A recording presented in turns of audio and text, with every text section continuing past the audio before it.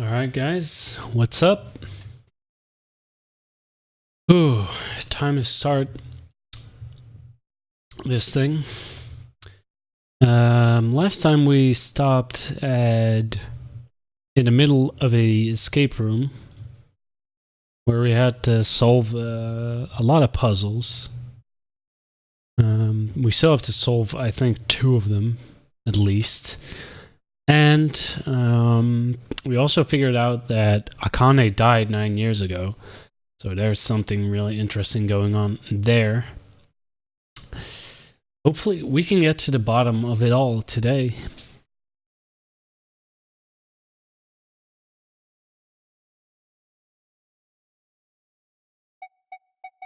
Alright, so let's just continue from where I left off.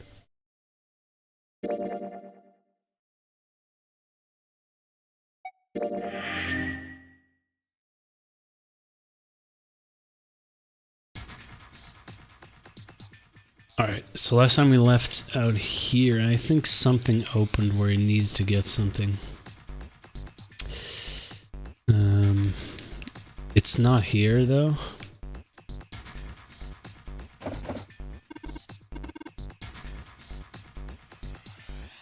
I have to open it there.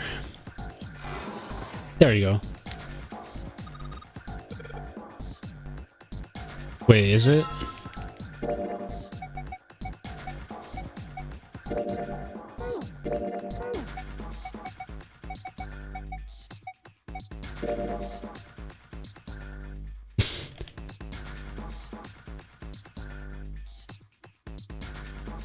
Do not calculate the areas that are colored in. Alright. Already fixed. I already did that. I did.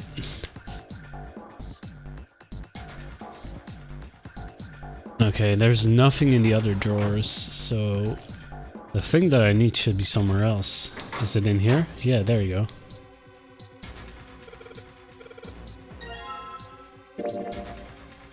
Let's see. Morse code. We got 3 charts, really? Alright, so let's read this. The Morse code chart. It was found on a steel shelf in the small cluttered room. It has a Morse code key for the letters A to I. The short mark is called DIT and made by tapping the button. The long mark is called DA and made by holding the button. Okay. So this is pretty much just telling us how to write in Morse code. How's everyone doing, by the way? Alright, so it's telling us how to do Morse code. Now I just need to figure out what we have to type in. I don't actually remember there being a word.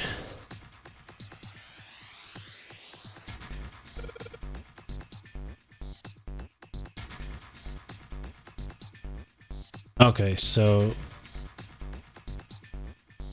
there, of course it is here. So should we just try the obvious? I guess not.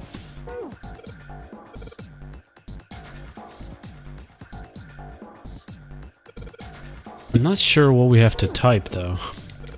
Oh my god, I keep doing that. It doesn't help that I stopped here either, so it's kind of hard to remember if I found something.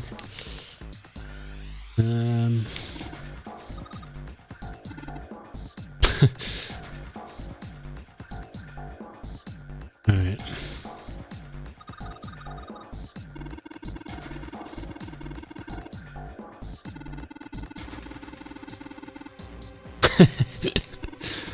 Oh my god, dude.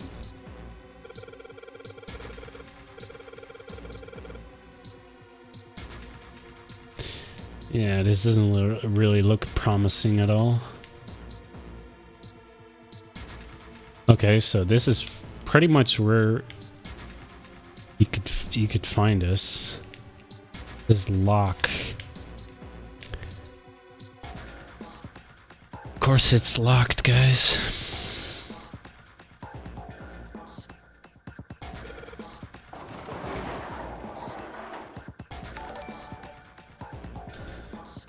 Thank you for the follow, Fusro Sandwich. And welcome to my stream. Hope you enjoy your stay.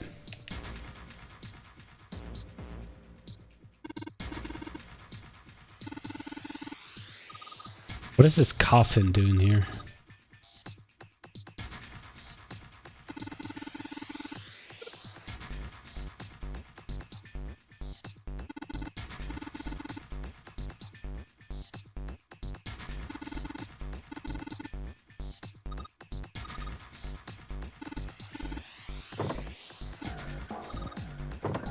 It doesn't open, of course.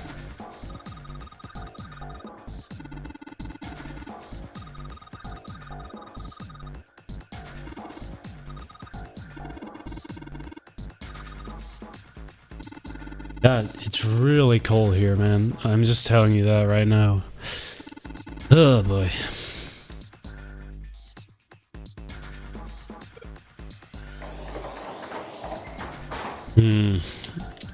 Okay, so I still haven't figured out what I have to write in Morse code. Oh god.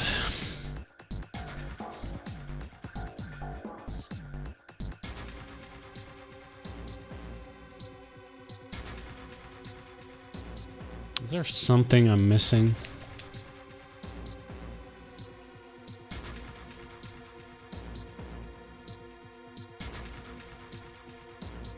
Now the screen says all in green.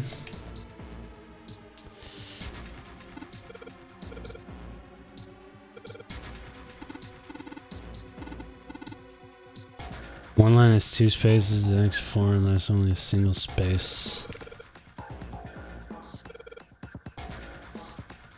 So 2, 4, 1.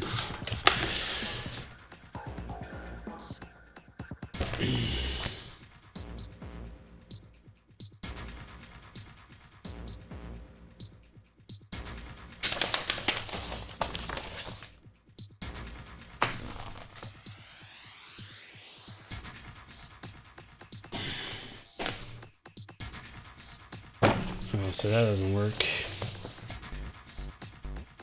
2, 4, 1.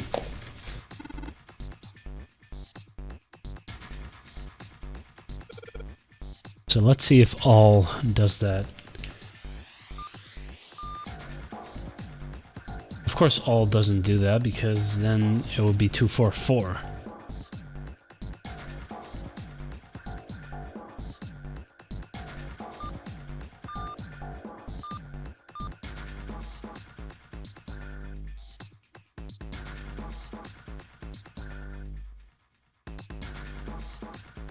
So let's narrow it down, shall we? We have A for the first letter. We also have I.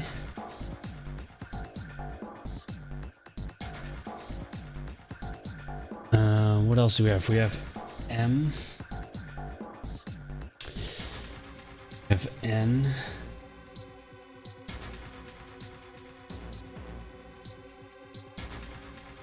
That's it for 2. For 4 we have B,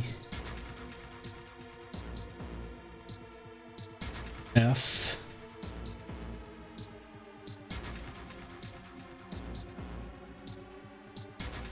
L, P, U, B, X, Y, Z. And for 1 we have E, E and T. Okay.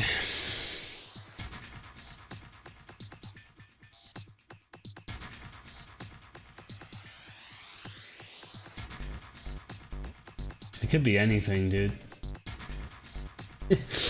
I have no idea what I'm supposed to write here.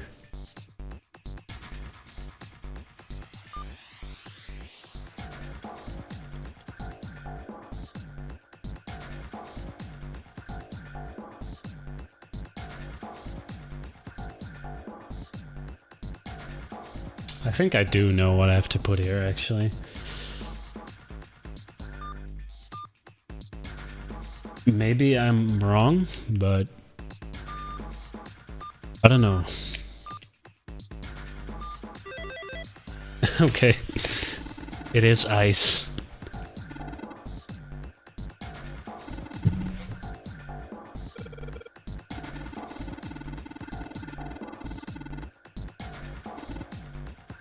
I guess it makes sense because the other machine says all, so this one should say ice.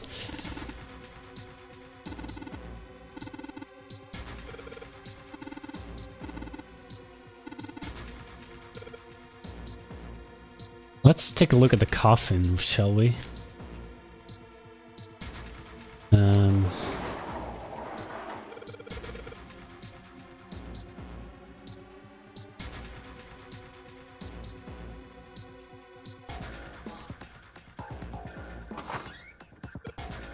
It's empty, of course.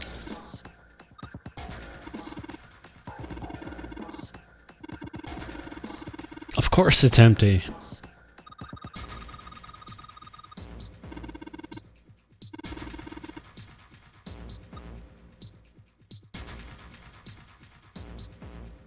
Well, what is in there? It's a key. The Neptune key, of course. Now I just need to find the last shield, which is in another drawer, perhaps.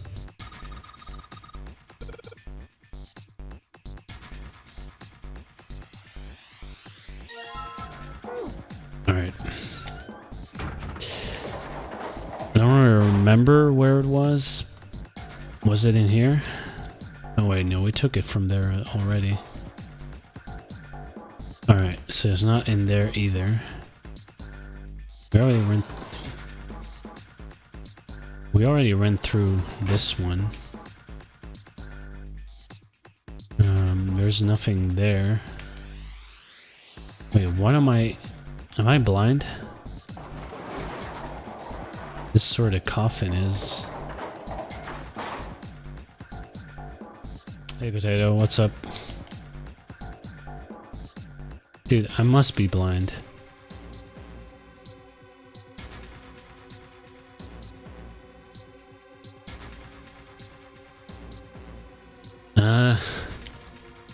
Something open, but I don't know what it was.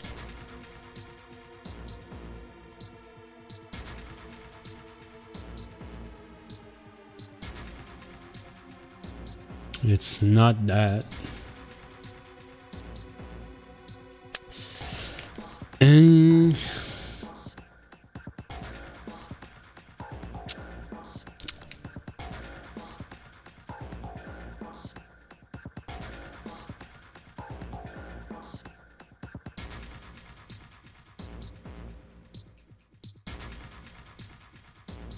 Why am I not sure what I'm supposed to do?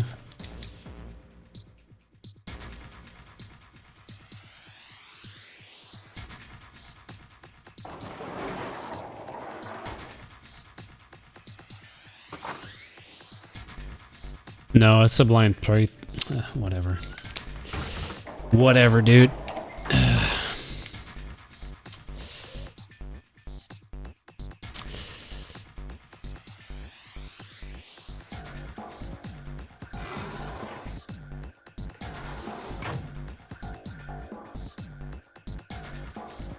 This room is really messy. I don't know what I have to examine. Something opened up, but I don't know what.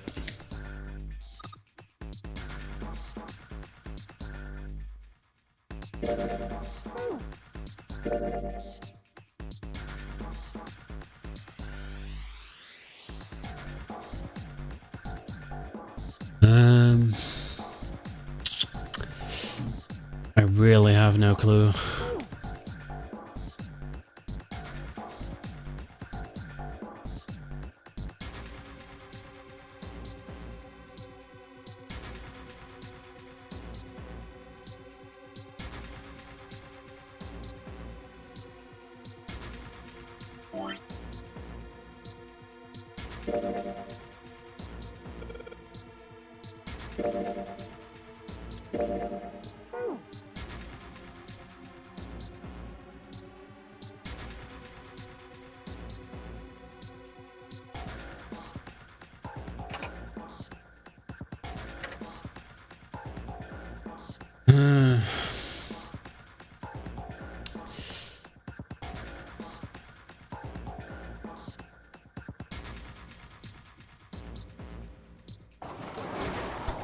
Wolf, can you give me a hint where I have to go? Because I feel like I've examined everything, but I'm just not seeing the thing that I need to examine.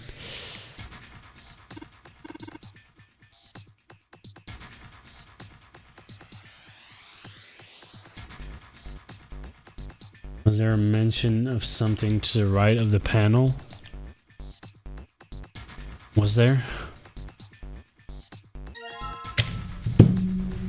Dude, how did I miss that? That was stupid. Why did I not take that?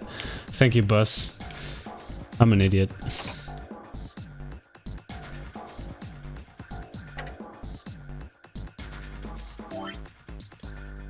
Okay, so now I need to figure out which one.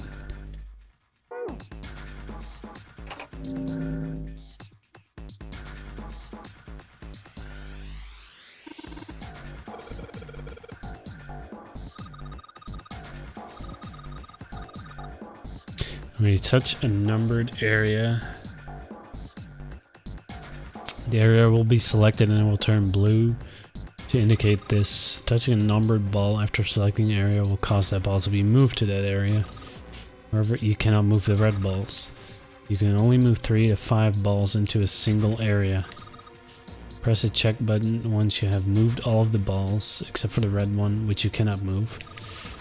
The digital root of all balls in an area must match the number for that area. That's it.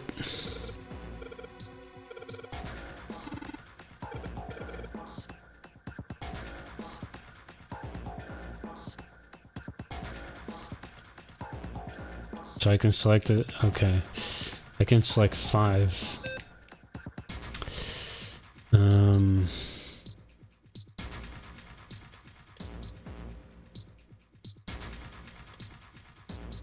15, 21,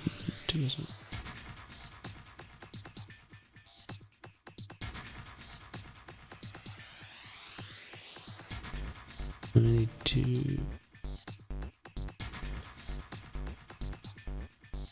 Okay. So 5.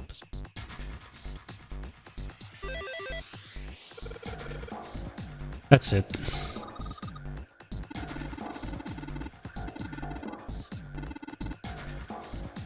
It does seem likely.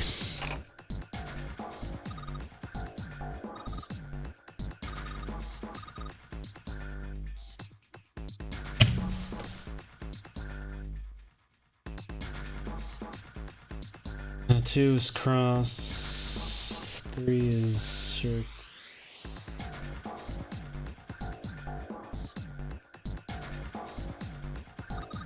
Alright. So 2 is cross, which is this one. Now we need to do something again, probably.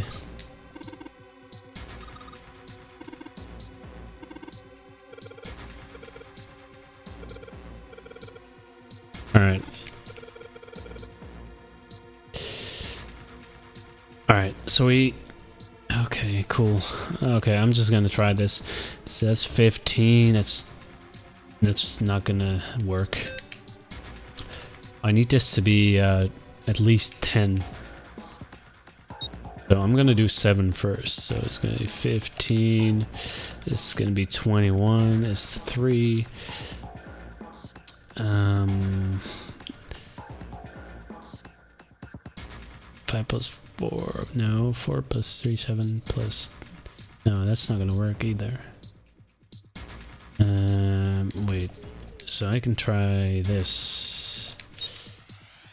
And try this, and then see what I get with this. That's 13. No, that's 13. That's 18. 22. That's 25. I think that combination up. Am I 13, 18, 22?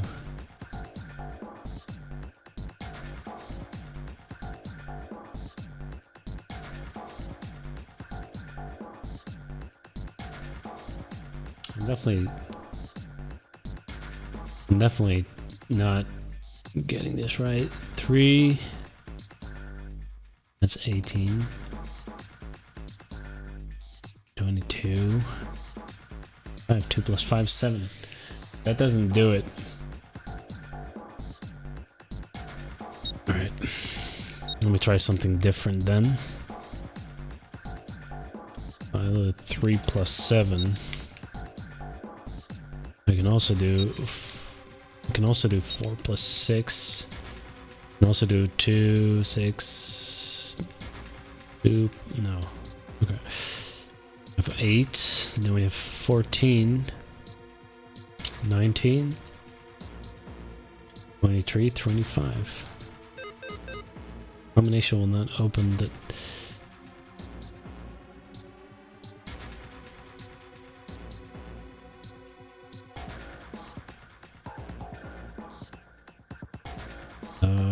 A 14, 19, 23, 25. I'm not wrong there though.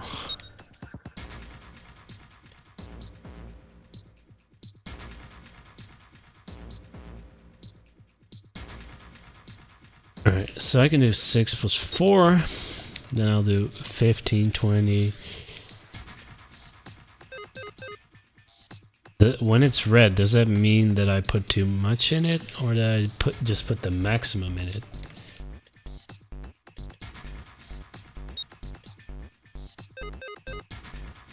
Can I use this number?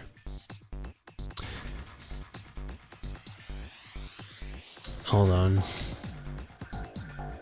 Maybe I have to do...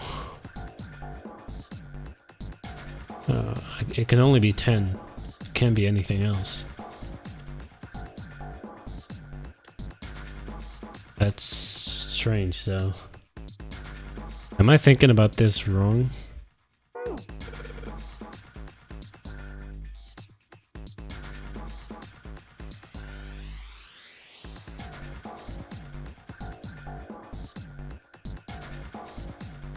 Can only move 3 to 5. Okay, so we need at least 3. Alright. That's important to know.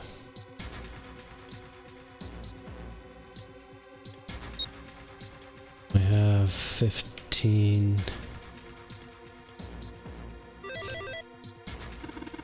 There you go. I don't know. I think I was calculating wrong as well. That was kind of stupid on my part.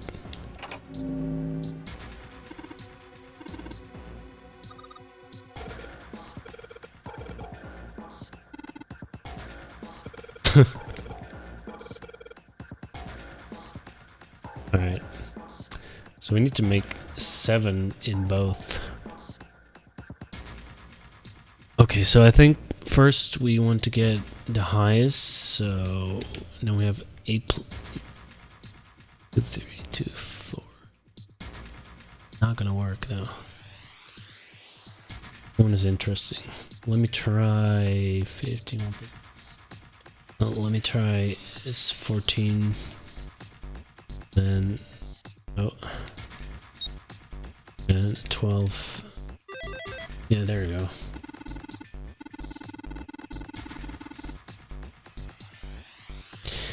There we go. It's not that hard when you actually read things, you know?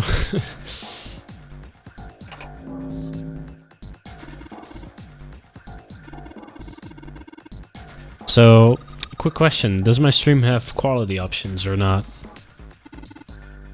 I didn't actually get back... Twitch support didn't actually get back to me yet.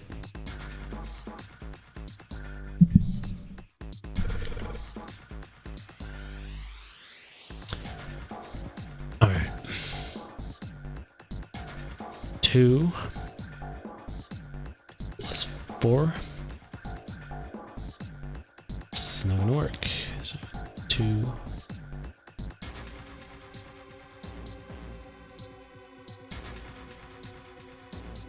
This one is strange. This one should have different rules. So I'm gonna read the rules first.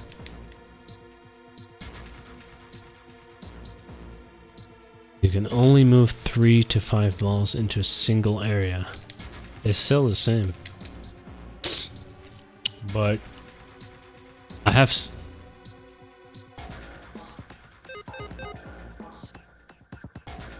I have 1, 2, 3, 4, 5 balls. So I guess it doesn't matter at this point then. Alright, so let me try this. This is 15 plus 5 plus 7.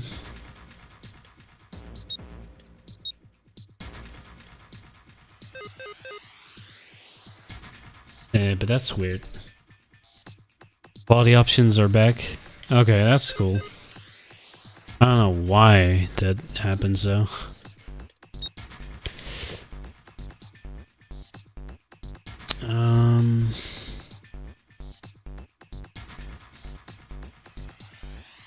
So we want to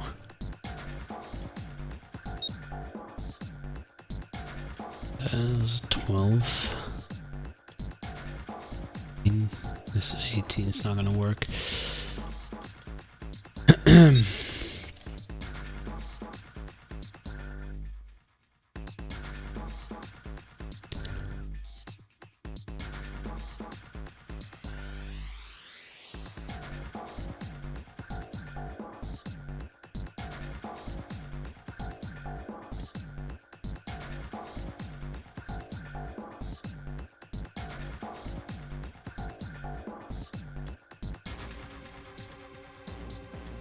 11.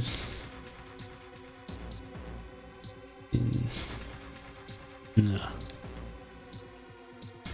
12. There are numbers left, I know. This combination will not open the door.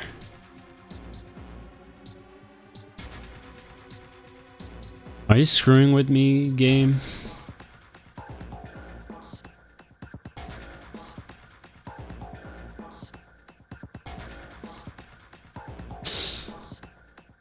Pretty sure the game is screwing with me.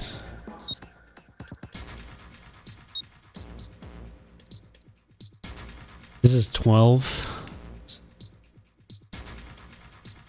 This is 16. This is 18. This can't work.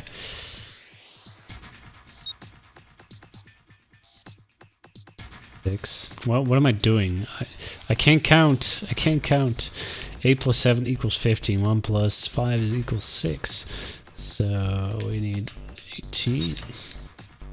But this doesn't work.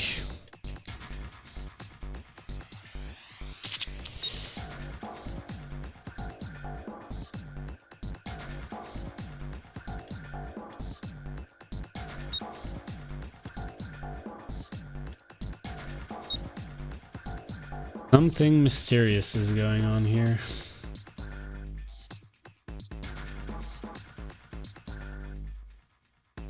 Give me a second though.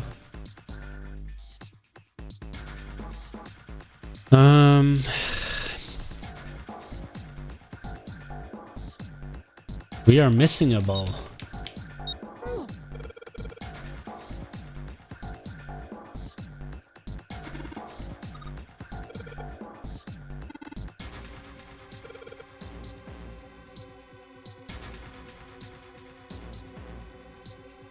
When you touch, it will turn blue to indicate this. Touch a number ball will cause that ball to be moved to that area. And I move the red balls. You can only move 3 to 5 balls into a single area.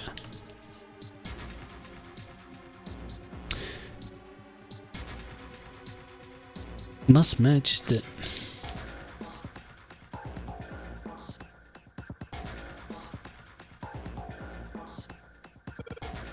I mean...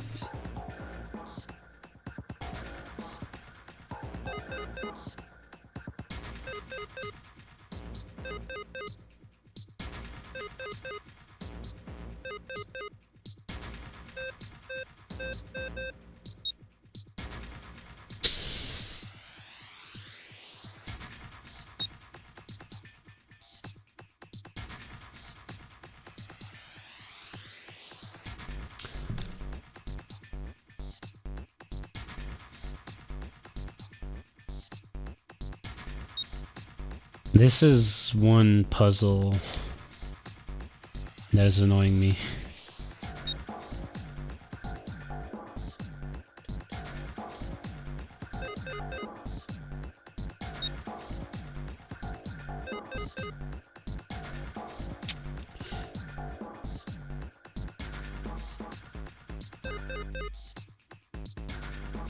Why do I keep trying? This won't work.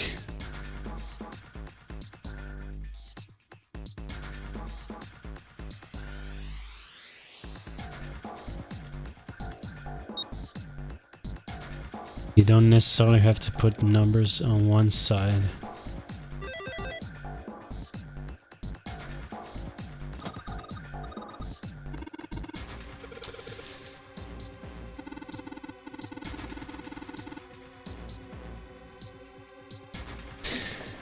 I don't know. I don't know. I don't know why I thought I had to do that. Welcome back, username. What the hell is this? Oh, look. This man with a mustache on the right. He's the same guy we found murdered in the captain's quarters. Exactly. He had the zero bracelet on his left arm. And the second it's man fine, Wolf, with but glasses and a doctor's coat. I was kind of confused there. He's the ninth man, the one with bracelet number 9. He died after he went into door 5. But this guy, the one in the striped suit. Oh man, that's Ace. Yeah, I guess it is. No doubt about it. But what does it mean? What is Ace doing in this picture? Not only Ace, the ninth man and Cap too. And they look happy, like they knew each other well. Why? How? How in the world are these 4 men connected? You say Ace is in that picture? Yeah, it doesn't look like it was taken recently though. Ace, the ninth man, and Cap all look about 10 years younger. Ah, so the ninth man and the How man can you we tell that found about the murdered in captain? captain's quarters are also in the picture? Yeah. Is there anyone else? Or are there only 3 people in the picture? I'm afraid I can't see it. No, really? No, there's one more guy. He's got kinda long hair, looks smart, but a little cold.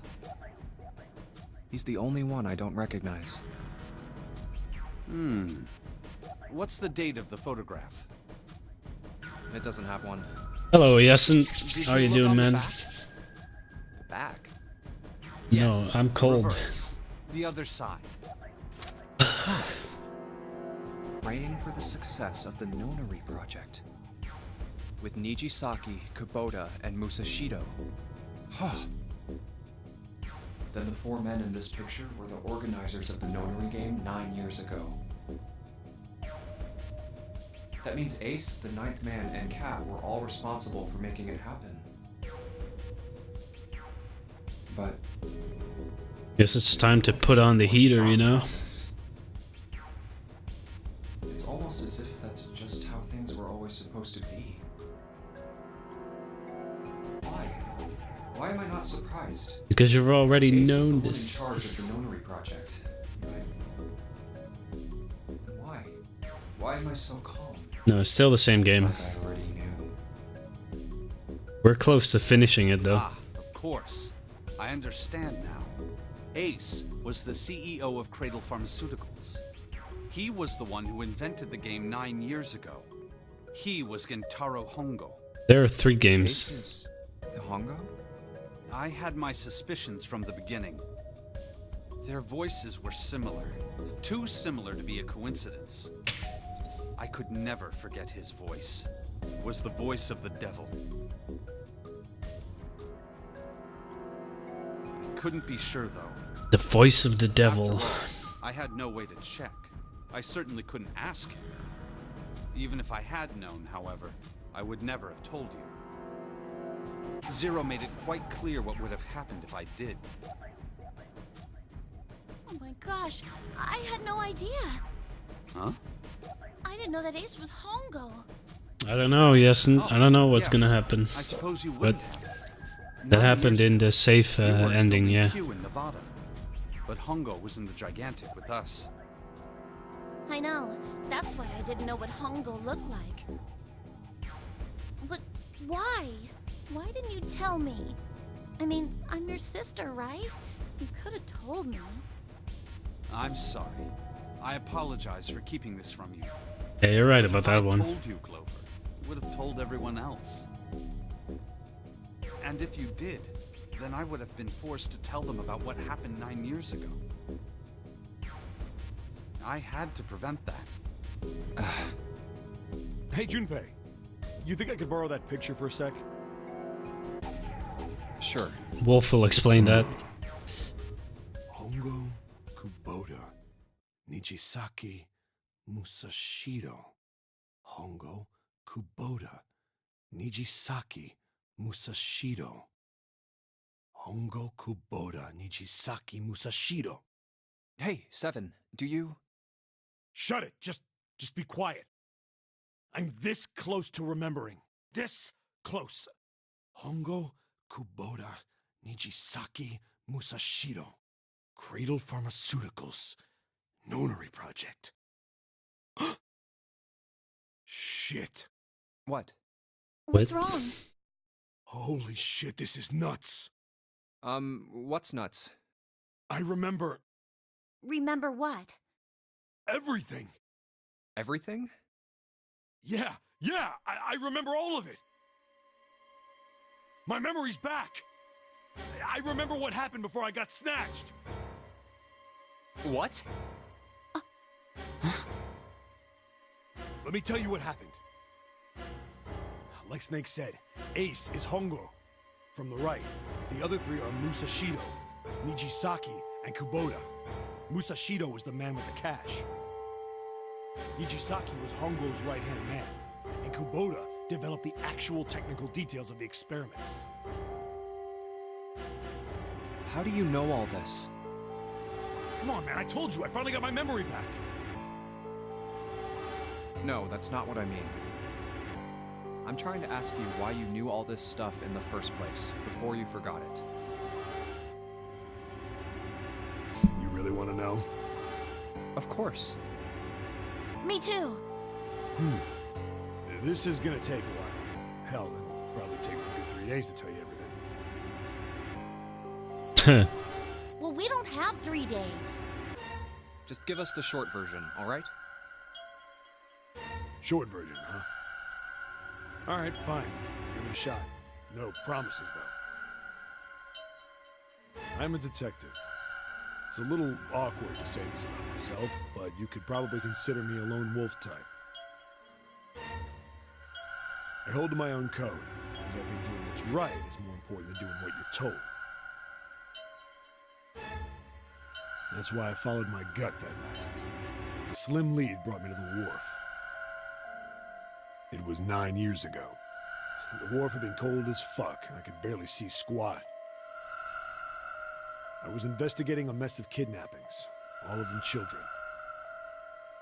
It all had one thing in common: a history of visits to one particular hospital. A hospital under the management of Cradle Pharmaceuticals. And my investigation had turned up evidence that Cradle had been involved in the kidnappings. After a little sweet talking, I managed to finally get a real lead from someone inside Cradle. My source told me this. Tonight, a ship is set to take the children to a large passenger liner docked offshore. So I headed to the wharf. In the shadows, I searched the harbor until I found the ship I was talking about. There was a bunch of movement here. Men in black suits, many of them carrying large bags. Bags. There was something about the way they moved as they were carried. No doubt about it. There were human beings in those bags. I moved before I realized it. I came out of hiding with my gun already in my hand. Don't move. I felt metal touch the back of my head. Drop the gun. I could kill you right now. It'd be easy to get away with it, too. Just tie an anchor to your feet, and I'm gonna find you for a week. Now, what you want? The fish here would... Gigantic, exactly. I kept digging the cold metal thing into my skull. There was nothing I could do. I did what he said and laid my gun on the ground. Ace Attorney 7-7. Then suddenly, Oh my god. there was a sharp pain in my neck. A needle. Ah, dude. That was my last thought. My face hit cold concrete. I was out like a light after that. I woke up on a hard floor. Damn it. Shit, my head hurts. I did a quick once-over of the room. Oh, there he is again. Oh my god. A small, shabby bed, a dirty sink, a toilet with no privacy. I'd seen it countless times as a cop. I'm in a cell, huh? Facing the toilet was a door set into the wall. I was still pretty woozy, but I made my way over to it. I pushed and pulled on it, but...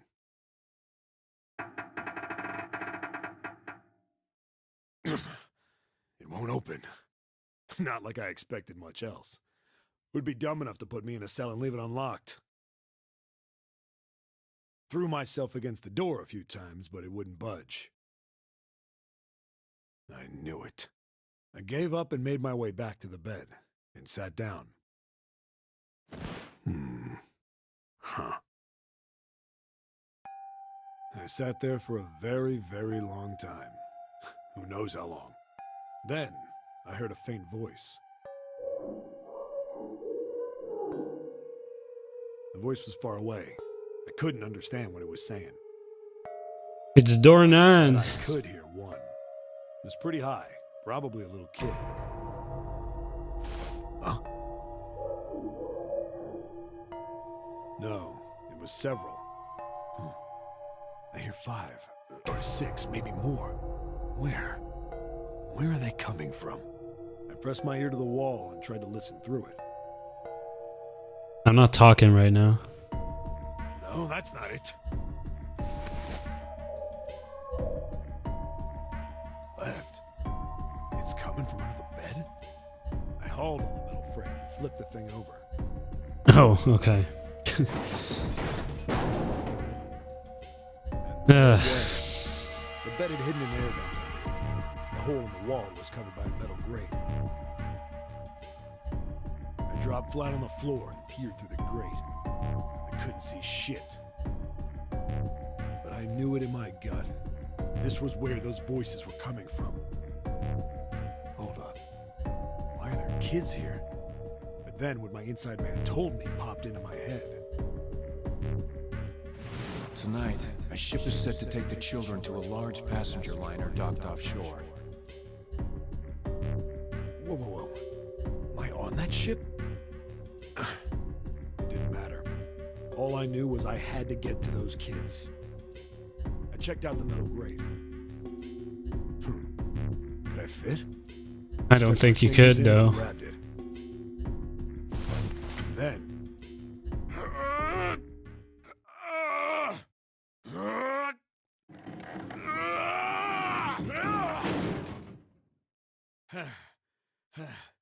Yeah! How do you like that, you son of a bitch? I finally got the damn thing off. Sweat was dripping down my face, so I wiped it off and crawled inside. Short version First is going into tight. details. I had a wriggle on my belly. Wind up eventually, and there was space for me to crawl along on my hands and knees. I went from crawling like a worm in dirt to skittering like a bug. Couldn't say it was much better, but I'd take what I could get. And when I'd been in the thing long enough to start wondering where it'd take me, a massive sound nearly scared the piss out of me. It was like a heavy metal door had just been slammed shut. Then, there was a voice. Is this the incineration? Yeah.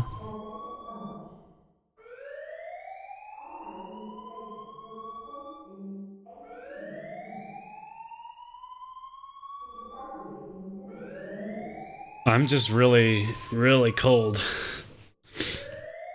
So that's the only reason right now. What? I wasn't sure what it meant, but anything with incinerator is bad news. Then, almost as if that was a cue, I heard a mess of young-sounding voices.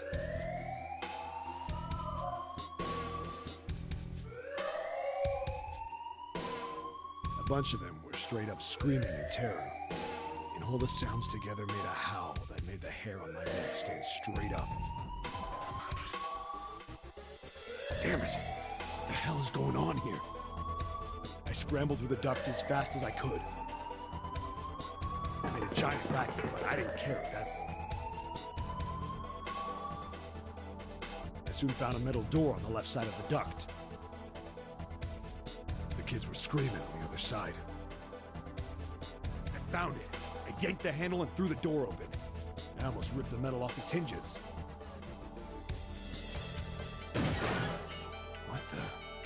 What the hell is this place?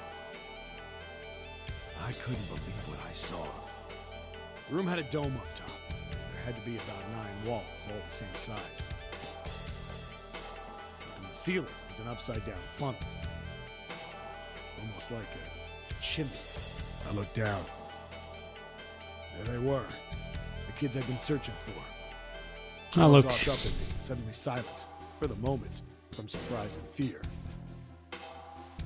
Scared of the room or me, I couldn't tell. So one of these must be Akane. Not like I can blame him running And like this. yeah, Shitless. the guy in the blue is Snake probably. I snorted at my own dig at myself and turned to the kids. Don't worry, kids. I'm not your enemy. I'm one of the good guys. All of them stood there, frozen. Well, except one. He was a boy, slightly older than the others, in a private school uniform. Yo, is that Who the Santa? hell are you? He stepped forward and glared at me suspiciously. I'm a detective. I'm here to rescue you. It looked like they relaxed some the second I got the words out. How are you gonna help us? Where's the exit? There isn't one. The doors we came in through won't open, and the door over there... He kind of cut himself off. I think he was considering something before he changed his mind. Anyway, there's no point. We can't all get out of here. If we don't get out of here, we're gonna be burned to death. Definitely sounds like Santa. Burned to death. Can't you hear it? That voice said the incinerator's gonna start up soon. So...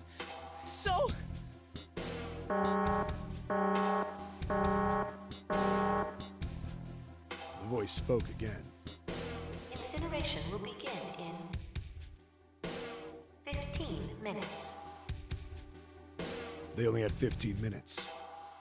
I looked back down at the kids. Looks like a good 20 or 30 feet to the floor. No way I could pull them up. Too big of a distance for any of us to reach. What the hell was I gonna do? But then I got an idea. Wait right there. I'm gonna be right back. What? Where is he going? Are you just gonna leave us here? They just got frightened again. I'm not the best at that kind of thing, but I try to reassure them with a smile.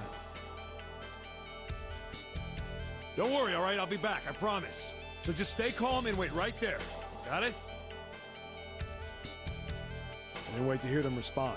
There wasn't time. I had to hurry. Well, as fast as a guy could on his hands and knees. That sounded pretty It took me fast long though. to get back to my cell. Still no way out of there, but I had a plan. I needed something from the room. When I got it, I dove back into the hole and took off towards the incinerator. then. Sorry to keep you waiting, guys. I tipped out the doorway and dropped down the rope I brought with me. Back in the cell, I'd torn the bed sheets into strips and tied them together to make a rope. It was sloppy, but it got the job done. What a guy. All right, just tie that around yourself, okay? I'll pull you up one at a time. Right. Huh. Wait a sec. Something was off. There were more of you before. Where'd the rest of you go? The boy in the uniform answered. I let them go on ahead. We opened the number 9 door and they left. What? You're telling me you opened that door? That's what I said. Then what the hell are you doing here? We couldn't go with them.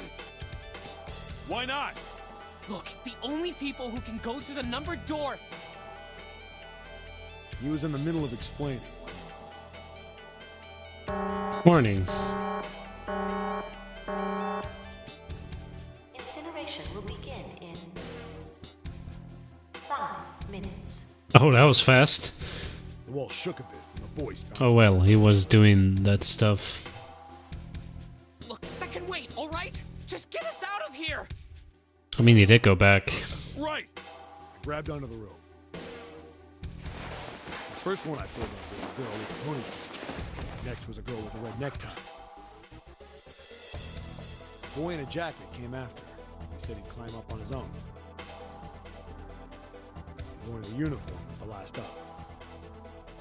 Like the other kid, he climbed up the rope himself. He looked pretty scrawny, but I guess he was stronger than he looked. He moved fast, but when he was almost to me, we heard some knocking. Everyone looked at the door. It had a thick, square window set into it. On the other side, an angry face was staring in. That's creepy. God damn it! What's going on here? Oh fuck, that's Why Ace. is the room empty? Where the hell are those fucking kids?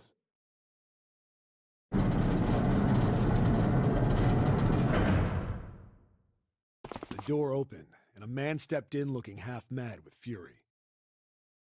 I recognized his face. I saw him many times in photos during my investigation.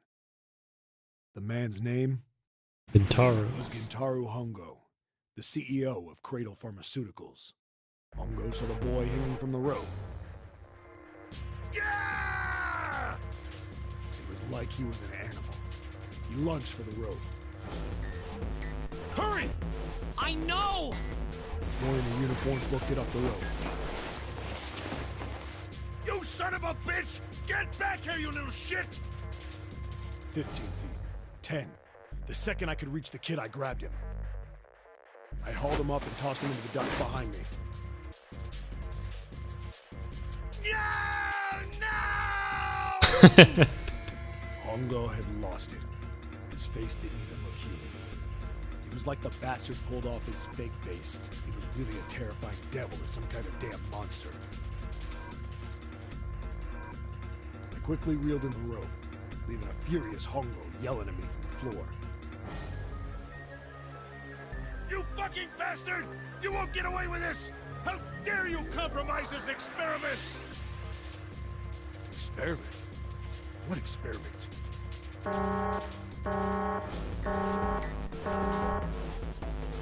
Incineration will begin in 1 minute. Hey, old man! What the hell are you doing? Hurry up! The boy in the uniform was trying to get my attention. I may have thrown a salute in the raging asshole's face before I closed the door behind him. Point to going back to the cell, so we went down the other direction instead. I don't know who you're talking about. After about 30 feet, we came across another duct on the left. This one was heading down. Everybody nodded and took turns sliding down it. The duct emptied us out into a narrow hallway. There was a door on either side. The one on the left was a normal double door. But the one on the right was familiar. black and yellow stripes, and a device next to it on the wall. A plate on it read, Incinerator. Incinerator? Yeah, that's where we were. It was the girl with the red tie. Oh, look. We were inside an incinerator? Yeah, Hongo might still be there. It looks like it's been shut off, though. Hello, Akane. Wait, what? If he's still in there... Yeah, that's not good. That meant we better. We gotta get out of here. Go to the other door, hurry! The kids started running, and I was close on their heels. On the other side of the door was a large spiral staircase. Run! Didn't need to tell them twice. Up, up, and up. Feet pounding the steps, our arms pumping fast.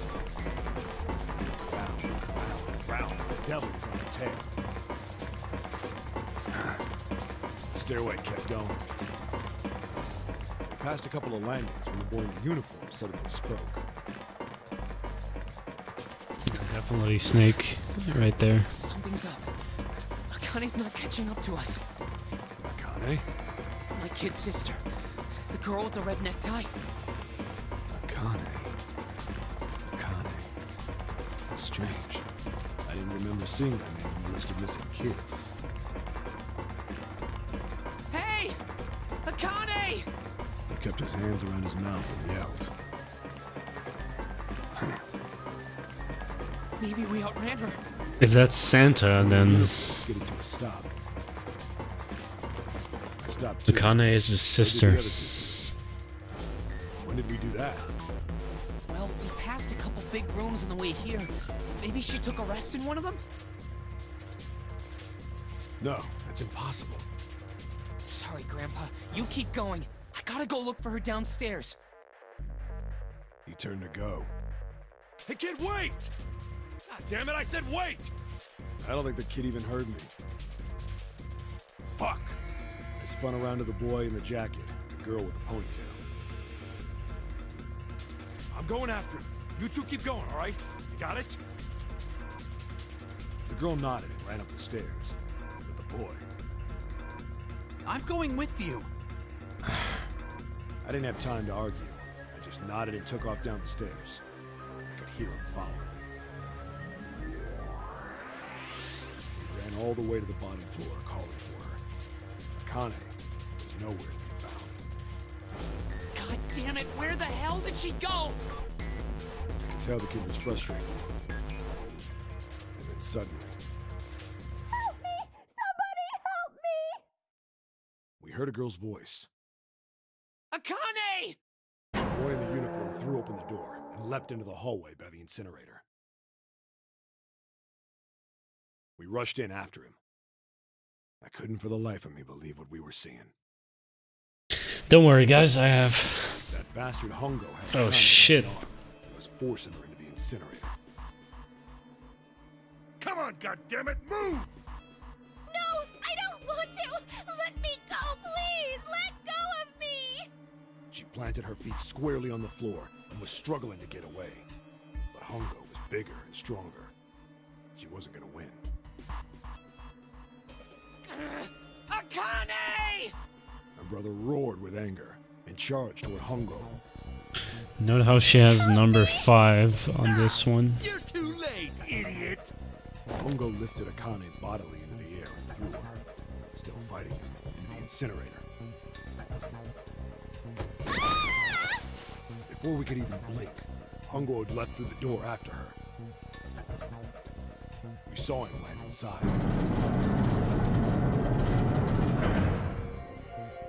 And then, the door slammed shut. We ran to the door. We did everything we could think of to get the thing open. But... Ah! Fuck! Oh shit, Zunmaster. Thing won't move an inch! He started slamming his fists against the door. He was close to shattering his knuckles with how hard he pounded on it.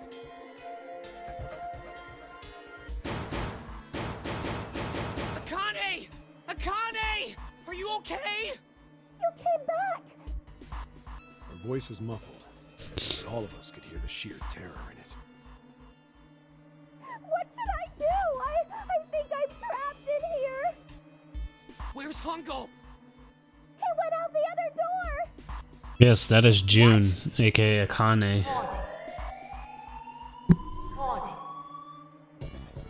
Emergency incineration command has been acknowledged. Automatic incineration will take place in 18 minutes.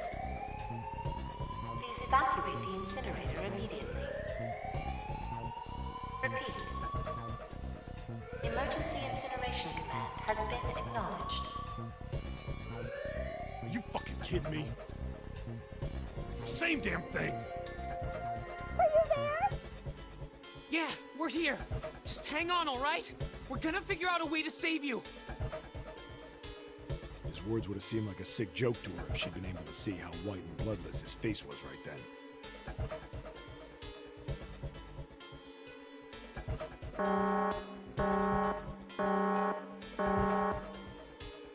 Incineration will begin in 17 minutes. Please help me! I'm really scared! I don't want to die, please! I don't want to die! It's gonna be all right. I'll figure something out. I promise. I promise, okay? You hear me? I promise. It was torture listening to her sobbing on the other side of the door. Her brother was nearly crying himself. He could only stand there, fists clenched so tight his knuckles were white.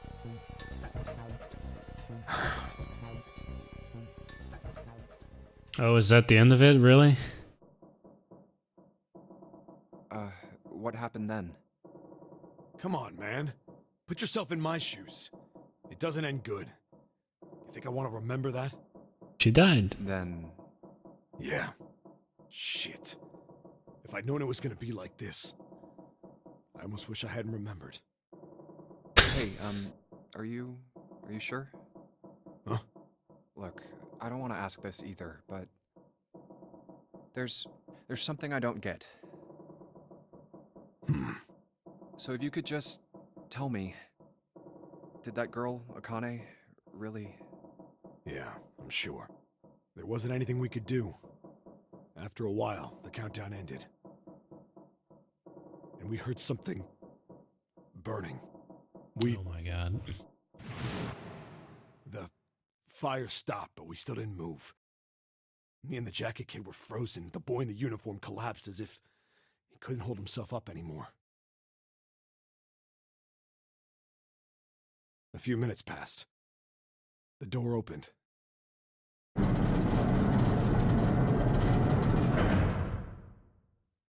The boy in the uniform tripped over his own feet running in. We followed, too numb to speak. The air in the incinerator was hot. Every breath made my lungs feel like they were on fire. It was like standing on hot asphalt. The air was wavering, and in the middle of the room, there it lay. The kid's legs were shaking so bad, I don't know how he managed to walk. I couldn't see his face, but his body somehow looked empty. Finally, he reached it. He fell to his knees as his legs gave out on him. And then... Oh my god.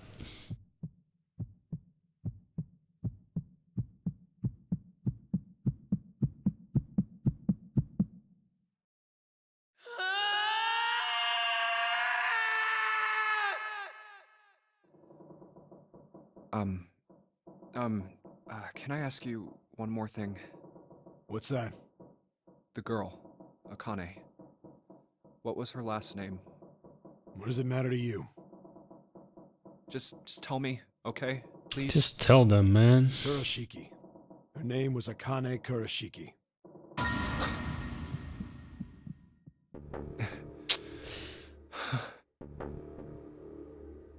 You were there that day, weren't you?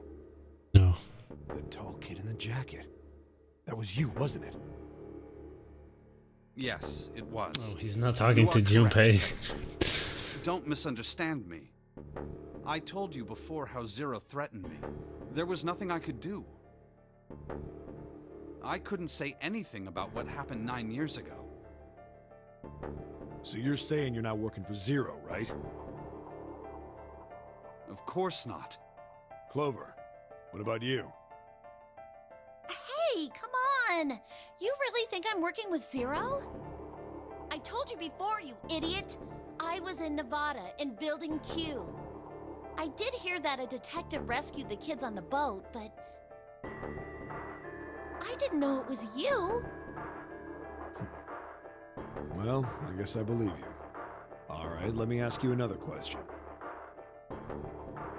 Santa's real name is Aoi Kurashiki. He's Akane's Yo. brother. You know that? No, I didn't. Did you? Well, yes. I know Aoi Kurashiki was her brother. But I didn't know he was Santa. At least not from the beginning. 9 years ago, he was in the middle of puberty. His voice is entirely different now. I'm ashamed to say that even my exceptional hearing wasn't able to make that connection. As such, I had no reason to think Santa was Aoi. When did you figure it out? Clover told me that Santa might have been one of the subjects of the initial experiment. It was only a short while ago, while we were leaving the library. When she told me that, I had a feeling. Santa is Aoi? Akane Kurashiki, June's brother? There's still a lot we don't know. I mean, like, a lot. But there is one thing I think we can say. Excuse me. The body we found in the shower room. It had to be Nijisaki, dressed up to look like Snake. What? Come on, man, what kind of detective are you? You didn't figure that out already? Thank you, Rio. Hey, go easy on me, man. I just got my memory back, alright? Cut me some slack. Come on. If he is, the 3 murders make sense then, don't they? Yeah, that's right. Murder. Kubota blew himself up, but that was murder too. So why did these murders take place? If Junpei is correct, and the body in the shower room was Nijisaki's, that means all of the people who were murdered were involved with the creation of the Nonary Project. Looks like revenge to me. Kubota, the person who conducted the actual experiments. Nijisaki, Hongo's assistant. Musashido, the man who financed the project. You mean this was all just revenge? Santa is Zero. He's Sorry about that, Wolf. for the death of his sister. That's why he killed them. No, I don't think Santa actually murdered anyone. If I'm right, then it's not hard to figure out who the next victim's gonna be, is it? Ace. I'm pretty sure I don't have to tell you. Yes, Yep. Right. the next target will be Gentaro Hongo. The person who planned the Nonary Project. In other words, Ace.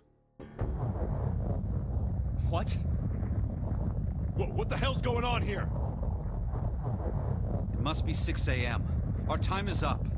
Shit! We need to get out of here. Really, dude? How?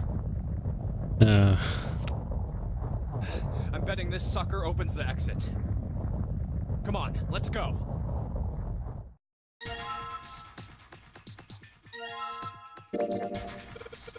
Zero?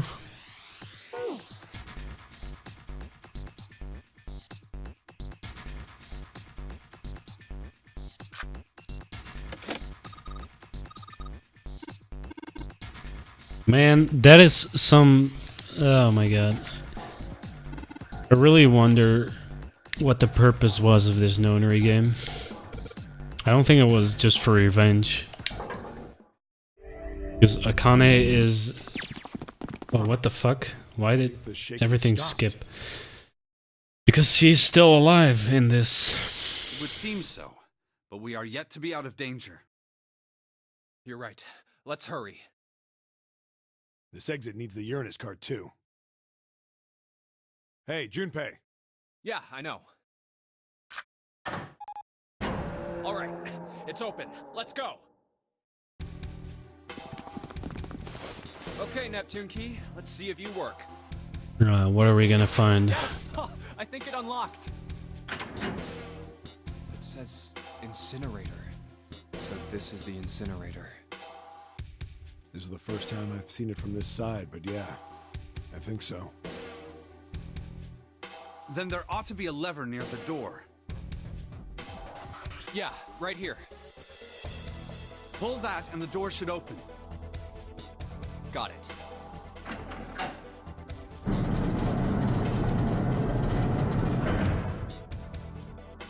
Let's go.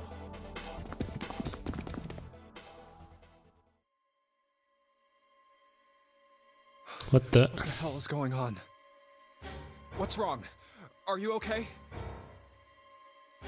Jumpy, you came to get me. Of course I did. I made a promise. I'm so glad you're here. So glad. Hey, what happened to you? I'm fine. I just fainted. I wasn't feeling very good. I'm feeling a lot better now, though. Are you I sure? don't think he's dead though. Yes. I just need to rest a little longer. I'm sure I'll be fine. You shouldn't worry about me. Santa. Hey, where is it? Where's the gun? You hide it somewhere? I don't have it.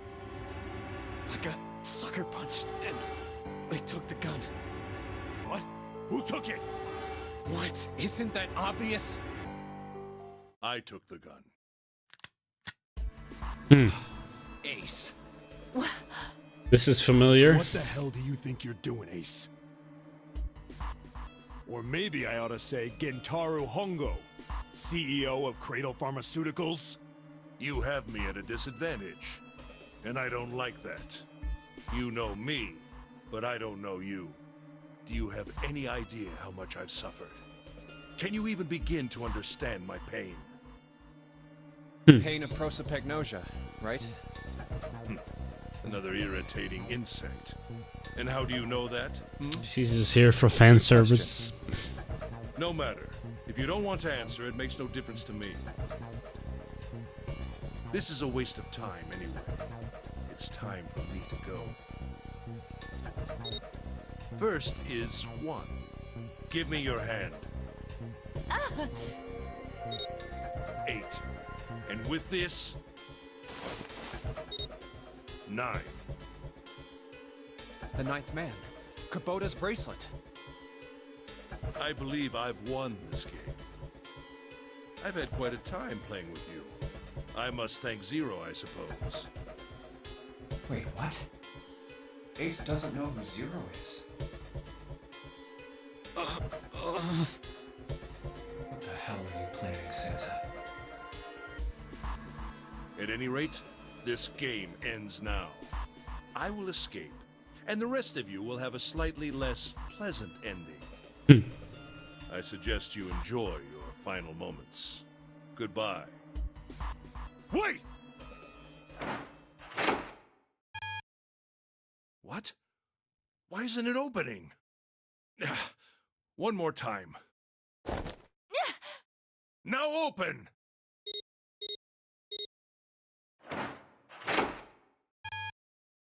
No! What is this? Why? Why? Digital root should be 9! It has to be 9!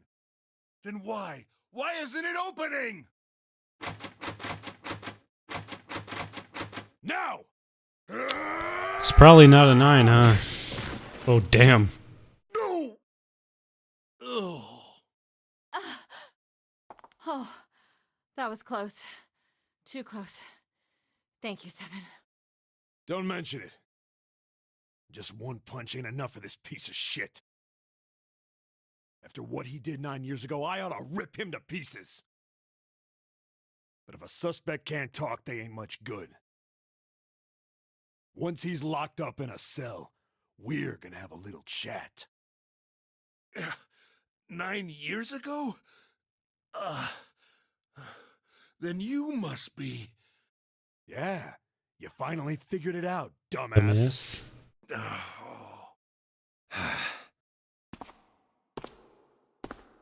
Ace, you killed Kubota, Nijisaki, and Musashido, didn't you? Wait, Nijisaki? Oh, right. You don't know yet. Of course. All right. We'll just go through them in order then. Let's start off with Kubota. You talked to Kubota and managed to convince him to go into door 5 alone. You killed him without making it look like you killed him. The way I figure it, you had 4 motives. 1. In the nonary game, the number 9 is dangerous. Whoever had the 9 bracelet could join whatever team they wanted. Adding 9 to any number doesn't change the digital root, which means that number 9 could do whatever they wanted. You wanted to remove that threat as soon as possible. 2. You wanted the number 9 bracelet for yourself, so that you could make use of its power. In fact, you did use it in the murder of Nijisaki. 3. Even if his number hadn't been 9, Kubota was a problem. He knew your past. He knew what had happened 9 years before. He's having epiphanies all over the place. 4. But last, and perhaps the most disturbing. You used Kubota as a test. You wanted to know how serious this nonary game was. Was it truly life or death, or simply a harmless prank? You convinced him to break the rules so you could see what would happen. That was why you killed Kubota, but he was only the first.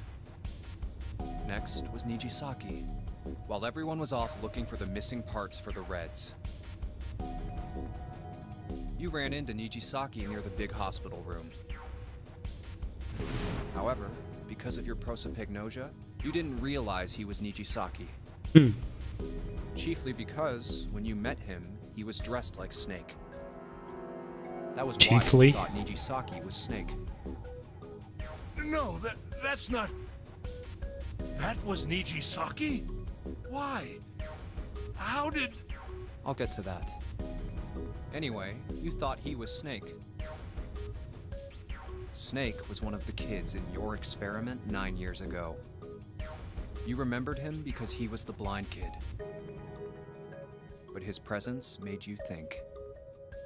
Snake was one of my subjects 9 years ago. He probably hates me. But if that's true, why isn't he saying anything? Is he keeping quiet because he can't see? Or perhaps he's working with Zero to get revenge on me. Whatever the reason, anyone who knows my past is a threat. Before he tries anything, I need to get rid of him. That was when you decided you had to kill him. The murder weapon was Kubota's bracelet. You just waved it over the Red. Verified your own number and then grabbed Nijisaki's arm and forced it over the scanner panel. Then, when the door opened, you kicked him in. 9 seconds later, the door closed. And then 81 seconds passed. And poor Nijisaki was dead. Then you mean to say... Snake is still alive? Sorry to disappoint you, but I'm as good as new. Thank you for killing the wrong man, but I can't say I like knowing that you wanted me dead. Although, to be honest, even if you hadn't tried to kill me, I would still hate you very much. Well, I wouldn't blame you. Last but not least, let's talk about Musashido's death. When Clover and I were investigating the chart room, you came over to talk to me. Do you remember what you said? Oh, a pocket watch. Might I take a look at it? I handed it to you, and you left the room. You had been in charge of the Nonary project. Of course you would have known the solution to every puzzle. Which would mean that you also knew how to get out of the wheelhouse. All you had to do was place the watch in the indentation on the door to unlock it. Thank you for the host, son. You could enter the captain's quarters. Musashido was there. Conveniently placed next to him was an axe that practically begged you to kill him with it. You picked up that axe and buried the blade deep in the other man's chest. One blow was all it took. And then you returned to the chart room as if nothing had happened. There was something I wanted to speak with you about, Junpei. Could you come with me for a moment? I had no reason to say no, so I followed you to the wheelhouse. When we stepped inside, remember how you slipped your hand into my vest? You pulled out a piece of paper, the one I used to cheat during the vote. But that wasn't really what you were after. Your true purpose had been to slip the watch into my pocket. It wasn't a very good plan. Had way too many holes, and someone saying the wrong thing could have brought it all down around you. You must have been desperate. But what made you willing to risk it all to do it? Ace, Musashido's murder is the only one I don't understand. You obviously did it. But why? Because of this. What's with the paper? Just read it. Let's see. Number 1. There are 2 ways you might survive this ordeal. The first is to win the Nonary game. The second is for you to confess your sins of 9 years past. I have prepared a camera in the captain's quarters. The images captured by that camera will be streamed through a satellite and distributed across the world. Okay, that was the camera. That was what the camera is for. Look into the camera and repent. Once you have confessed everything, I will release you from this ship. To make your confession more credible, I have left you a witness in the captain's quarters. Perhaps he will confess with you. The decision is yours. Do as you please. 0. When I awoke in that room on D-Deck, I found that in my pocket. That was why I chose door 1 when we voted. If I went through that door, I knew I could get to the captain's quarters. As you said, I knew how to enter the wheelhouse. My plan was to find the pocket watch before anyone else. If I could, then my alibi would be set. At least, that was the plan. Unfortunately for me, you got to it first. That sleight of hand was the best I could manage on short notice. You meant to kill him from the beginning then? Musashido, I mean. I only knew Musashido was the witness after I reached the captain's quarters. I asked him, and he answered. He seemed groggy. Perhaps he had only just awoken from sedation. I suppose Nijisaki was in much the same state. He seemed confused and disoriented when I encountered him. But yes, you are correct. I intended to kill him from the beginning, even though I didn't know who he was. I proceeded to the captain's quarters in order to remove this so-called witness. Ace, you figured it out, haven't you? You were being manipulated. Yes, so it would seem. I was little more than a puppet, in many ways. Everywhere I went, everything was already prepared. The Reds in the large hospital room were dismantled. Nijisaki was dressed like Snake. There was an axe in the captain's quarters. Musashido was delirious from the anesthetic, so he couldn't fight back. Nijisaki as well. In retrospect, I can't understand how I could have fallen into such a simple trap. But yes, this was a trap. It was Zero's trap. And I fell for it, hook, line, and sinker. I did everything he wanted me to do. Yeah. By manipulating you, Zero was able to kill 3 people and keep the blood off his own hands. All of this was revenge for what happened 9 years ago. That's why this nonary game happened. Am I right, Santa? Huh? What the hell are you talking about? I don't know any... Wait, what? Ain't no point trying to play dumb anymore, Santa. Actually, I guess I should call you Aoi Kurashiki, huh? My memory came back to me, kid. You're Aoi Kurashiki. No doubt about it. Never thought I'd be back in this room talking to you. But hey, I guess this was all part of your plan, right? After all, the person who planned the nonary game this time around was Zero. And Zero's you. Looks like you really do have your memories back, huh? Well, I guess there's no point in hiding it then, huh?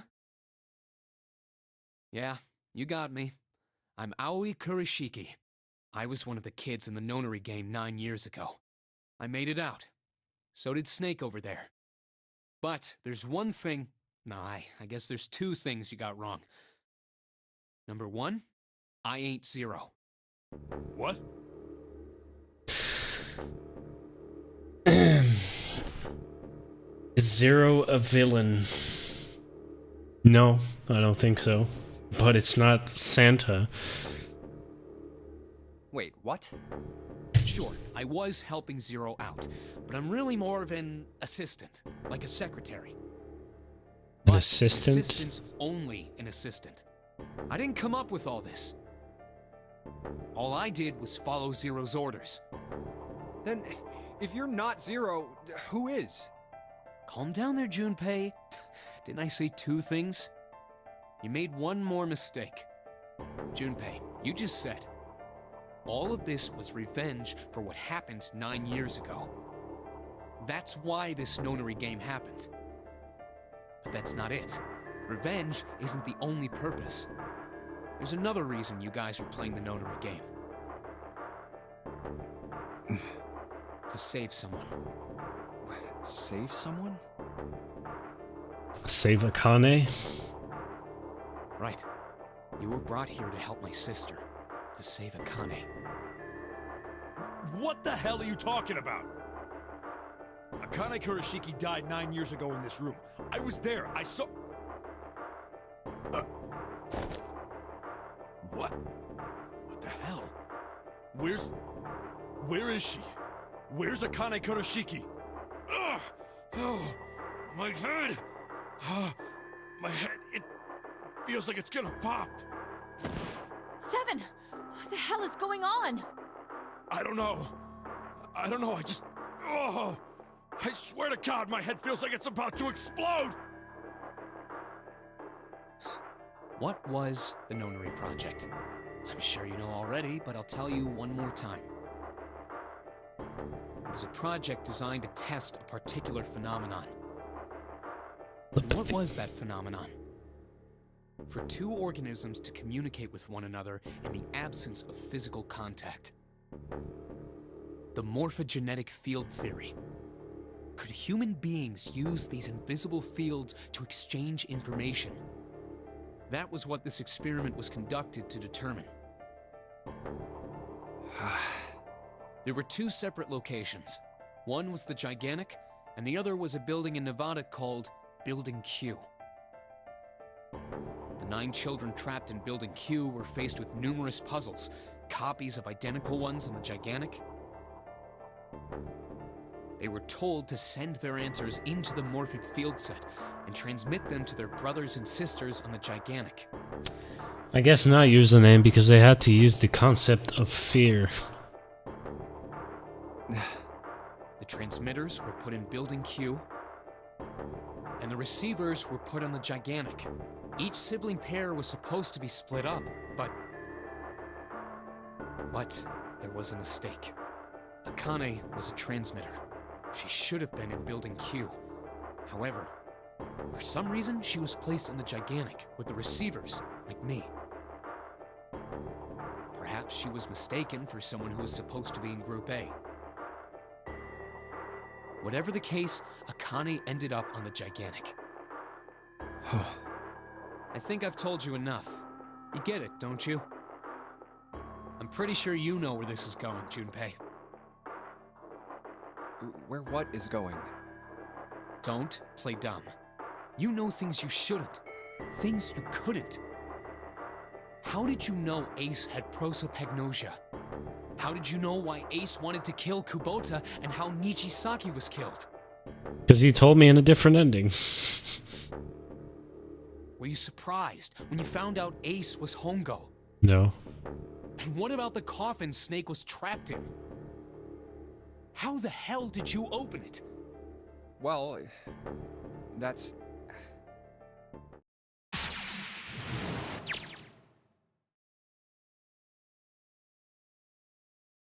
He knew because I knew. Junpei was receiving information that I sent to him through the morphic field set. It's simple, really. How do I know the alternate futures then? Imagine a river that splits in two, like an upside-down Y. The river flows from the top to bottom from a single stream into two branches. It only flows in one direction. It can never flow backward. Information is the same way. It moves from the past to the future, but never flows backward. That's why people at the river's source in the past will never know about those downstream in the future. But the people downstream will never know about one another either. Information only flows along the path of the river. But I'm different. I can manipulate the morphic field set to pluck knowledge from the future. But who are you? I know what happens on either fork of the river, even though the people on either fork know nothing about one another. Now, who am I? I am I, the ninth letter of the alphabet. Wait, what? But I am also zero. No, that's not true. I'm not really zero. Not yet. Perhaps you could say I am less than zero.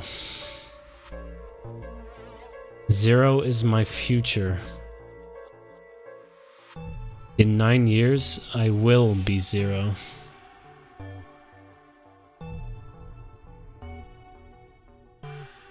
Okay. I think I know who zero is.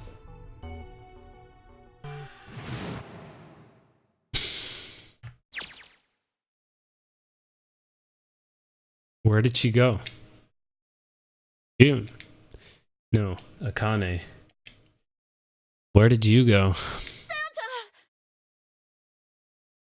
Oh shit. Freeze. Oh shit.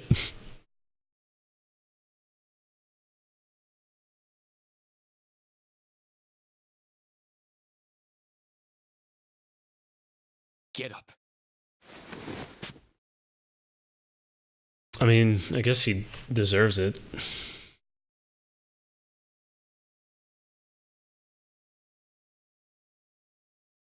He's got a lot of hate in his eyes.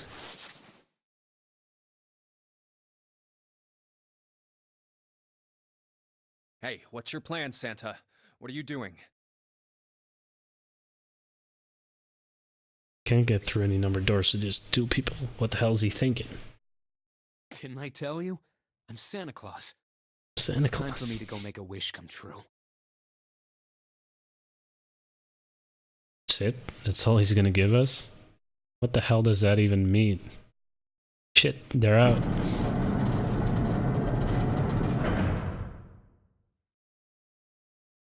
Another gate's shut.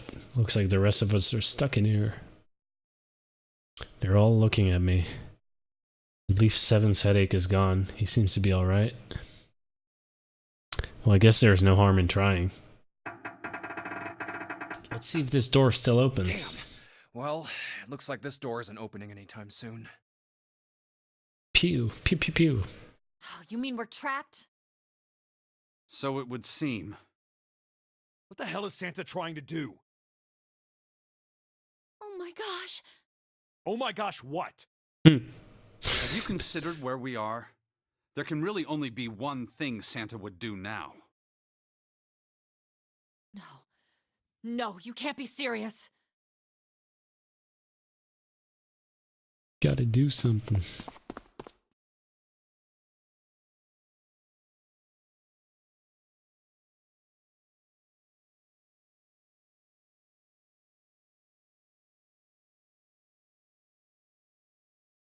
Why does Junpei have no voice anymore? Junpei, can I borrow your pen and notebook?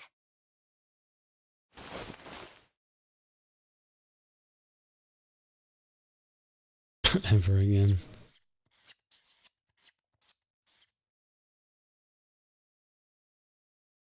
This isn't Junpei, it's Zero.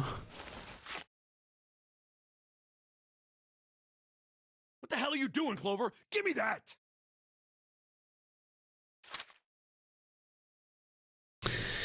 Nah.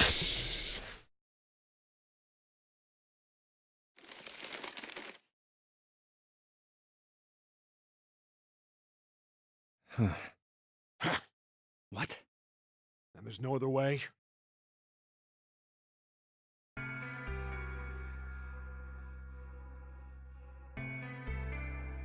It's okay. Go. Lotus. Come on, you know we can't do that. Don't give me that. I'm sure you'd love to get rid of me. God damn it, you idiot!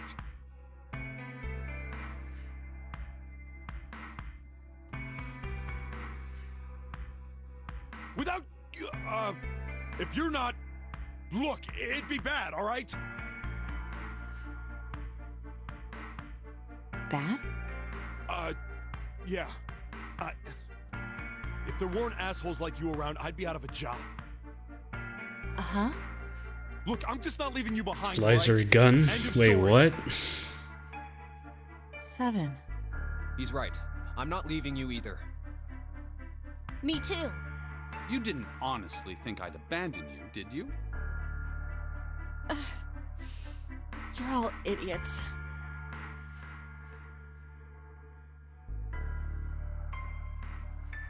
That being said, however, I doubt we would be able to open the door anyway, even if we were to leave Lotus behind. Huh? Why? I trust you remember what happened to Ace? I couldn't, see exactly what happened, but... It is kind of curious though, because Akane had the number 5 in the past, which is Junpei's number. I was able to guess what he was attempting to do earlier, at the Red. Oh, yeah. No! What is this? Why? The digital route should be 9! It has to be 9! Then why? Why isn't it opening? Maybe the door is different. Just to see, why don't we give it a shot? Give it a shot. Yes, that is what I said. I mean, didn't...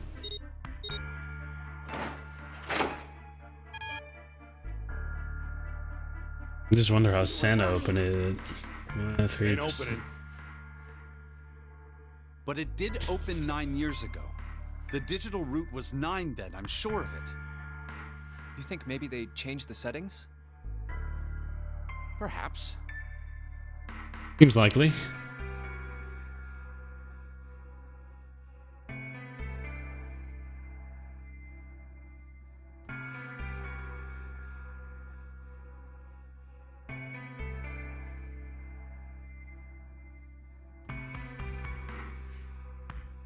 No, try all the combinations. Alright. Wait, what? Akane vision. Akane vision. I had watched everything that was reflected in his eyes. I was listening. Every sound that vibrated in his eardrums I heard. Smell, taste, touch. I felt everything he felt. I knew everything about him. What he was thinking, what he was feeling, what he was sensing. All of his feelings and worries and fears became mine. My mind, my consciousness, what was inside of him. Through the morphic field set, we were resonant and we were as one. I was him, and at the same time, I was an observer. It started with a tremendous noise like a clap of thunder. That was approximately 9 hours ago. A bomb had gone off on the ship we were on. That was when my resonance with him began. My resonant event melded into him and we became one, inside of Junpei. Somehow, I found myself in Junpei's mind, 9 years in the future. But I didn't lose myself. I was living in two realities at once. One was the present and the other was the future. Perhaps you can think of it as two movies showing on the same screen at the same time. Eventually it becomes difficult to separate them and determine which movie is which. However, if I concentrated, I was able to focus on one or the other. That was why I was able to grasp what was happening in front of me. Come on, over here! That was my brother. That was my brother Santa. He was yelling. I followed him. Around me were 7 other children. They all looked like they were about my age. Come on, hurry up! We ran down a long, straight hallway and burst into the large hospital room.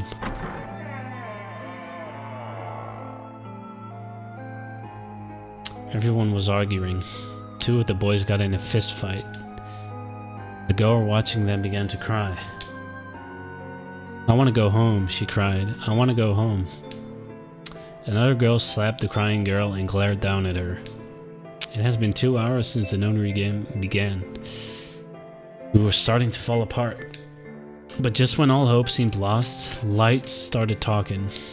He was blind. 9 years later, we would call him Snake. Hello? Everyone? Could you come over here for a moment? He was older than most of us, and his voice had authority and dignity.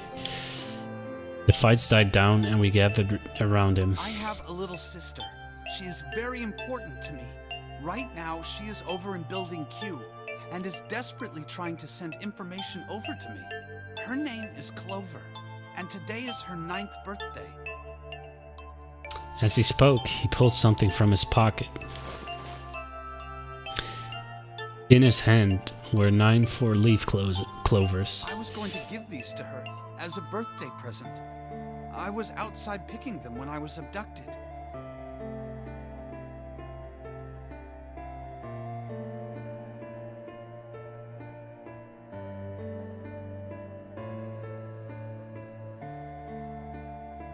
I'm kind of looking at the people. I guess one of them is supposed to be Lotus's daughter. Right next to Light. I'm sure I've already told you, but I am blind. For a man who can't see, collecting 9 of a very specific plant is, well, it is difficult. But my sister means a great deal to me, and I hope that these would show her how much I cared for her. Since it's her 9th birthday, I thought 9 4-leaf clovers would be appropriate. Clovers and Light's last name is Field. Every one of you has a brother or a sister in Building Q with Clover. Is that supposed to be clever? For their sake, we have to survive. We have to get off this ship. Do you understand? If we're going to do that, there are 3 things you have to remember. We need trust and love, and we have to have faith in one another. If we can take all 3 of those to heart, then I promise that good luck will come our way. Did you know that the leaves on the 4-leaf clover mean faith, trust, love, and luck? Ah, that's where you learned that. Those words are leaf words.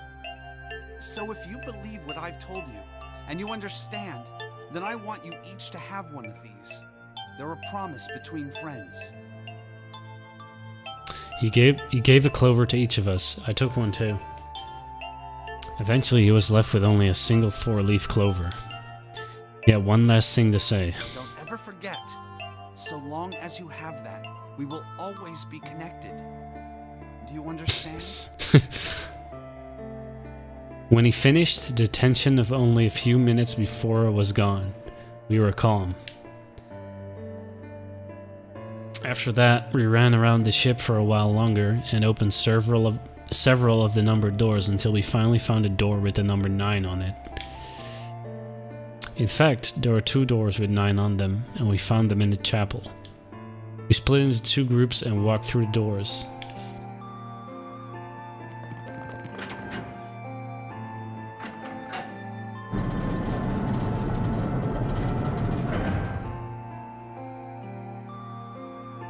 Before long, we all found ourselves in a room with a ceiling that looked like an upside-down funnel.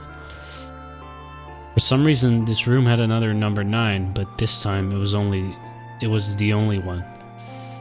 But if there was only one door, that meant only 5 people could escape. What are we gonna do? There aren't any other doors. We began to panic. Then, as if things had not gotten bad enough already,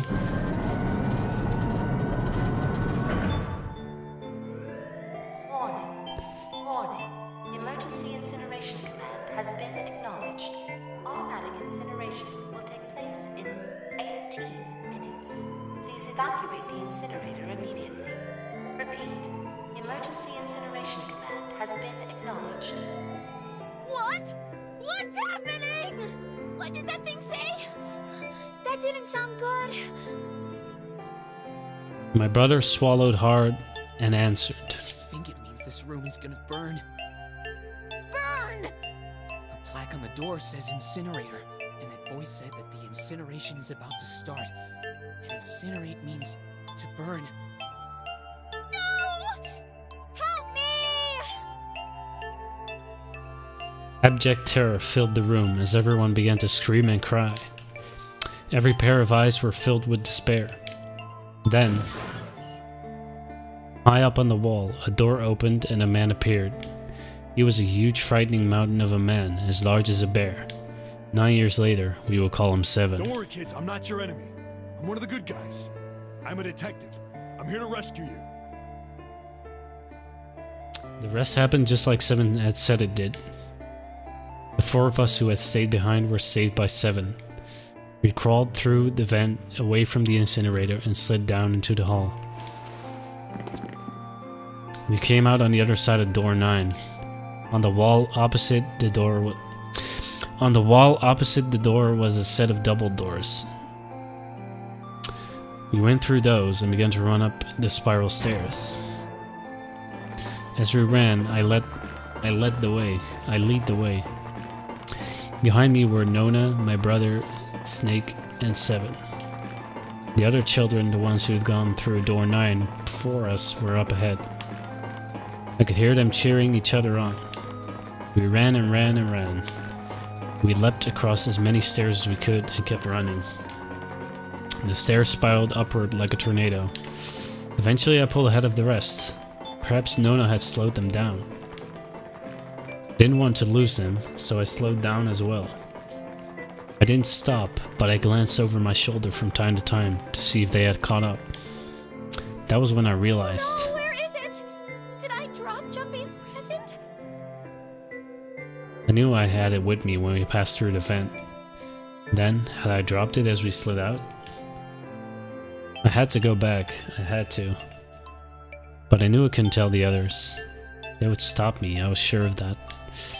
I didn't stop to think, I simply moved. I ran to the central hall, the room that connected to all the other areas of the ship. I hid in the shadows, and moments later I felt a rush of wind as they ran past me up the staircase. I waited until they were out of sight, and then I ran. I moved as quietly as I could, down and down and down.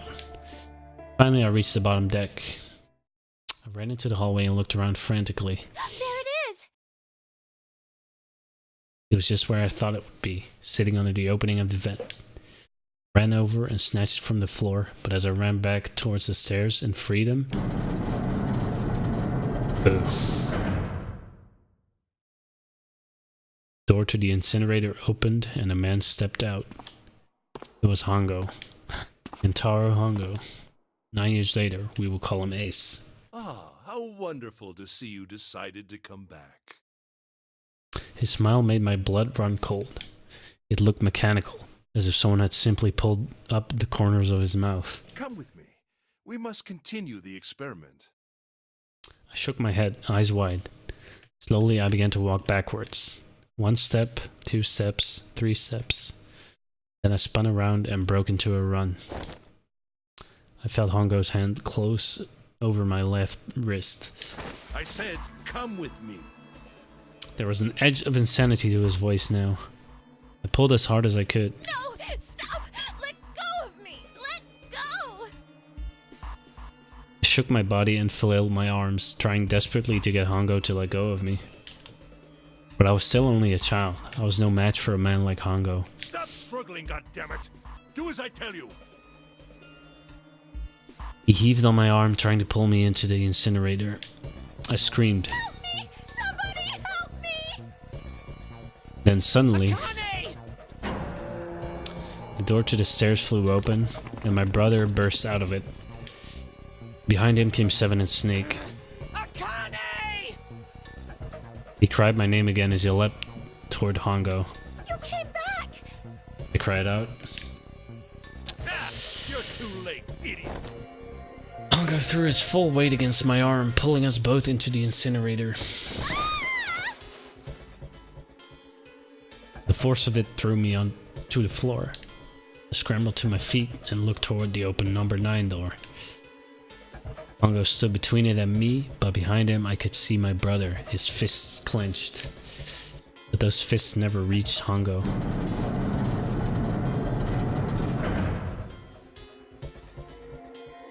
With the cold, heartless screech of metal on metal, the door slammed shut. Hongo glanced at me mechanically, his face registering that there was an object there, but not anything you would consider a human being. Then he turned away and walked to the red that sat next to the door. He reached onto his pocket and removed 2 bracelets. Waved them both over the scanner panel. 2 asterisks appeared on the red. He checked the screen, then tossed the bracelets carelessly onto the floor. What was he doing? What was the point? He made no effort to explain himself, of course. He said nothing at all and walked past me as though I were nothing more than a rock by the roadside. A few moments later,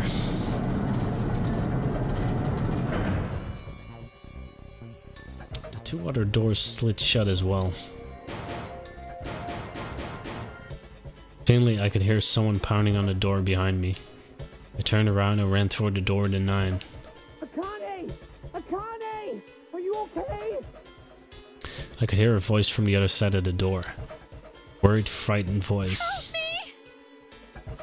My throat was already raw, but I screamed as loud as I could. My voice echoed lonely around the empty room. What should I do? I think I'm trapped in here! Where's Hongo? He went out the other door! What? And it started again. Warning. Warning. Emergency incineration command has been acknowledged. Incineration will begin in 18 minutes. Oh shit. Okay.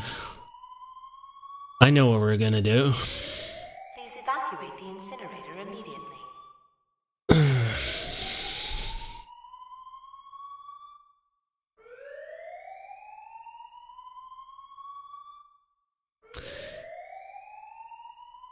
it? It's starting. Santa started the incinerator. Fuck! Man, I never thought I'd hear that damn voice again after 9 years.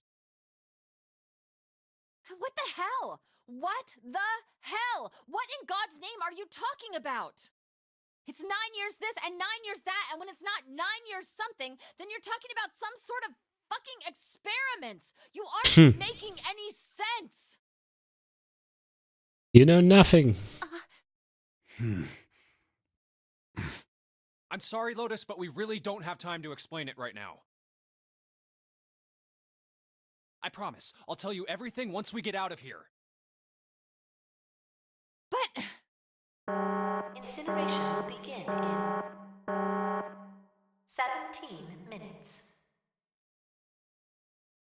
You know what that means, right?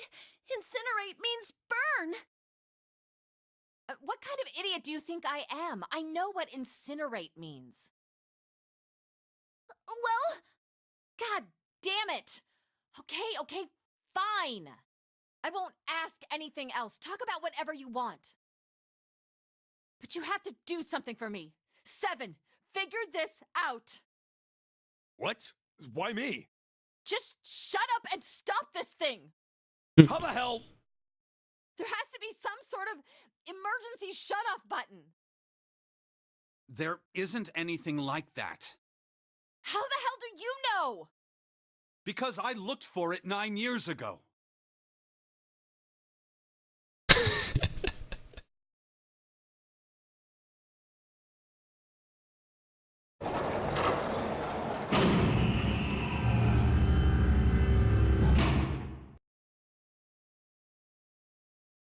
What the hell is that? A puzzle. What is that? What is that? It's a gaming rig.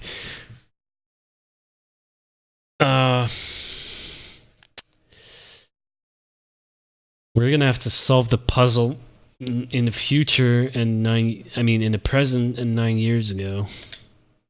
It's probably gonna be a puzzle.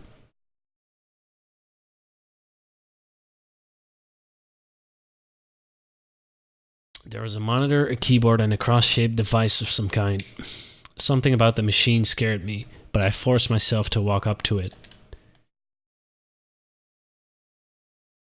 I was terrified. Tears poured down my face. I wiped them off, even as more took their place, and forced myself forward. I'm not a good reader, by the way. Finally, I reached it. I looked at the screen. It was blank. Damn. All I saw was my own frightened face staring back at me from the glass, drenched in tears.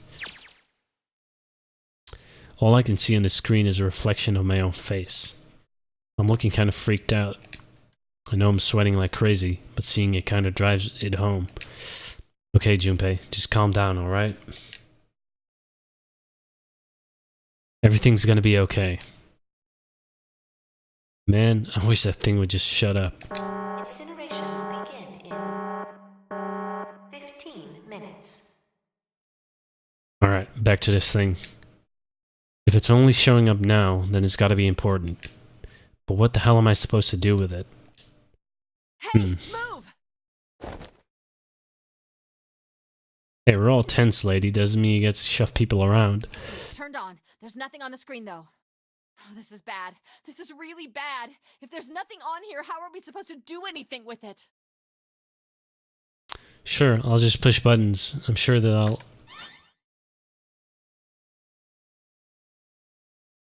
What the heck is this? What's on the screen, though? What is this? What's up? It looks like some sort of puzzle. It's got a bunch of numbers and letters scattered across a 5x5 grid. The numbers range from 1 to 8. Do you think that if we solve this puzzle... The incinerator will stop? Yeah. Well, we can hope, right? Alright, puzzle, how do you work? Oh man, the goddamn voice again. Incineration will begin in 13 minutes. Boop, boop. Shit, 13 minutes. Can we really do this? My heart feels like it's gonna pop. My heart was pounding like it was about to explode. I stared at the puzzle on the screen. I was sure I had to solve it somehow, but I had no idea how.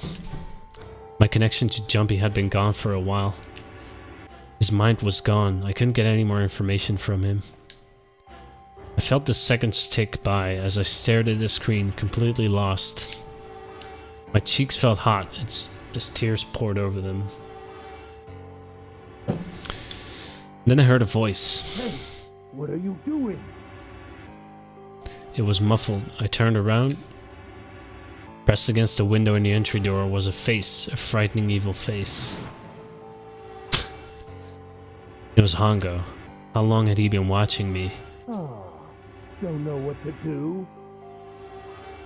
He was yelling, but his voice was still muffled. It's simple, really. But I suppose I might as well tell you. Just solve the puzzle on that machine. The face.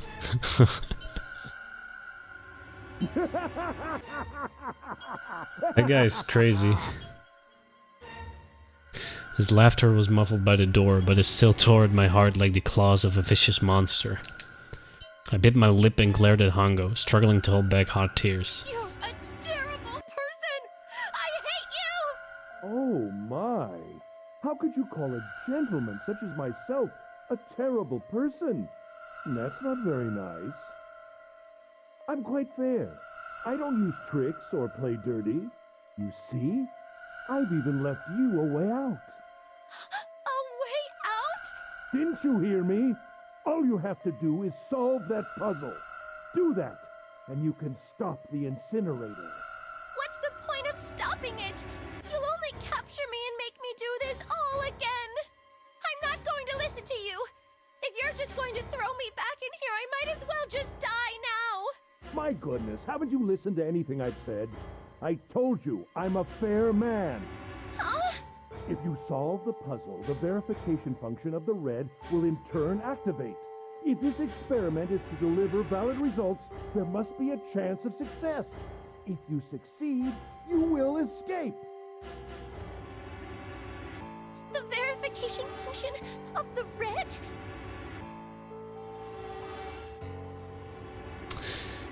Yeah, he scanned through bracelets. Ah, so you do remember. Right now there are 2 numbers in the red. The first is 1, and the second is 3. Say, Akane, what's your number? 5.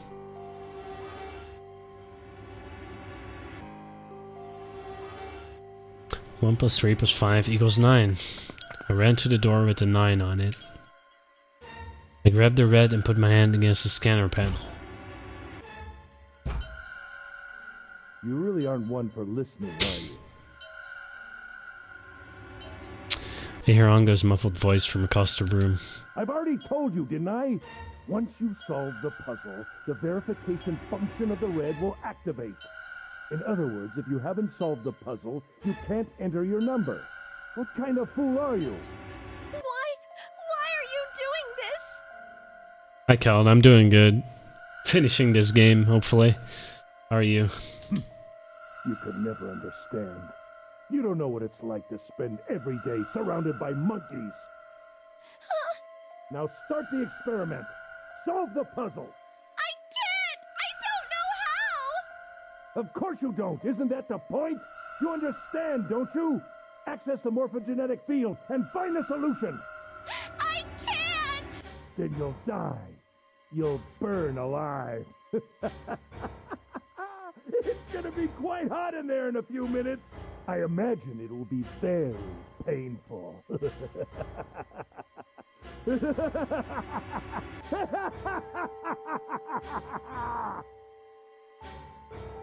His horrible laugh echoed across the room, and even after his face disappeared from the window, I could hear it. Incineration will begin in 10 minutes. I was crying, great gulping sobs broken by hiccups that shook my body. I was terrified. I could feel my fear pressing down on me like a tremendous weight. Somehow I forced my shaking legs to carry me back to the device. I stared at the monitor. I can't. I just can't. There's no way. I can't figure this out. What was I going to do? I didn't know. I didn't even know where to start. Fear scattered my thoughts, and all I could think of was how I was going to die. My palms were sweating, knees weak, arms are heavy, and my blood was boiling in my veins. It was hot. So hot.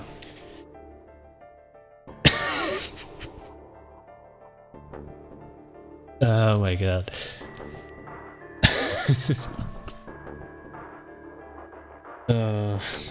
I couldn't breathe. I felt dizzy. My heart roared in my chest as if it would pound itself to pieces. It happened all on its own, dude.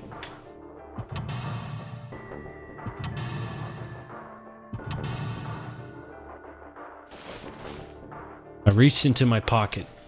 I wrapped my hand around the thing I'd come back to get. The dull jump he had given me. At least I had that. I held it tight with both hands and prayed. Help me, Jumpy. Help me. Help me. Help me. Jumpy. Jumpy. Jumpy. I'm sorry about that. Please. Help me. Jumpy. Akane? Akane! Who the hell is Akane? Shut up! Just shut the hell up! Shut up, bitch! Oh, whoops. That was me.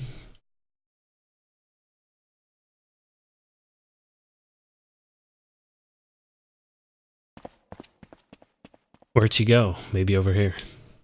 Akane! Akane! Can you hear me? Akane! Say something!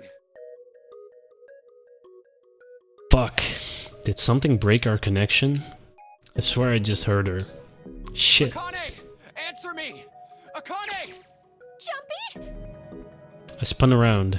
I heard a voice. His voice? I looked around. He wasn't in the room, of course. But I'd heard it so clearly. Like he was right there. Jumpy? I screamed as loud as I could. Akane! Jumpy? That's her. She's there. And that means... Akane! Akane! Are you in an incinerator right now? Yes, I am. How did you know? I couldn't believe that he knew that. Now I understand what Santa meant. Right. There's only one way to help her. You were brought here to help my sister. To save Akane. Incineration will begin in 7 minutes. Jumpy, we don't have time. As quickly as I could, I told him that I had to solve the puzzle in order to stop the incinerator. Got it! And I do. I get everything now. At last, I finally understand what all this means. I know why the nonary game was held today. I know why we were kidnapped and brought here. It was all for this moment. All of this was planned out to lead to this one moment. Oh my god. This is insane. I can't believe it, but there's only one possible answer. June is 0.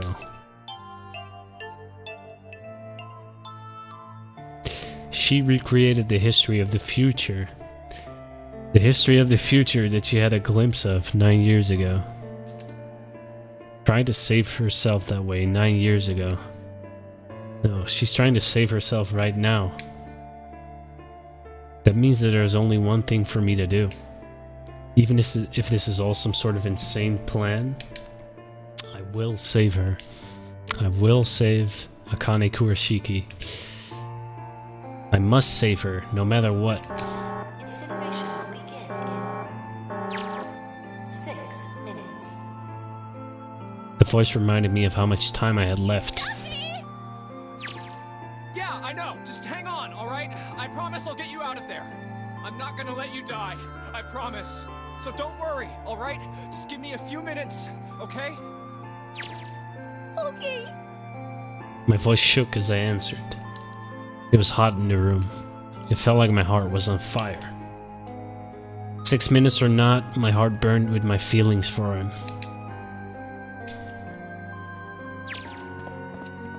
Alright, time to get to work, Junpei.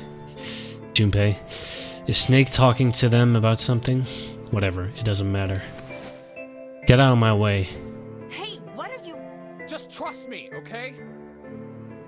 Sorry, Lotus, I didn't mean to snap, but there's a lot more at stake here than your pride. I'll apologize later, alright? Now let's have a look at this thing. We got numbers all over this grid. I think the panels are out of order. So I just need to switch these out. Staring at it isn't going to accomplish anything. We'll just have to try it. Just think of what I did all those times before. I'm gonna do this on my own, with my own mind. I'm gonna solve this problem. I have no idea what to do.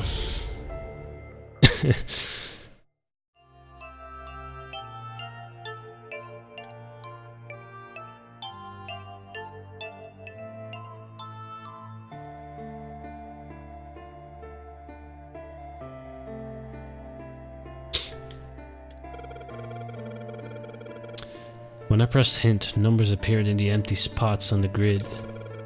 They're all single digits. I get the feeling the numbers change when I switch out the yellow squares. This square is at the bottom. Why does it stay blank when I press hint? Pressing the button again makes the numbers disappear. Looks like I can turn them on and off. And is there some special meaning to there being two modes? What could it mean?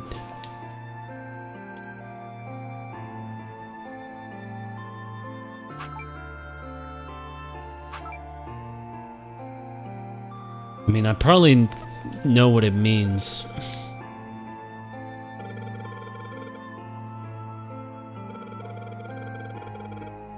Maybe I need to make all the numbers in the squares the same.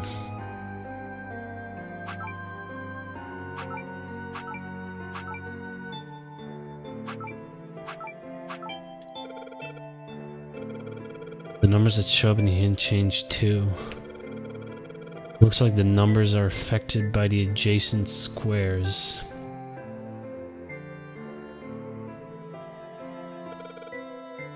For example, when I switch out 3 with 5, the hint number increases by 2.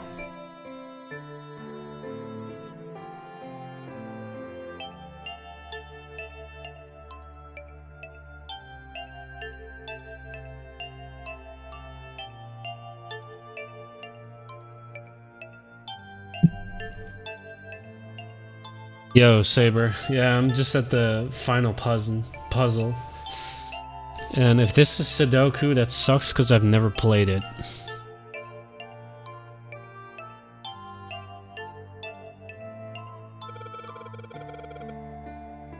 But the hint just adds to surrounding numbers.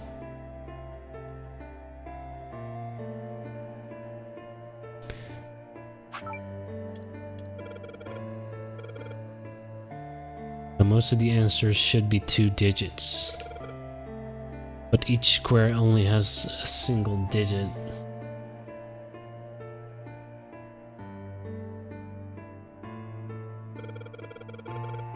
They must be calculated in a different way.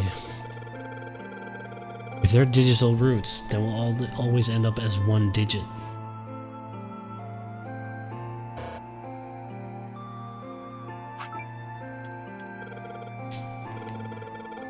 There are letters here too. Wait, haven't I used letters as number before? A is 10, B is 11, C is 12. Maybe you replace the letters with numbers.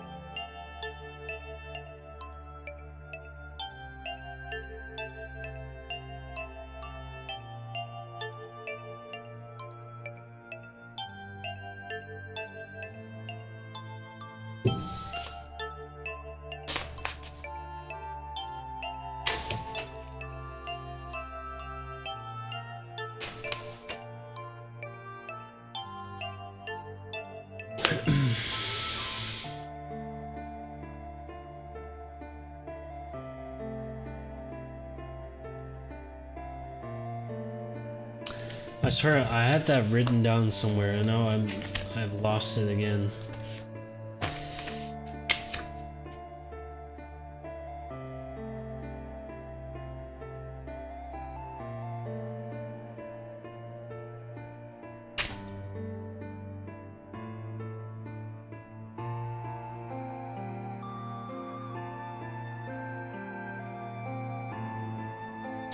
Alright, give me a second.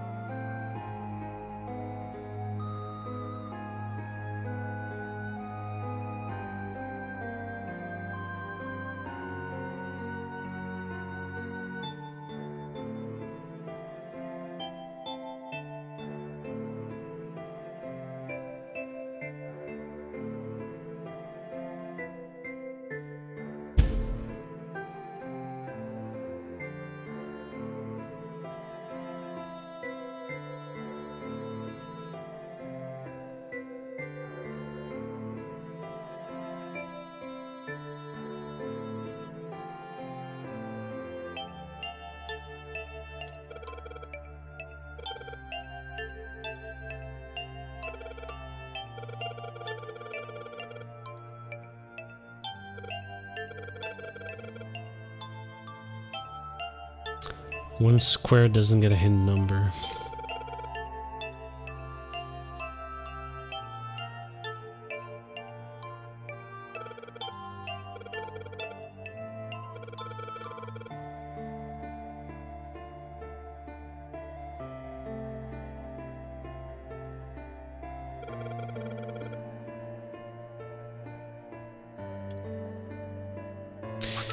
I don't even know which one he's even taught. Is he talking about the Switch? I don't know. Oh wait, he's talking about this. I'm stupid.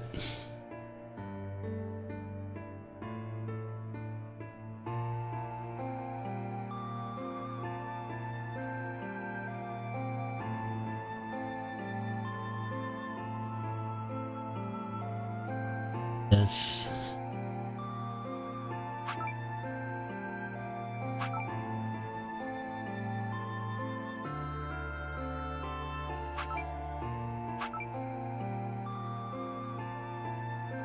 Okay.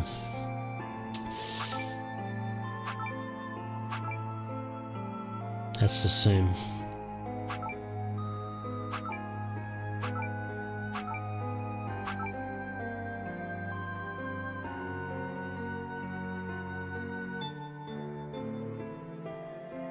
I wish I had the values for that. I swore I read them. I written them somewhere.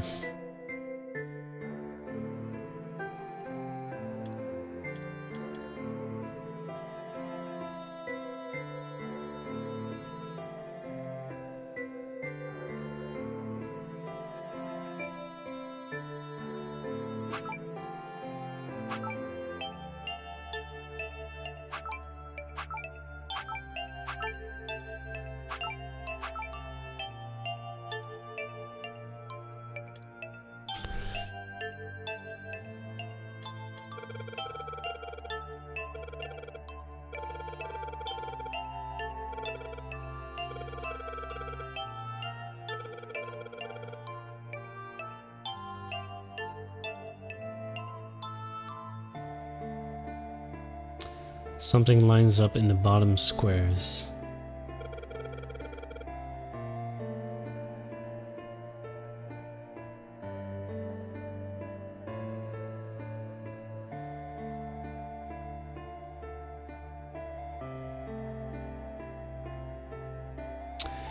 It looks kind of like it should be a word.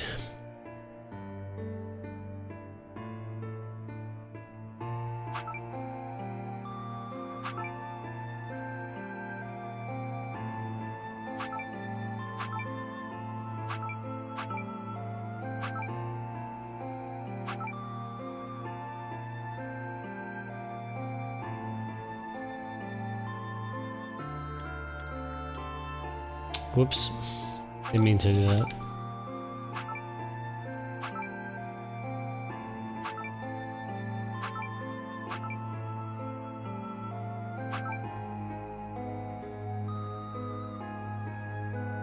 I feel like an idiot because I don't get it.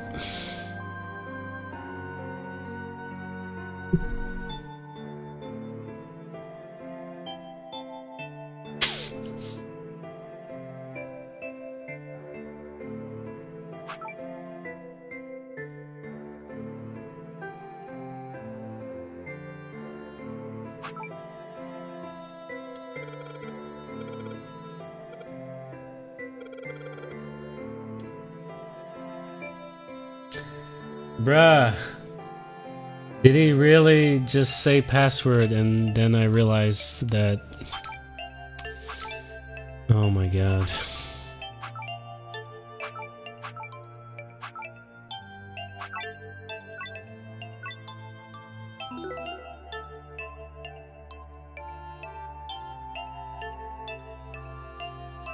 When he... yeah. No, I didn't see the password yet.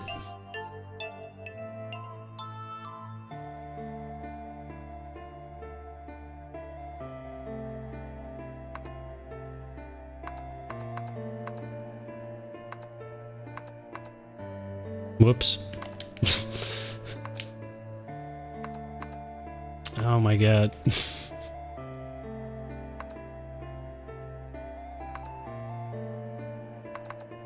Password is password, obviously.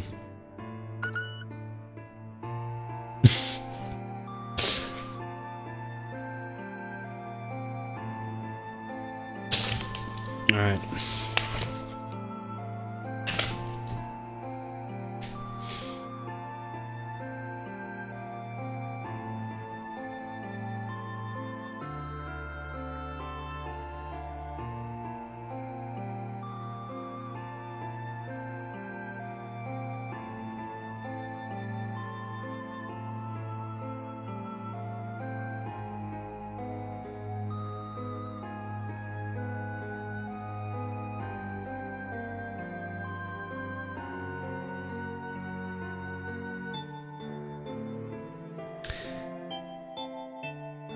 A equals 10, right?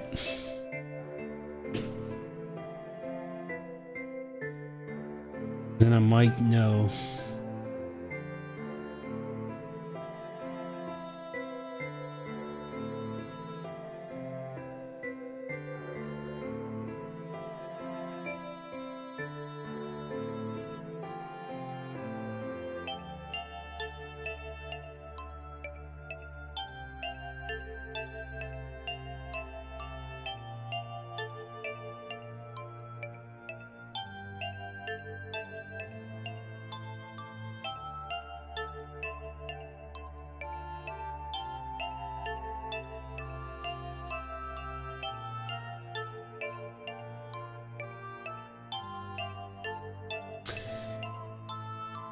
Redo the puzzle and look what's flashing up.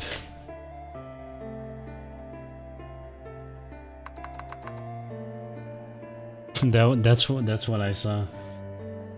But I can't go back.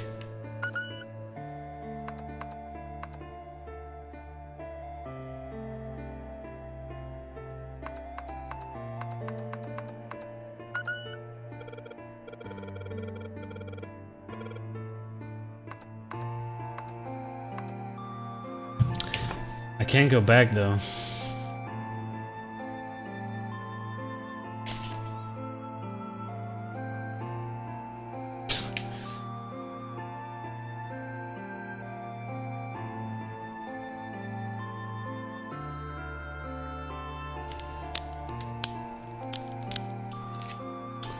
Really?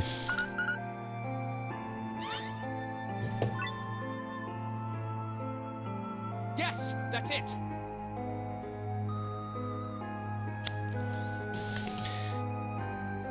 I was like, okay, that works too. Akane, did you get it? Yes, I did! I solved it! I mean, really, you solved it for me, but I copied everything you did! Now I I just have to press enter. I don't know why that puzzle was so hard for me. What are you waiting for? Push it! Okay, I will. I hit the enter key. Emergency shutdown command has been confirmed.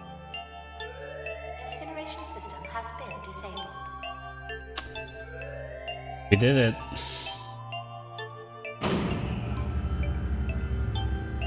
Thanks to Junpei, aka Wolf Link. Jumpy! It worked! It worked! The incinerator shut down! It worked! Tears rolled down my face as I cried out to him. And that's way too fast. I can't even read that fast. A wonderful feeling of accomplishment and relief flooded my body. At the same time, what strength I had left disappeared and I collapsed to the floor. For a while, I just lay there, laughing and crying, and enjoying being alive.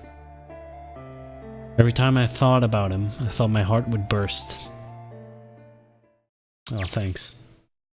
Whew. Can't believe I did that. But I'm so glad. I feel like my heart's on fire.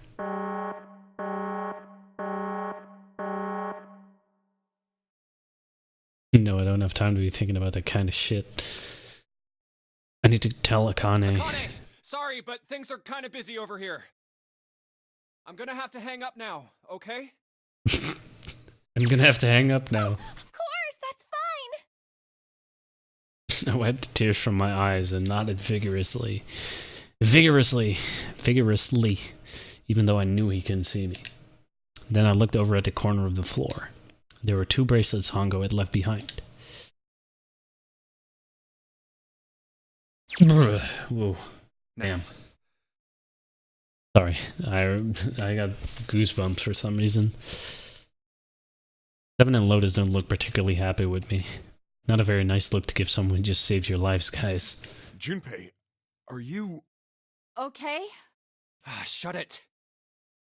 Okay, so maybe they have a reason to be pissed off. What if I haven't pressed the enter key yet? Alright, nothing holding me back now. Here goes. Wait. Incineration will begin in 90 seconds.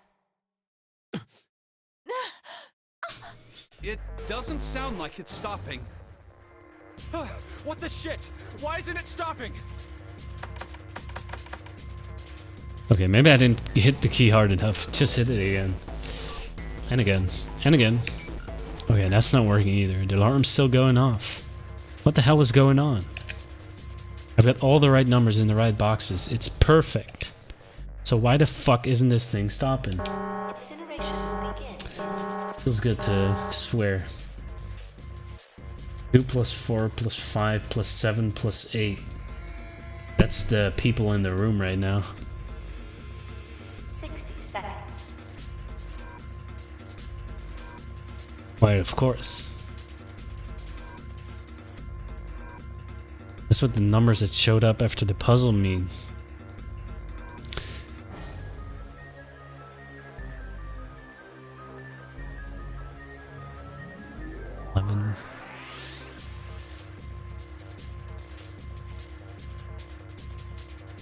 Two plus 4 plus 5 plus 7 plus 8. Snake, Clover, me, 7, and Lotus. Then there were 9. Oh, that's it. That number on the door isn't a 9. It's not even a number. 26. It is hidden, but an exit can be found. Seek a way out. Seek a door that... Holy shit. Of course. Then we just have to put the right number into the red and... Incineration will begin in... It's 8. I mean... 30 seconds. Run, guys! Get to the door! Run! Oh shit, oh shit, oh shit. Man, I sure hope they can just trust me on this one or we're all fucked. Alright, no time to explain, just go. Quick! Verify your numbers on the red! Verify? Who? What combination? All of us! We all need to verify! Why? You really think this is a good time to ask questions? Just do it!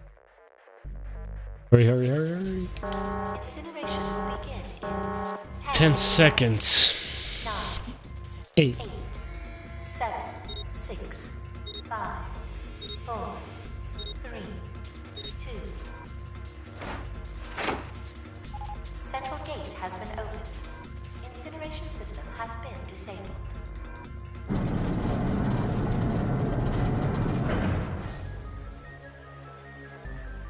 Oh, thank fucking Christ. No time to be happy. Time to go. Hurry! We've only got 9 seconds before the door closes. Go, go, go! Come on, guys, move it. Okay, they're all through. Move it, Junpei. Just in time. Oh shit. There is the door. Don't calm down yet. You're not done. We still gotta find your dead. Oh, they found it.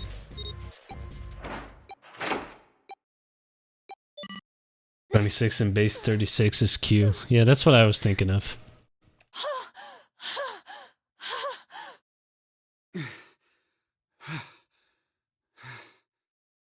Shit. Looks like we made it, huh?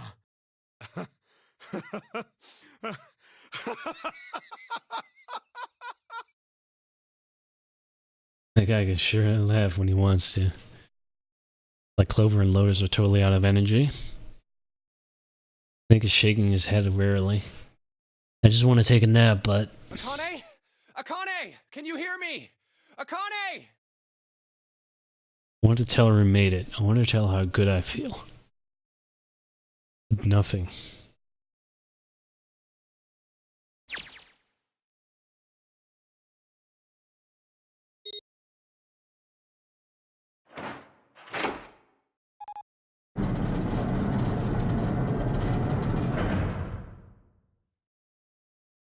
The door opened. Standing in front of it was my brother. Akane! Arr! I cried his name, even though my voice was almost gone from screaming, and leapt into his arms. Oh, Aoi! Akane! I buried my face in his chest and cried again. I cried and cried and cried. The steady thump of his heart in my ear made me feel like I was home. Its beat was almost like a lullaby. I wrapped my arms around him as far as they would go and held him as tight as I could. Just to be there felt like a miracle. I hadn't felt the warmth of another human body in what had seemed like an eternity. I just wanted to stay there in his arms forever, but I couldn't. The moment I passed through the door, my bracelets had begun the countdown to death. I leapt away from him and looked around. The door had already closed. I spotted the dead only a short distance away. It took me only a moment to get to and scan all the bracelets. I left the ones Hongo and had dropped on the scanner panels. That was it. I took a deep breath and looked around again. A huge detective who we'd call 7 and 9 years, and Snake, the blind boy, were looking at me. They seemed to have been utterly stunned by my sudden appearance.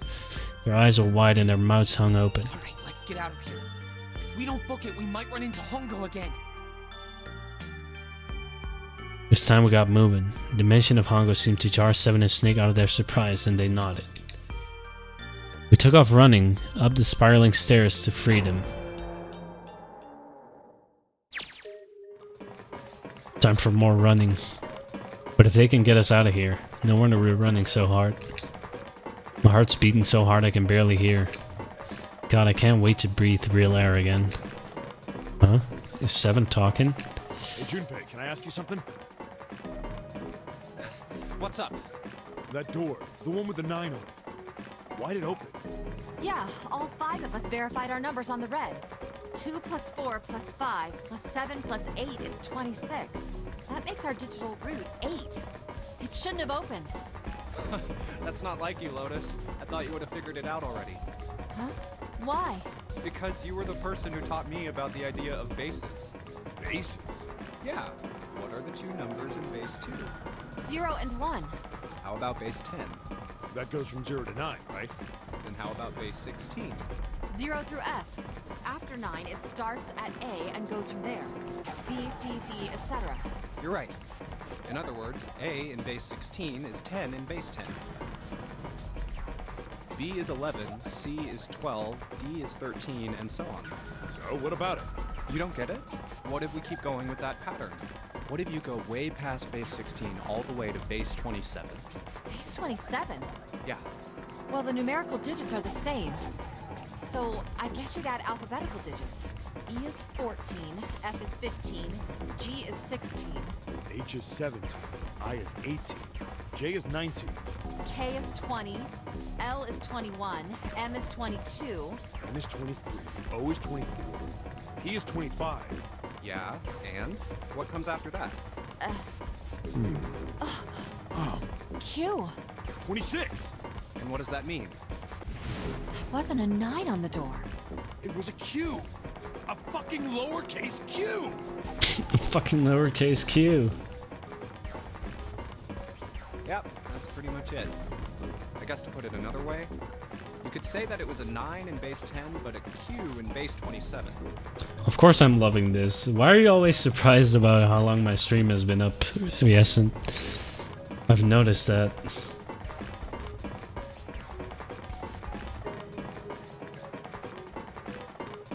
I feel like every single cell of my body is dying for air. Damn, every breath I take is a chore now. I feel like my lungs are gonna burst. Maybe just a short rest. No, can't stop. Don't have time. Come on, legs. There can't be many more of these steps left. Let's run. Run like a bullet down a rifled barrel. 2 hours and 40 minutes is a lot. Yeah, I've gone over a 7-hour stream. But usually my streams always go up to 4 hours most of the time. I mean, 4 hours is standard for me. If I do more than 4, then it's a special occasion. Although at some point I might actually do a 24-hour stream too. This is not a 24-hour stream yet.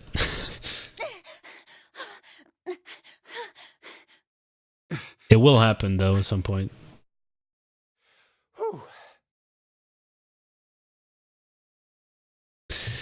I mean, I should have done a 9-hour stream during 999. Yeah, exactly. You're suicidal? No, a lot of people have done 24-hour streams. I mean, I'm not sure if I can pull it off, but I want to try doing it. All right, I'm gonna open it. Yeah. Yes. We're finally here. It's Please closed. do. Sure, you look like a big heavy door, but you're the only thing standing between me and my freedom. But even more important than that, you're the only thing standing between me and Akane. You're gonna open, and you're gonna open now.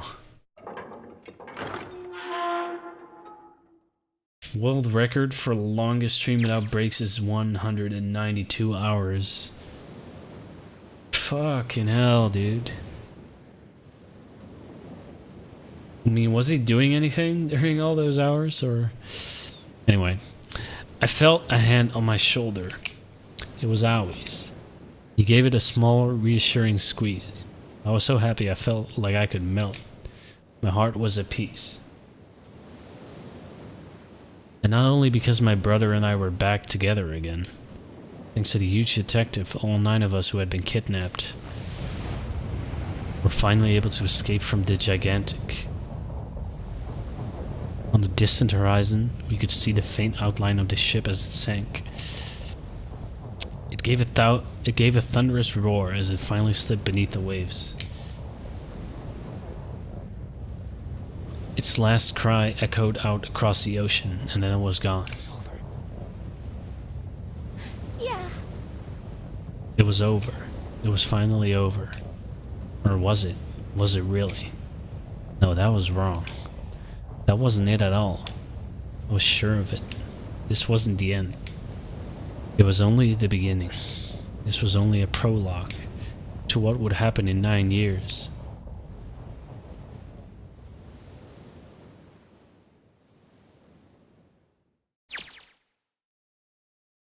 Yes, finally, air. Damn, that sun is bright. I can barely see anything. I gotta admit, it doesn't quite look like... Wait. No way. You have gotta be shitting me. What? It can't be. This is...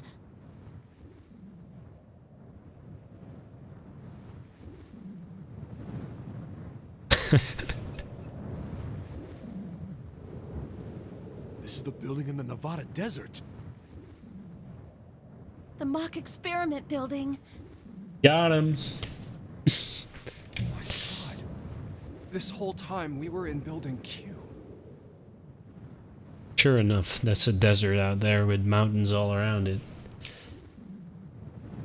Hello there, son. Boy, am I ever glad to see you. I don't think I've ever been so happy to see a sunrise. Huh?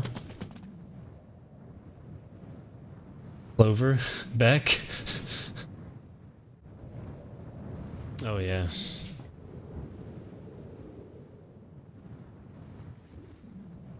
Guess I've never really got a good look at the underside of one of these. Let's see what's inside of you. Just a little electronic chip like in an ATM card. That's it. There's nothing else. Nothing that even looks like a detonator. There was never a detonator to begin with. Figures.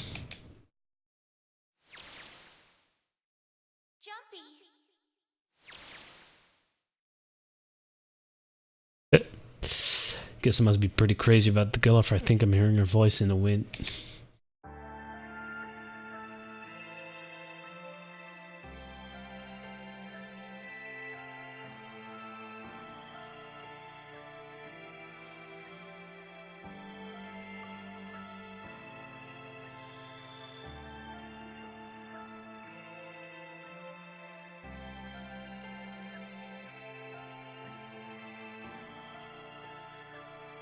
That was amazing.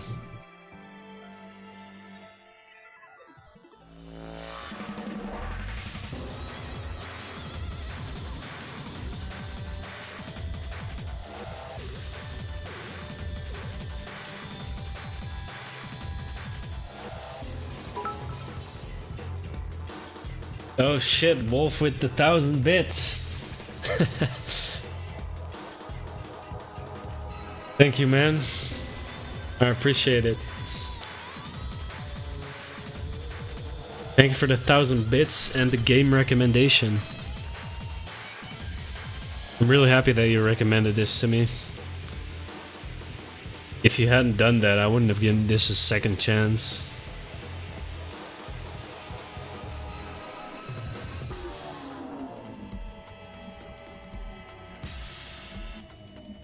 DLR coming next stream.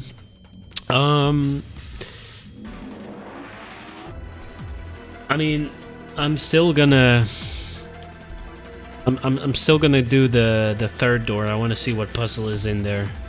But after that, I'm gonna start VLR. But I'm not sure if it's gonna be today though. Rio has something that's even better. Oh god.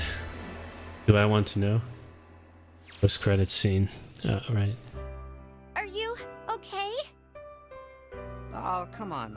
This is nothing. Really? Yeah. You don't look okay.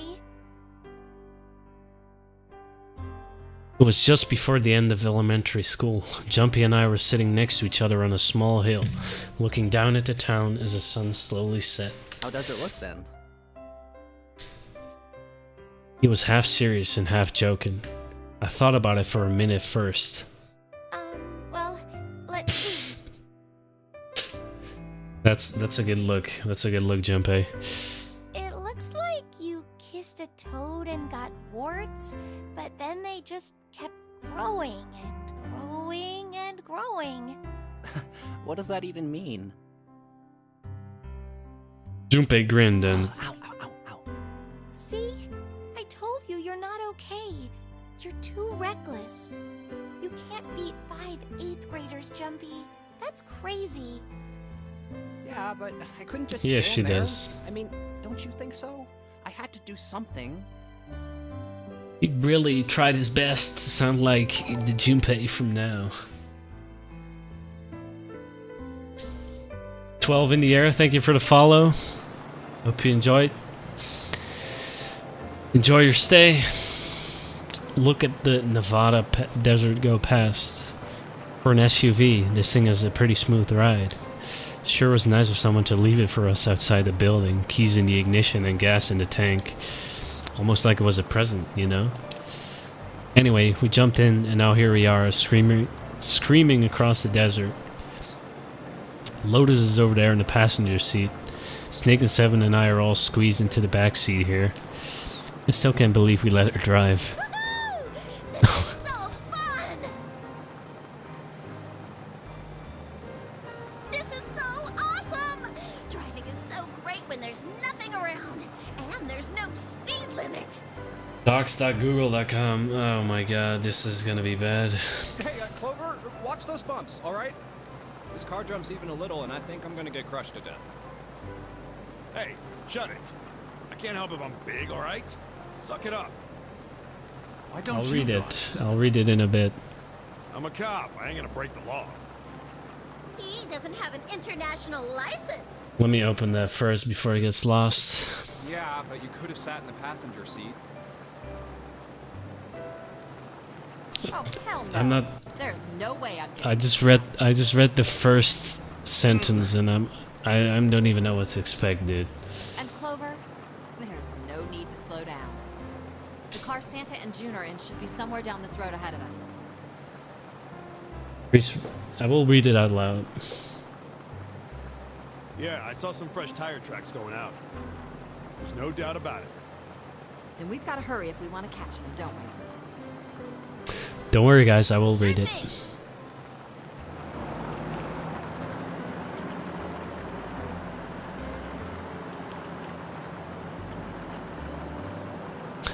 We're sure throwing up a lot of dust.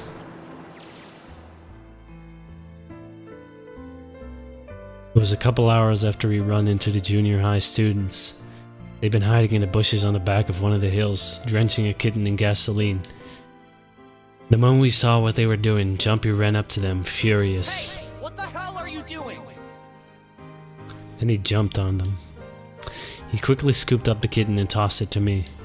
I caught it and ran for the police station as fast as I could. Help me! Officer, please! You have to come with me! The policeman and I headed back to the hill. All we found was Jumpy, sprawled on the ground with a face covered in big swelling lumps. You couldn't run away after you threw the kitty to me? I asked him. He stuck his tongue out through the hole in his mouth where a tooth had fallen out. Yeah, I guess I could've... Then why didn't you? I didn't want to. I wanted to beat him up. Beat him up real good.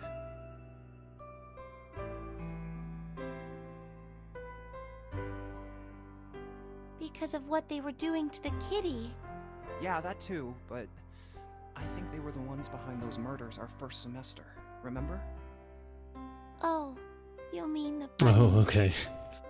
I mean, it's still bad, but... Yeah, the bunnies. I plucked some grass from the ground and tossed it into the wind. They asked me what elementary school I was from, so I told them. And then they said they'd do the same thing to you that they did to the rabbits. I couldn't forgive them for that, so I... That wasn't Jumpy. Oh wow, that's really interesting, Zund.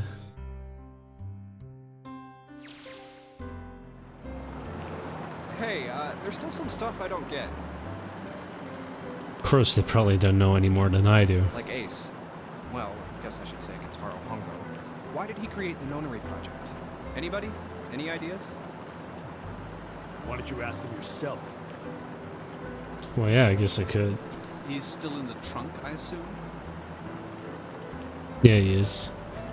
Still tied up, I'm assuming, with his mouth taped shut. His eyes just look empty, no emotion. He looks like he's just given up. I wonder if he even cares what happens to him anymore. Hey, were you listening to us? Yeah, go ahead and try to pretend you weren't, you old bastard.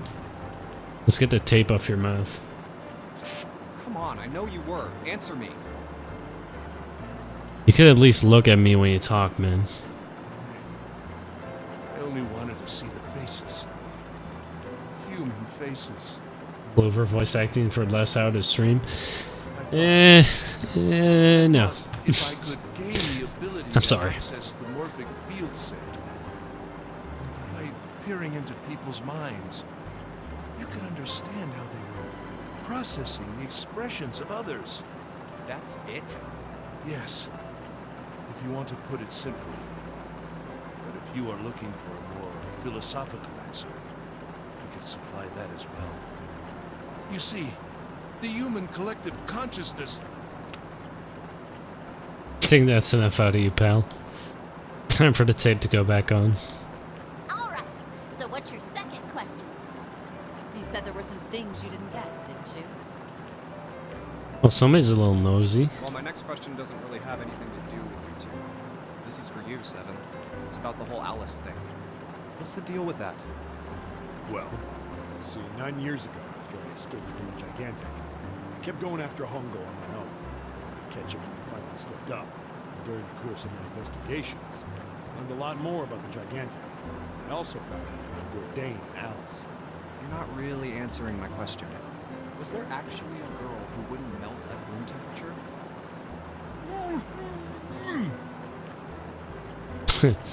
Sounds like Hongo has something to say. What? Alice doesn't exist. 9 years ago, I found Alice's coffin behind the library on the bottom deck. There was nothing in it. The root of a peculiar plant. My research determined that it was a member of the genus Mandragora, of the family Solanaceae. I was able to extract a particular alkaloid from it. I used that extract to create Soapalin. Its creation was a tremendous boon to my firm, and we grew rapidly.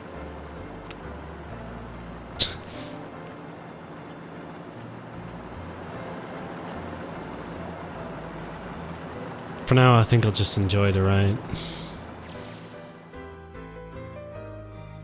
Here, this is for you. What's this? This is a for you doll. His name is Junpei. Jumpy pulled something out of his pocket and shoved out his arm toward me. In his hand was a doll made of yarn small enough to fit in his palm. Jumpy, are you sure it's, for you, doll? Huh? Yeah, the lady at the shop said so, so that means it's for you, right? Are you sure it's not a voodoo doll? Wait, what? That's... Oh, man. Oh. Well, it sure looks like a voodoo doll. I mean, you do know what a voodoo doll is used for, right? Yeah, I guess calling it Junpei isn't a very good idea then. Oh my Why are you god. giving me this anyway? It just seems really sudden. You know how after June, we aren't gonna get to see each other too much? After June? I mean, we're gonna be in different That's clever schools. game. I just thought I'd, Oh, okay, well, how about we call it June then? Okay. So, I wanted to give you this. You sound like some sort of tribal chief in a bad movie. It's confirmed that Kane was just a doll in the entire game. Yes. In the second nonary game. Of tribe. This doll, traditional charm of tribe. So I give this. It me. So we always together. Oh, Jumpy. If something bad, then hold and pray. I go wherever you are. So here, take. I reached my hand out and picked up the doll gently. Thank you. Thank you so much, Jumpy. Before I knew it, I was crying. Tears streamed down my face and fell onto June's tiny yarn body. Oh, Jumpy, I'll never forget you. I promise. Jumpy looked straight into my eyes and said just 5 words. I'll never forget you either. That was a beautiful crimson red as it melted down toward the horizon. The last golden rays of sunlight stretched out across the city and painted themselves across the hills. We sat bathed in the warm light of evening. Just the two of us leaning gently against one another, shoulder to shoulder. Oh, come on, guys. The sun set and we still didn't leave. We watched in silence as the darkness deepened, and one by one, the lights of the town began to flicker on.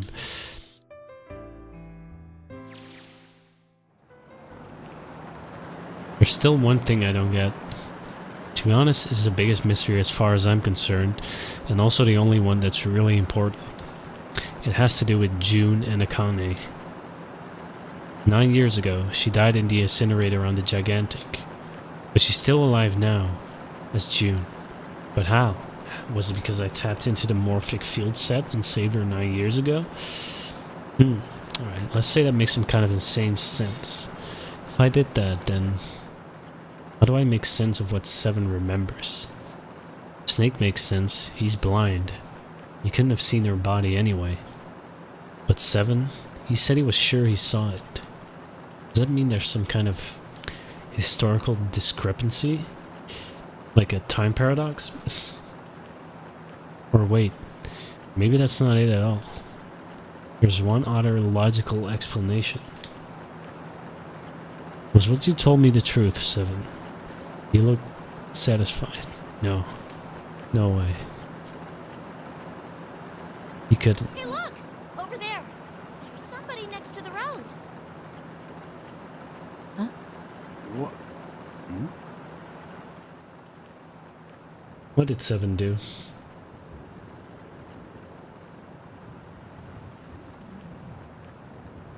What the fuck? That looks like Alice.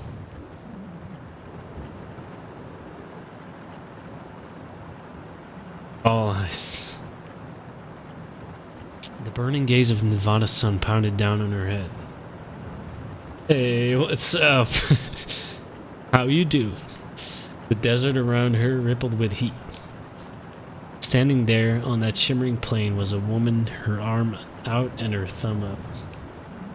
It would not be too long before Junpei realized who she was.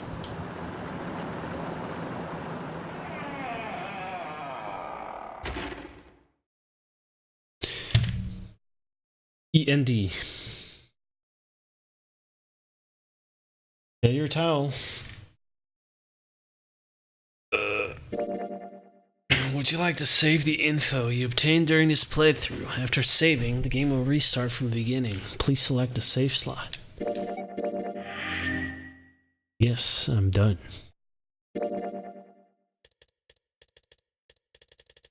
Oh my god, I have to be right back.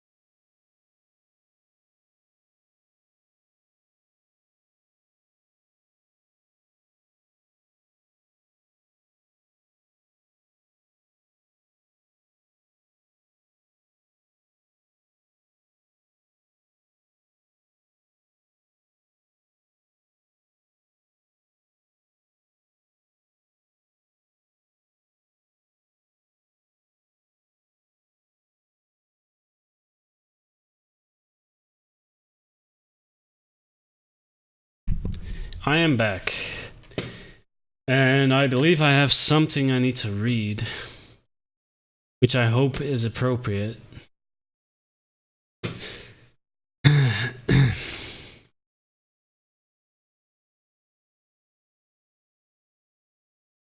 Okay, I'm gonna read this thing.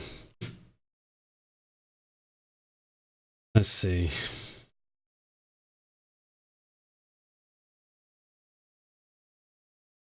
Alright, so let's do display capture.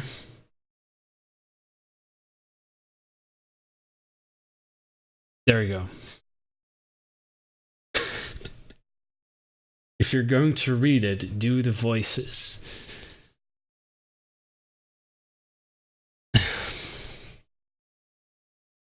I can't do voices, dude. Face cam. Yeah. Is this safe for work?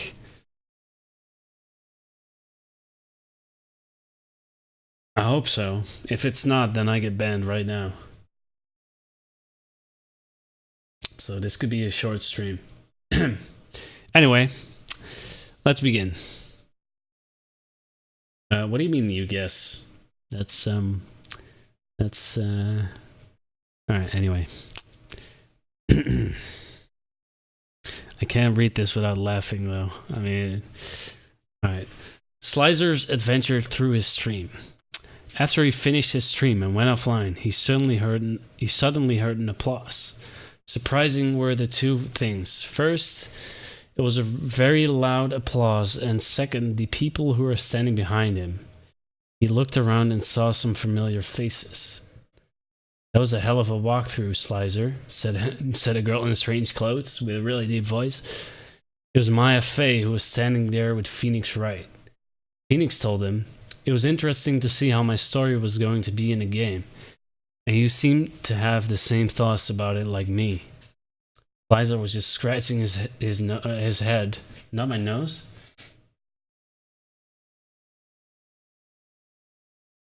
Before you read, I have to make confession. What? Come on, guys, you're not making me read. And no, I'm not going to do voices. I'm not going to do freaking female voices. You tell me your confession before I continue. It just took 1 hour to write it. Okay, is that it? That's fine. ZSlyzer was just scratching his head and was just nodding. Maya told them about Gumshoe's invitation to a restaurant. ZSlyzer knew already where they were going to go, and he didn't know he was invited too. Shortly, Maya took his and Phoenix's arm, and he ran out of the flat. Why am I in a flat? The trio went or ran through the street on their way to Très Bien, until Phoenix got a phone call. He took the phone and he was talking to a voice he wasn't familiar with. The person wanted to talk with ZSlyzer, so he took the phone and said, "Hey, it's me. You see, I think Très Bien is a bad restaurant. So I got us to go to the best pizza place in the world. Thank me later." Something Polish. Confused face was seeing at the streamer, and he told the others about the call. "Then you have to bring us to the place. Burgers are better, but well, let's hope your friend has a good taste," said the medium, and he had no choice but to walk into a direction. I didn't have a choice there. While on the way, ZSlyzer was thinking about Zero Escape and its true ending. It was so mind-blowing. But suddenly he walked into a person. He fell on his 4 letters.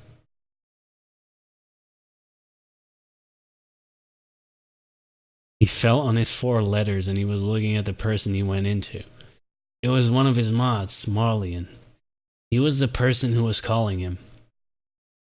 Next to him, there were Dick Gumshoe, Miles Edgeworth, and... "Ah!" shouted ZSlyzer loudly and felt a whip on his body. Oh.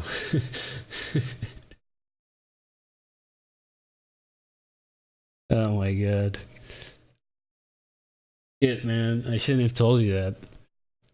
Franziska von Karma was rolling her whip together and said, "You foolish fool, already letting us waiting for too long. Hurry up." He didn't want to feel another whip, so he moved with Marlian on his side. The group were talking with each other. Slyzer was kind of really quietly. The reason was his stream and his work.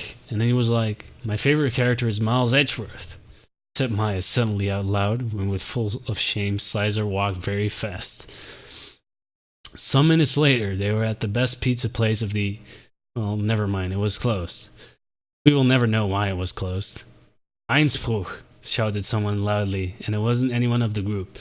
They turned around and it was... Junpei? What? Why is Junpei German? Asked Slyzer loudly into the group. But behind him there was June and Wolflink. Wolf jumped out of the line and smiled. He was calming the group down and talked to Slyzer. It was a short talk. A very short one, because Franziska was betrothed with him. What does that mean? I don't know how to pronounce that. With her whip. She's probably doing something really bad with me. And I guess that's still safe for work. She was threatening me.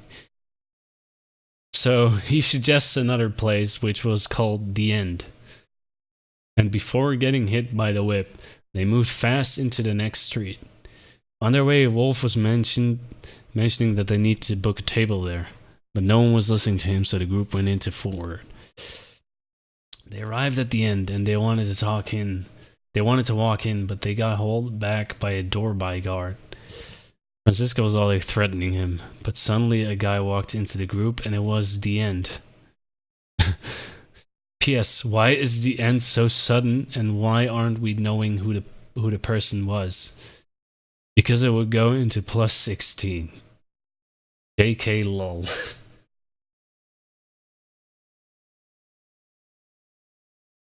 Wait, why would it go into plus 16 though?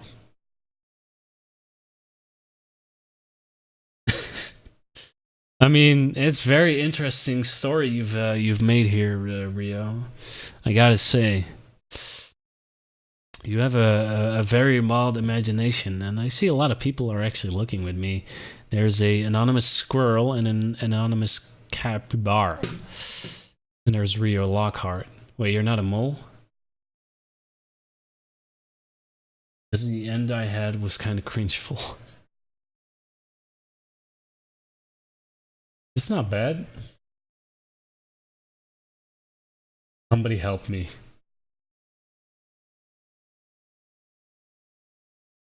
Alright.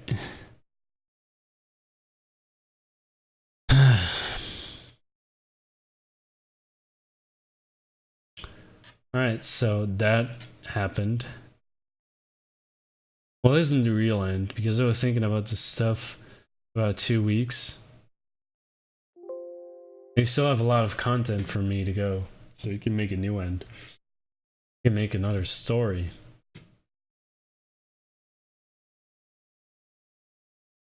I wrote it in like 1 hour. Not bad though. Anyway, what is this? I get mentioned in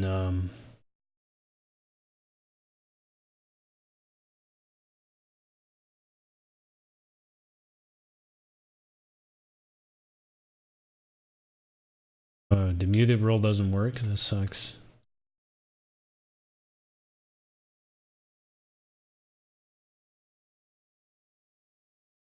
I can see that it doesn't work.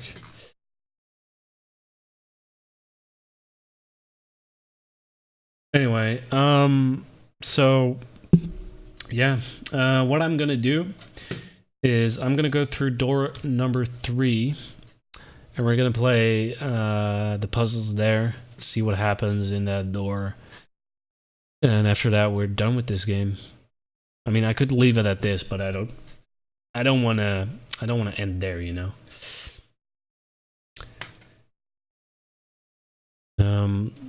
So yeah, the first route we took was door number 4.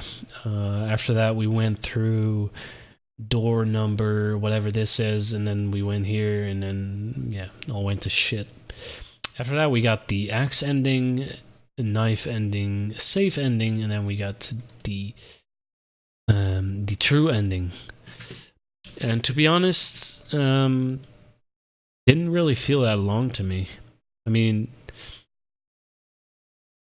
about as long as it can get.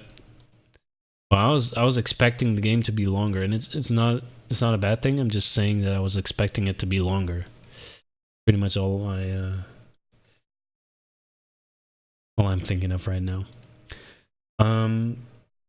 But yeah, the stream is gonna last for about 45 more minutes. But before game isn't too long if you're a bit smart about the puzzles. Yeah, it's true.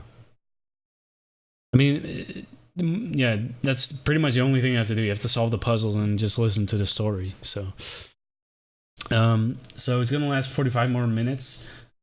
Before I actually do door number 3, I want to take a quick 10-minute break, because the break I just had was just an emergency one to go to the bathroom because I really had to go.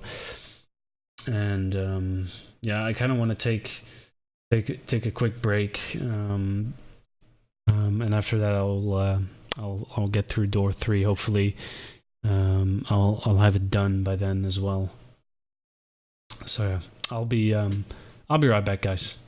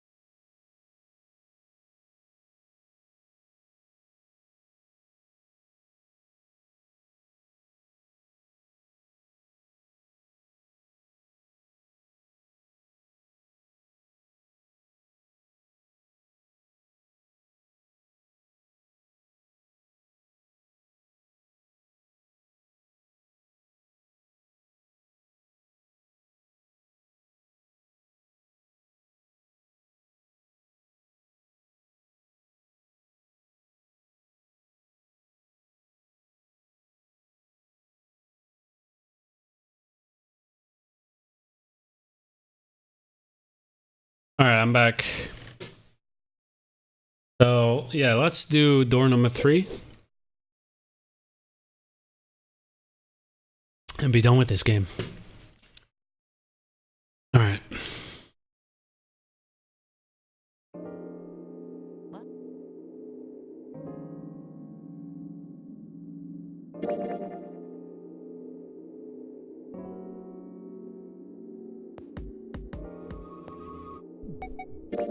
Sorry, Santa, but I still want to go through door 3. What? That's nuts! You've got to be crazy! Why the hell are you so obsessed with that door? I'm just curious about door 3. Quick blind playthrough, isn't this? That doesn't explain shit. I mean, I haven't gone through door 3 yet, so it's still blind. Happy to explain it to you if you just come. Also notice you asking me if I've ever thought about doing audiobooks. Curious about the red. No, I haven't thought about it. Would you mind authenticating? I don't think I would do a very good job. Why? Please, just do it. Because I'm really bad at doing like emotion in the voices, you know? The number 7 has been entered into the red. Next is June. Please touch the red just like 7 did. Jumpy, what are you trying to figure out? Yep. I think I might have found another way out. What? Really? Now please. The whole fanfics is stream clips. Oh boy. All right. The only people who haven't authenticated now are Santa, Clover, and Lotus. So, what's your point? You don't get it.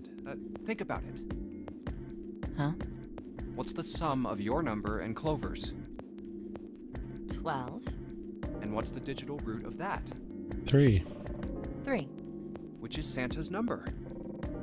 By the way, Lotus, what's the number that's currently in the red?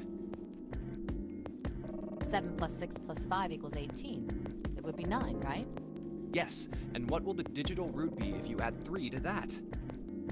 3. 3. The door's number. There you go. Hey, wait a minute. What the hell are you up to? I'm not up to anything. I'm just waiting. It's so cringeful. Yeah, it's your fault. I'm waiting for the balance to shift. Santa, or Lotus and Clover. Once one of you moves, the others won't have a choice. So I'm waiting. You son of a bitch! You tricked us! That stuff you were going on about is all bullshit! Bullshit? Huh? I don't think so. Didn't I tell you I'd figured out another way to get out of here? That's true. Why the hell would you do something like this? Jumpy. You did this just so you could go through the same door as June. That's it? So, who's it going to be? Santa? Or Lotus and Clover? Shit! It's gonna be Santa. Let's go, Clover. Huh? Fuck! Oh, no, wait! Ah! This is insane! This isn't right! Yeah, well, you may be right, but... Called it. Go. No. You son of a bitch, Junpei! This isn't fair! Do you realize what you just did? You leave them out there, and they can't... Shut it! That's enough! We gotta find the dead or none of this is gonna matter! No, you don't have to find the dead. Don't worry. A minute left. No time for screwing around. Get moving! Damn it! You and I are not done yet, bastard! Where the hell is it? Over there! It's gotta be behind the door! Damn, it's pitch dark inside. Can't see a thing! No, wait! I found it! The dead's right over here! What? The floor's slippery. Hey! What the hell are you doing? There's something. Get over there! Quick! Get to the den! There it is! Yeah, I forgot that there was a room.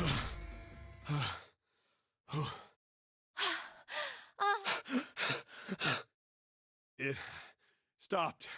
It stopped.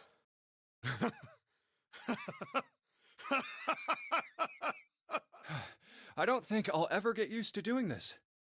What the hell is this smell? This is vile. I'm gonna puke. Oh, you're right. This is... Let's get the lights on first. There's a switch over here.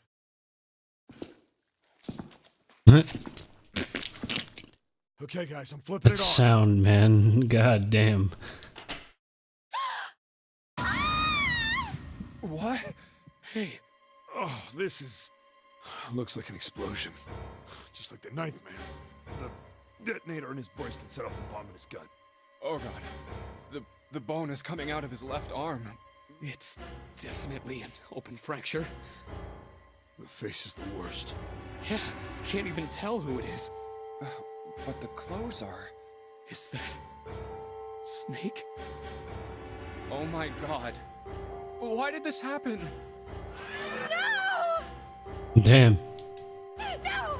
No! No! Stop! Calm down. You fucked up, Junpei. Hey! Please! Get me out of here! You have to let me out of here! Why are you doing these horrible things to us? What did we do to deserve this? June. Get me out of here! Please! Please! Just let me out! June. Calm down. Maybe she's crying because it's the wrong direction he went. Yeah, that's probably the reason. No! Get off of me! Let me go! Let me go! Please, calm down.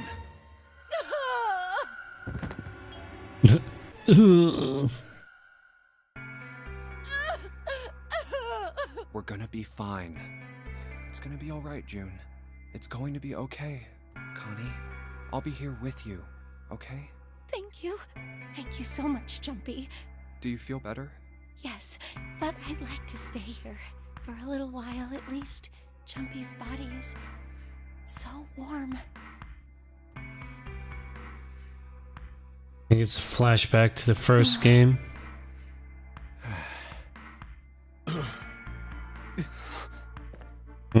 Could be. We better get to it. That person is Nijisaki. He's one of the other guys from Cradle Pharmaceuticals.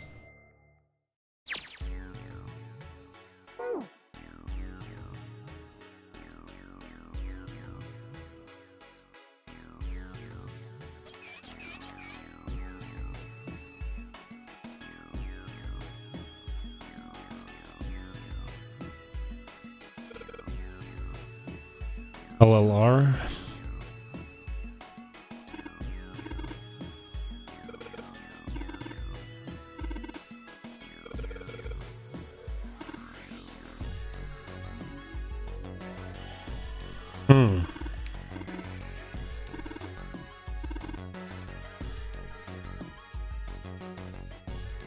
Hold on, I'm getting called.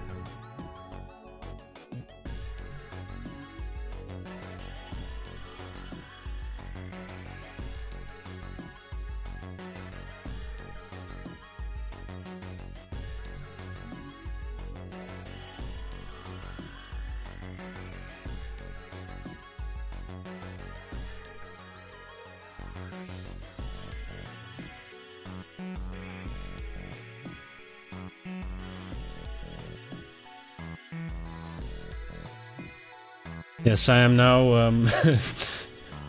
I'm now Counter Logic Gaming ZSlyzer. I'm gonna have to play. I'm gonna have to play League of Legends now.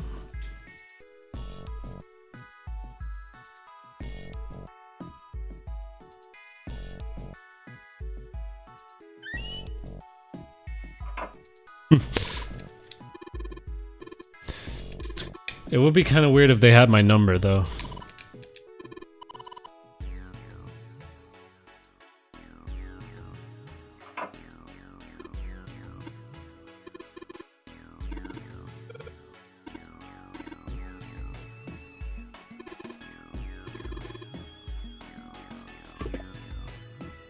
Screwdriver.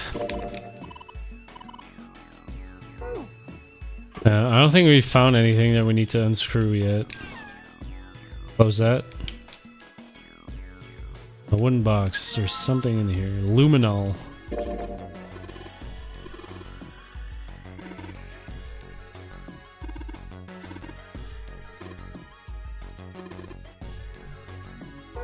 Let's spray it on all the blood. I mean, it's pointless, but it's gonna be fun.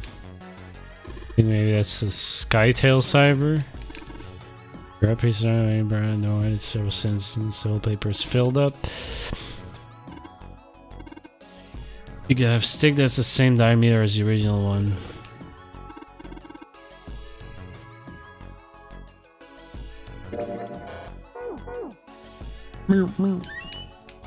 What's in here? The rabbit hutch. Huh? Oh, you just reminded me of it. The rabbit hutch, I mean. How did I remind you of something like that? I'm still wondering what I would get €1 million sponsor for, though. Jumpy and the broom. You're always playing around with the broom in front of the rabbit hutch. I was. And don't you remember? You mean, you don't remember that summer either? Of course I remember. How could I forget something like that? It was terrible.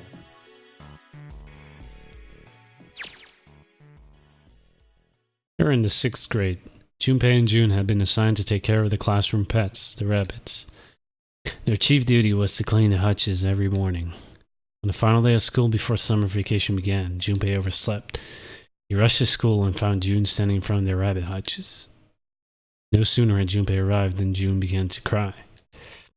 He had no idea why until he looked behind her, to the rabbit hutch. First thing he saw was blood. The hutch was filled with the dead bodies of the rabbits. Even after their teachers and friends came to see what the commotion was, June couldn't stop crying. I just kept crying and crying until you came over. You held my hand, and you looked very serious, and you said, "Don't cry. I'm gonna catch the person who did this." After you told me that, I finally stopped crying. Well, the real fun started after you quit crying. You told me we were gonna catch the killer together. June smiled, and little of the flush of life returned to her cheeks. Then we decided that we'd ambush them. Yeah, I remember. School also kept roosters and guinea pigs. Junpei and June had decided the murderer would likely return to finish off the rest of the animals. They would ambush the killer at night. Junpei and June hid behind the hutch at dusk and waited. It was a warm summer night. The quiet sound of crickets whispered through the air. As the sun went down, the stars began to wink at them from the sky. And June's, Akane Kuroshiki's face, that night was something Junpei knew he would never forget as long as he lived. But the murderer never showed up. We waited for them all summer vacation, and they never showed up. Yeah, but the animals didn't get attacked either. I think all that work amounted to something, you know? He felt the same way, but it was good to hear her say it. Although, you know, if you think about it, we were probably taking on a lot more than we could handle. What do you mean? She looked up at him, confused. Come on, we were just kids. If whoever killed the rabbits had actually showed up, they probably would have had a knife or something. I mean, you must have been pretty worried, right? I wasn't worried. Because you were there with me. She blushed furiously. You know, no one else wanted to take care of the animals. Clearly embarrassed, she tried desperately to change the subject. I was the only one who asked to do it at first. Yeah, well, boys don't really want to bother with taking care of animals, you know? Well, yeah, but you asked to do it after I did, didn't you? If it wasn't the rabbits, they were gonna make me do something else. You know how that school was. I figured it'd be better if I was working with somebody who wasn't too much of a loudmouth, right? Somebody who wasn't gonna tell on me if I felt like blowing it off. Really? That's why you volunteered? Yeah, it is. He nodded quickly and much too earnestly, and then quickly looked away at something very important. Really? Of course. That hadn't been the reason, of course. He had asked to take care of the rabbits so that he could be near June. But it had been so long ago he couldn't bring himself to tell her how he'd felt back then. It would be embarrassing. He took a quick breath to clear his head, tossed the broom up, and then snatched it out of the air. Well, we don't really have time to be walking down memory lane like this, you know? We've got to figure out a way out of this room. Otherwise... Yes. I'm gonna look over there. I should get back to it myself. Ah! That's right. The pool of blood. Junpei turned around and looked at the room. At Snake's body. Chunks of flesh and organs still lay on the floor. Going on and on about old times right next to a corpse? What were we doing? Well, maybe it was because we're in this mess. Despite such a situation, or perhaps because of it, the mind turned to the farthest thing from death that I could find. Still, Junpei couldn't help but feel a twinge of guilt at wanting to so desperately to live when Snake lay dead before him. Survive, no matter the cost. I need to make sure she gets out too. As he started at the clumps of blackened flesh, all Junpei could think of was how much he wanted to live.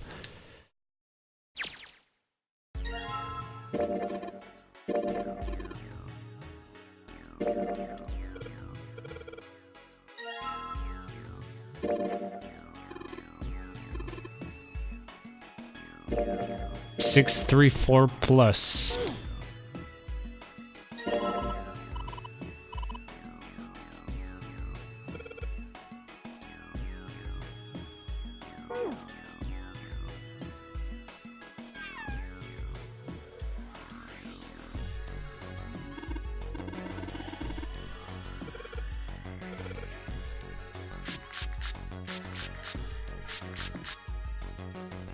Nothing happened. Alright. LLR.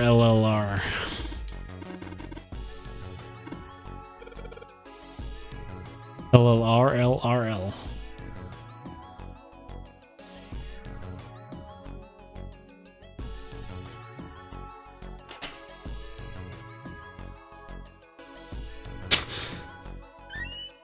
It's a Murloc, obviously. Obviously.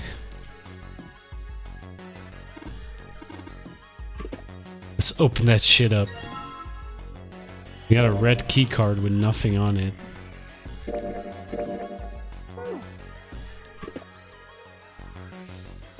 That Murloc impression. I know, right? Freaking Murlocs.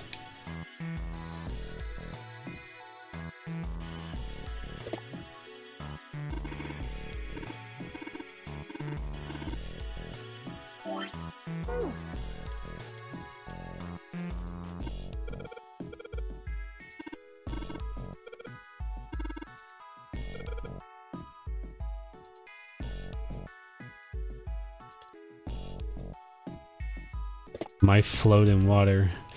Where the hell are we gonna get water from?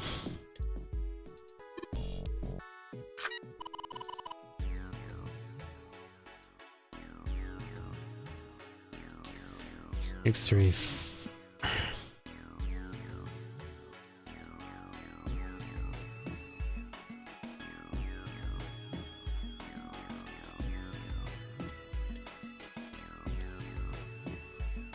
I have to get the blue one on as well.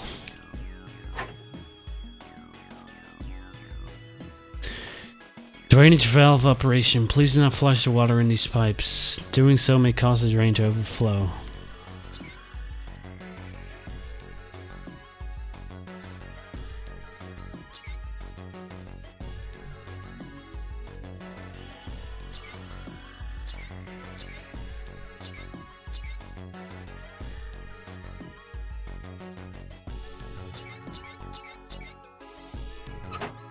I know. Left, right, left, right, left.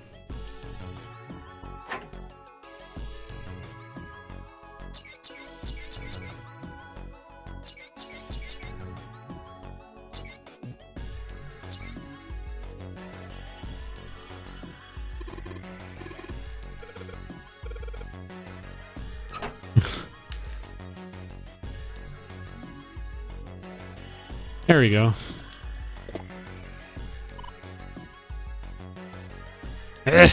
Come on.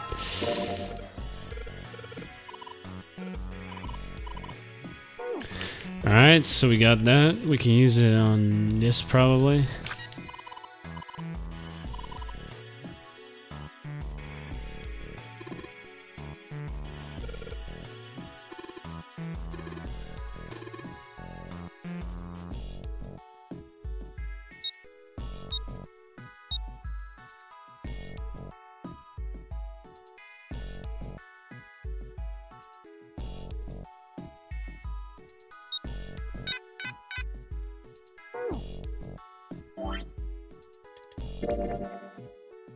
Six, 3, 4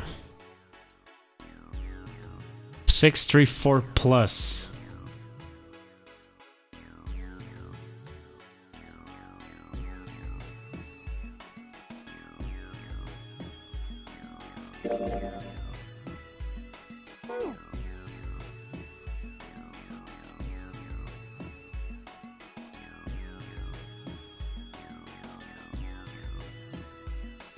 The iPhone 634. Oh my god. Why did that funny?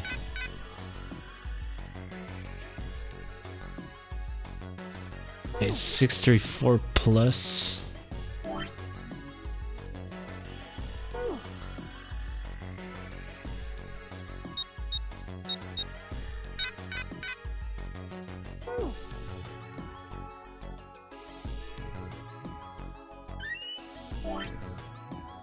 I'm sure it has something to do with this.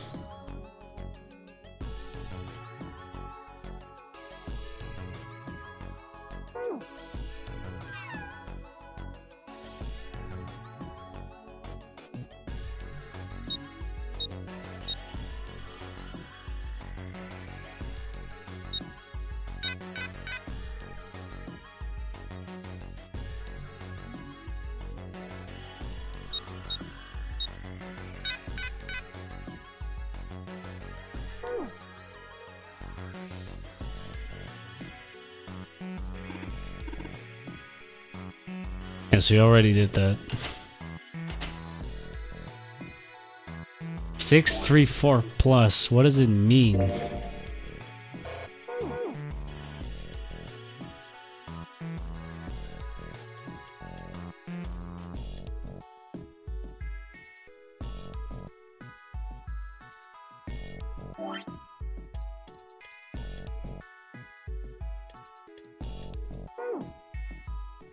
If you want hints, hit me up.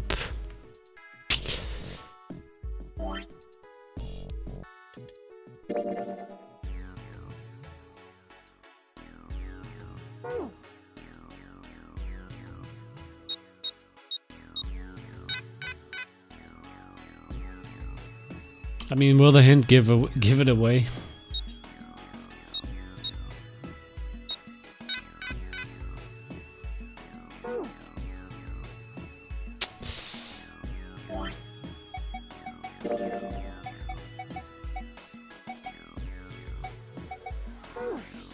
You might want to flush. Oh, right.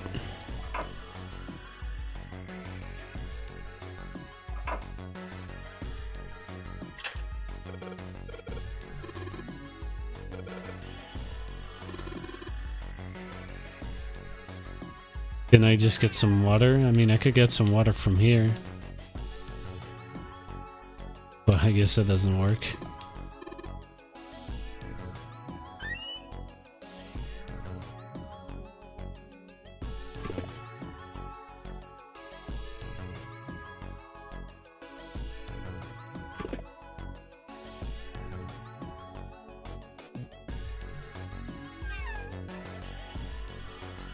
Kind of a mess I made.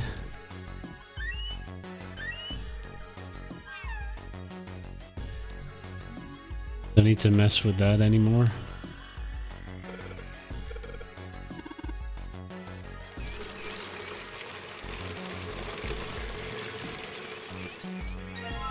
That works too.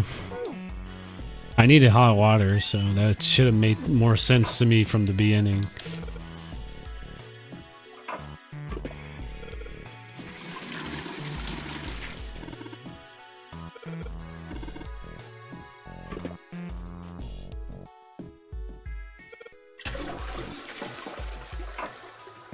$185 equals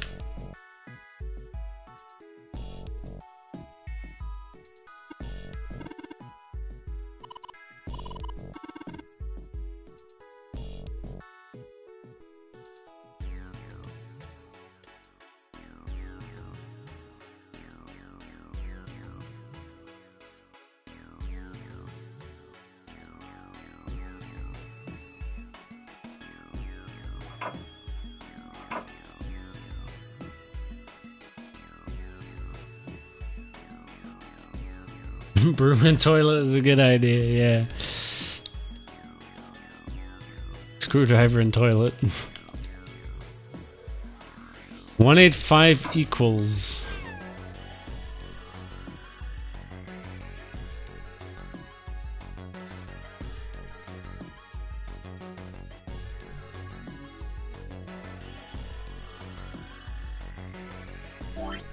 $634 plus 185 equals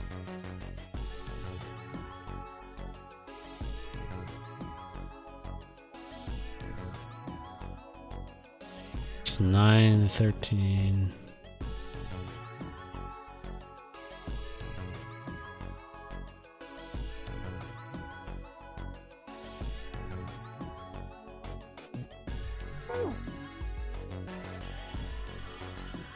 I'm probably thinking about this really hard for some reason. 634.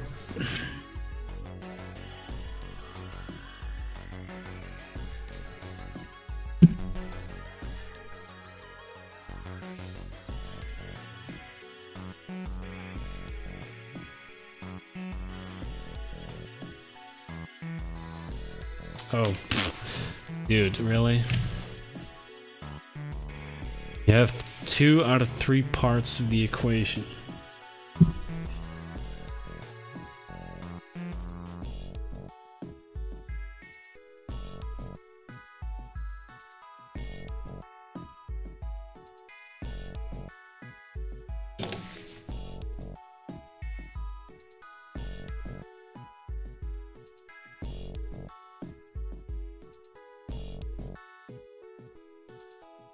You have 2 out of 3 parts of the equation.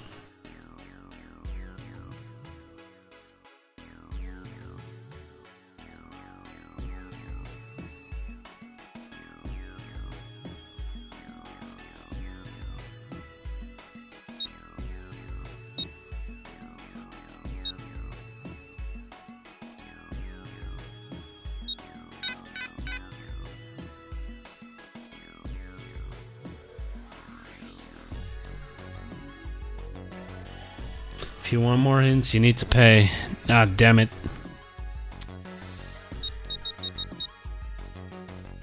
I'm missing one part of the equation, so there's probably still something somewhere.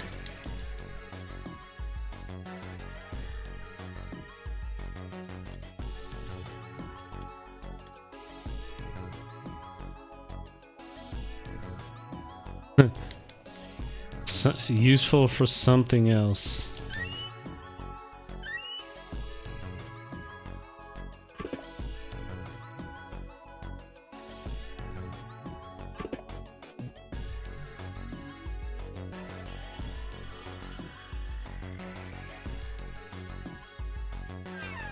What else would it be useful for? Cleaning this mess?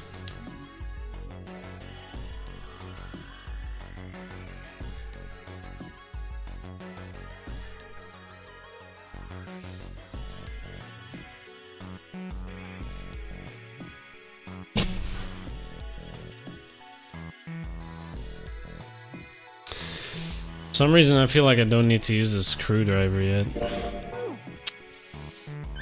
Eh.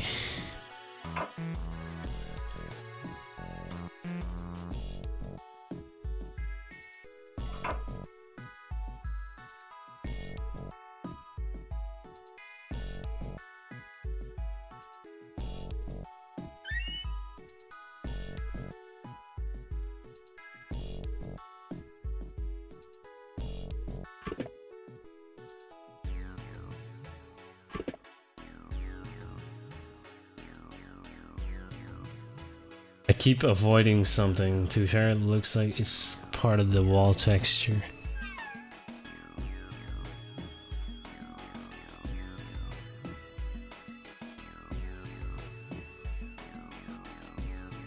That's not it.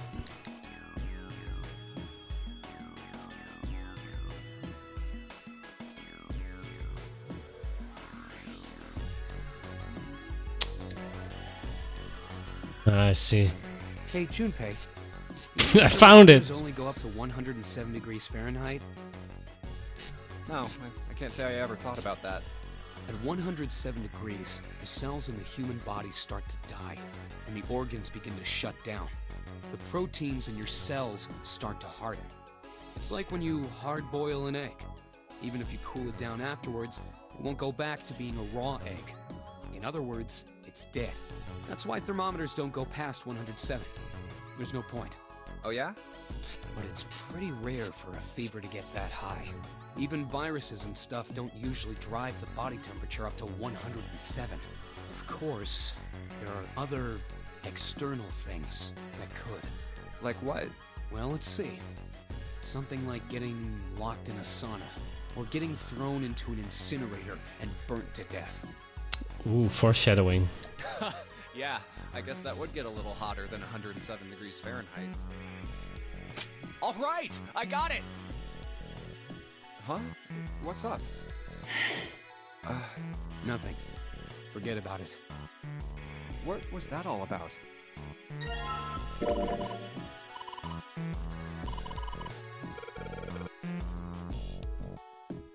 Maybe when it gets that hot, something will open.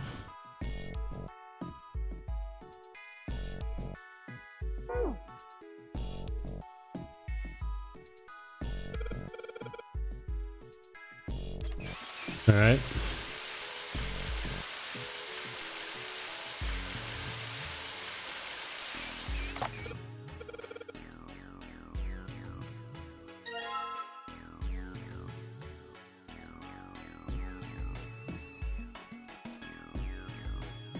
All right, so we have 6, 3, 4, 1, 8, 5, 9, 5, 7.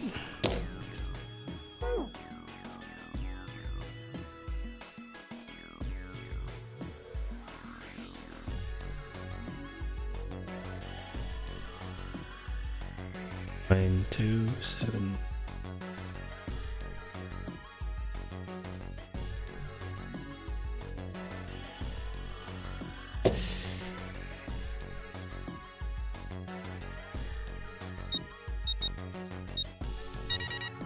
There we go.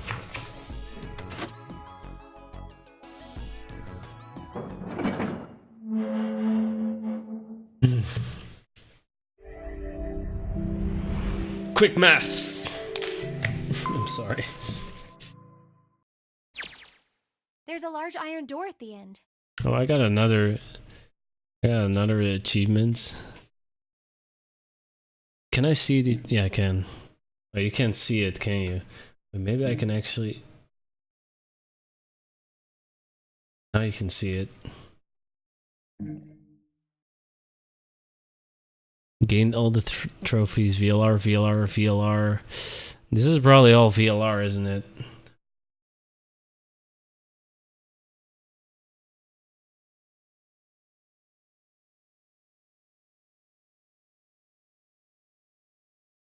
DLR has a lot more trophies. Yeah, I think I got them. I got all in 999 because I got the finished all scenarios in 999.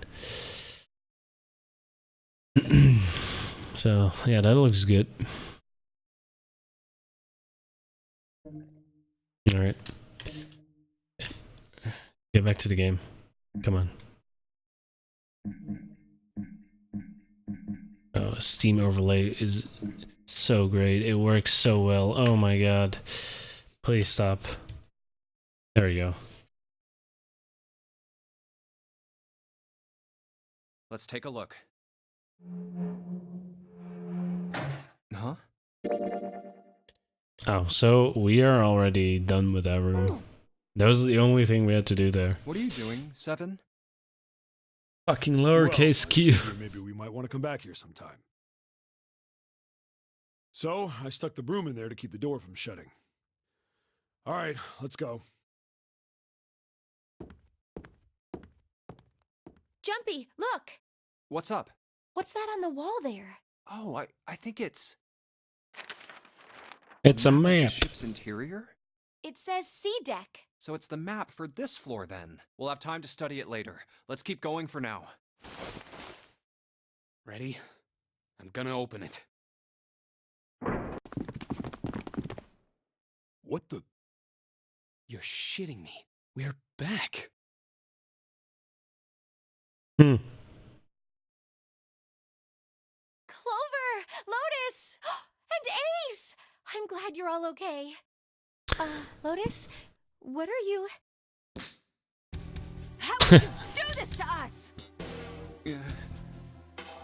Knock it off. We got bigger shit to worry about right now. What? Go have a look. I stuck the screwdriver in the door. That door over there, the one without a number. As long as the screwdriver's there, it can't shut, so you can get in there. There's a shower room past there. Stuck a broom at the door there too. Anyway, go take a look. Then you're saying we can go in there? He took all those items from me. Yeah, it's about the size of it. Wait, what the hell is in there? You'll know when you see it. I see why this is the ending of the submarine. I mean, they all find out. I mean, I don't know. Fine, let's go. My goodness. I know I said I was sure you'd come back for me. I didn't think it would happen so soon, though. Should I go as well? Yeah. Very well. Of course you should go.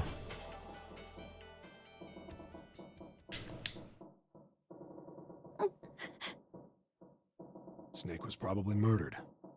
Chances are he was killed the same way the Ninth Man was.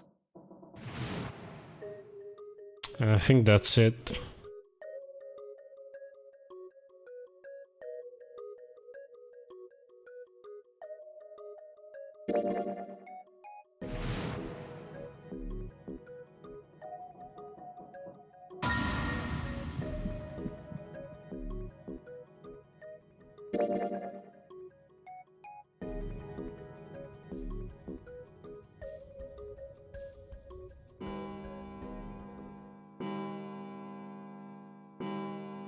Alright, so what do the endings look like again? It's 3 in the morning. There's... Alright, of course. Here we go. Yeah, I think so too. I guess not. Oh, that's the... Yeah, I found it in the shower room. Oh, I see. It's got the Mercury symbol. Because he found it this time. Now we can go. Looks like there's only 2 floor buttons working. C and bottom. Time to head down then.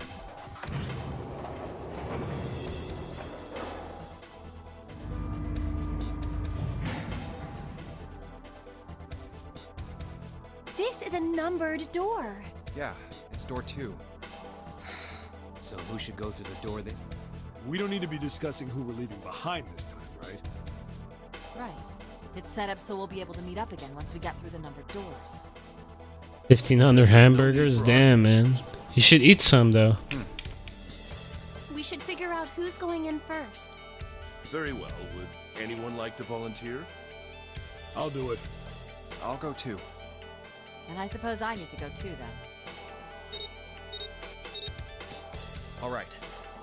Okay, please be careful. Jesus. You two are acting like you're married, you know that? Oh, Don't be silly. Cut it out. All right, let's go. Yeah. Let's do this.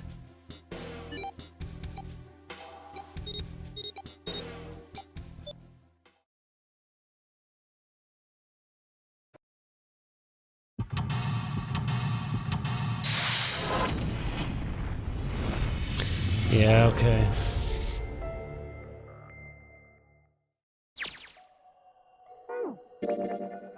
I didn't take this escape room into account, but I got everything now.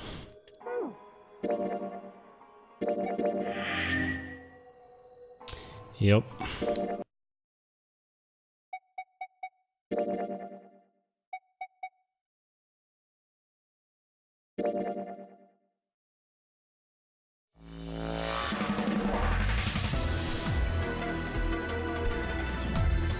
Secret way out, let's not.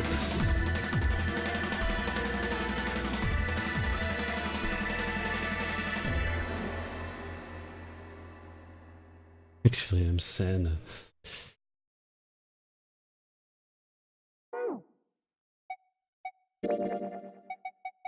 And these are all the puzzle rooms.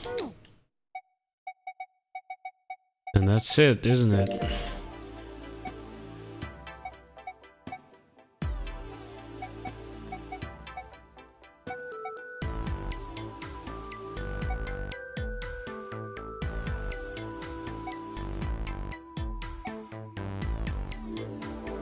And now in Japanese.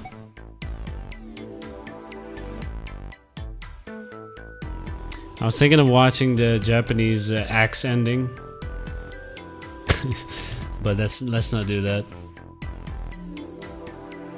So, a few closing words. My thoughts about the game.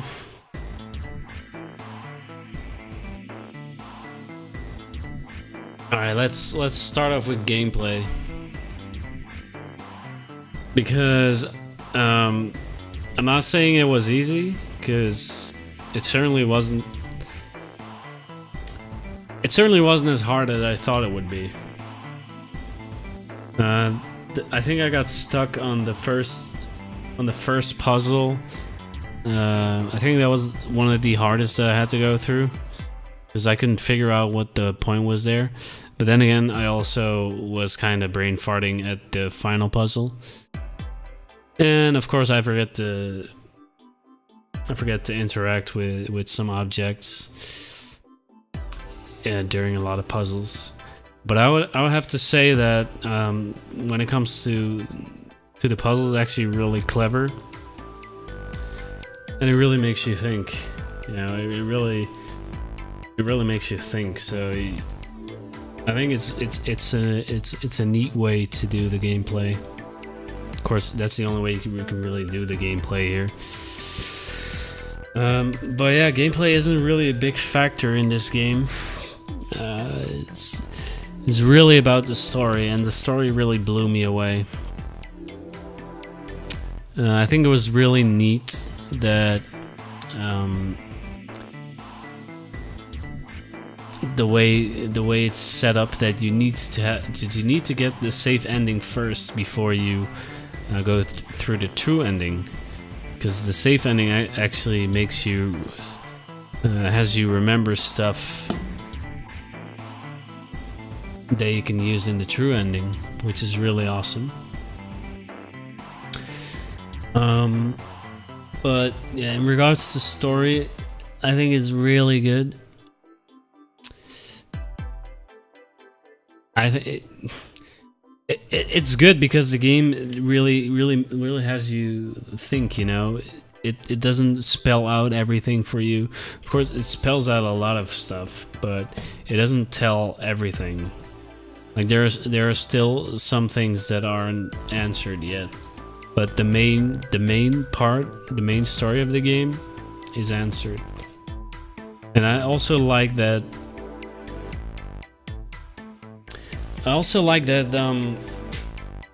That it really makes you think about what happened, even when you're not even done beating the game. You're already thinking about how did this happen? Like, what is actually going on here? And I don't think that anyone could really figure out what the real plot twist of the game was, you know? Any criticism? Well, when it comes to gameplay, I guess, because the game has you go through certain endings, I think they should have made it a lot easier to go through certain parts of the game. I think you told me that they fixed that in the next game, so it has you, it allows you to skip the puzzles, I think, which is something that, yeah, they could have definitely used that here. If you haven't written down the puzzle answers, you'll probably find yourself doing the same puzzle again and just forgetting how you solved it, or you already know the answer to the puzzle but you need a certain piece, and yeah, you know, it just keeps you from running around in circles. Any other thing? Obviously I haven't played the game on the DS version, but I can kind of see how they could really make use of the two screens, especially in the last part. I'll have to look up a video of that. I'll definitely have to see how it is played on there. Maybe in the future I'll try to play it on DS, but it's not something I really want to do right now, especially not after having just beating this game. I mean, I guess the game doesn't really have that much of a replay value, you know? Other than when you forget about a lot of the game, but you will never get the first experience back, which is, yeah, which would be nice if you could do that. But that's just how these games work. Like, you play them once, you know the story, and yeah, you can't go back. You can't go back in time. Just for your information, VLR was released for Vita and 3DS, so it's better laid out for a single screen this time around. So they didn't really use the second screen on the 3DS then, or because it was simultaneously released for Vita, I guess that they didn't use the second screen as much, huh? Oh, okay, that kind of makes sense. So that's cool. So I can just play the PC version and have, I guess I can have the better experience. It's akin to Ace Attorney in that regard. Oh, okay, so it doesn't really matter. Okay, that's good. I'm sorry if my review is a little bit lacking. I'm normally not really that good at those kind of things.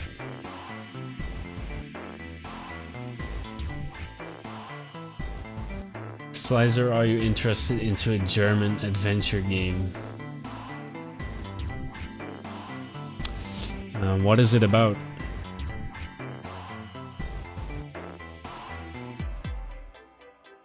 What's my rating out of 10 points?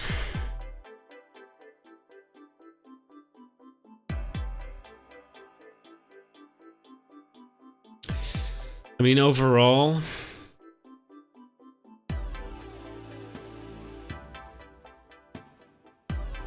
voice acting was good. I'm gonna go on a limb here and say that the Japanese is better.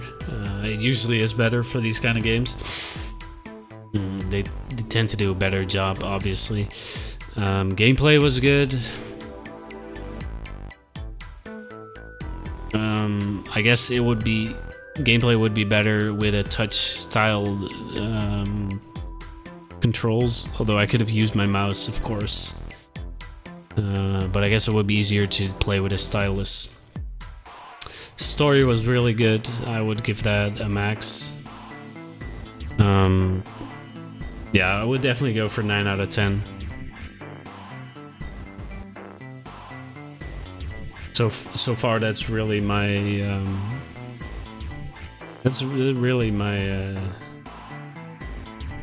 yeah. I mean, what do you give the game, Wolf?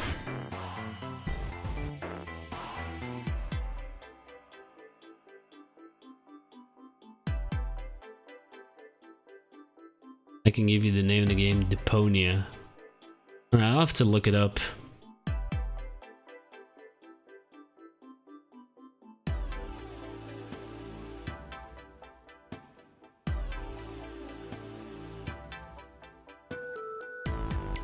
No, but I really enjoyed this game. I'm really glad I gave it a shot. These are my kind of games. I gave it the same rating, sort of. I thought that some of the puzzles were bullshit, like the candle in the first class cabin that you need to burn down for the key to reveal. That's true. I haven't thought about that. I already forgot about that, but that's kind of true. Of course, there was also something important in that room, so... But still, if you were only looking for a specific key, you would have never found it if you weren't gonna lit up that candle. In the DS version, there is no flowchart. Yeah, that would really... Yeah. The game would have been twice as long if I had to go through that. So I'm kind of grateful that they did that in this re-release.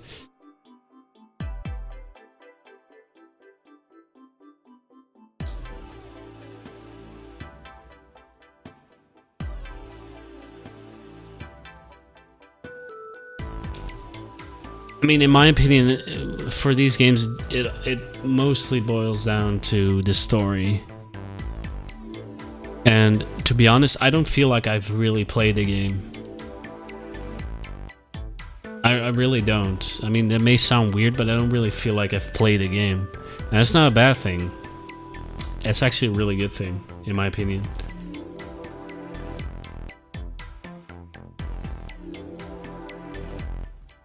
Exactly.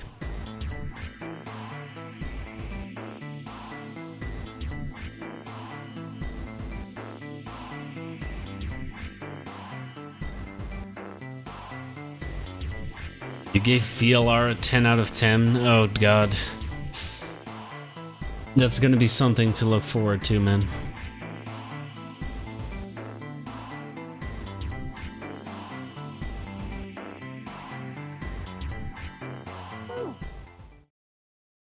That was getting kind of repetitive, the music. But yeah, I really enjoyed it.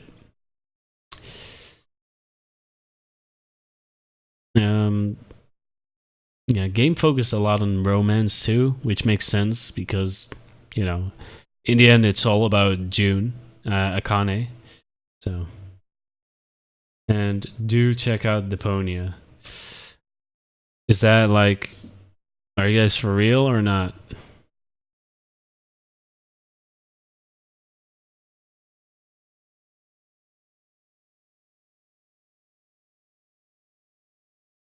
It's a neat adventure. Okay, like I wasn't sure if you guys were serious, but I'll definitely write it down.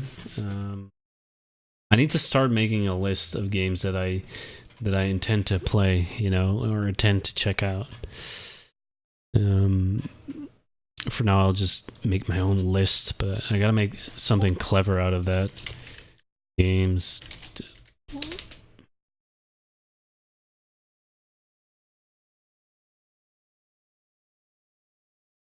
Good Discord, please. Actually, one Let's Player saved the development studio single-handedly because he played their games. That is awesome. That is really awesome.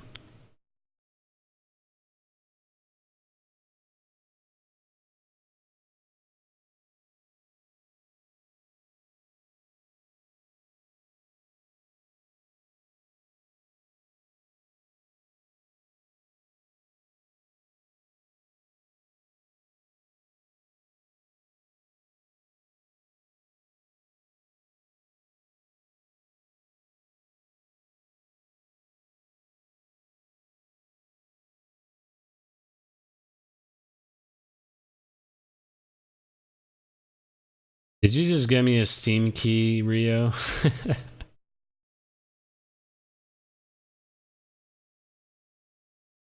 Is that a Steam key to the game?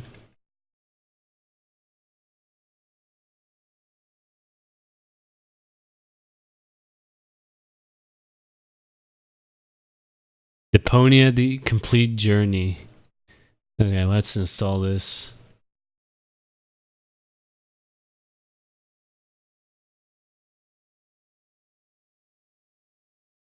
Oh, I just opened the game on my library, and I can see like a little screenshot behind it. It looks really sick already. But thank you, man. Thank you, Rio. I really appreciate it. I'm definitely gonna give this game a shot, dude. Why? Oh my god.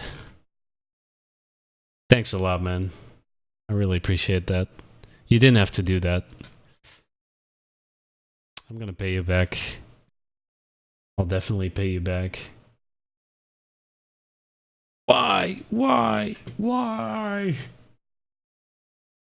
Actually, I'm sad.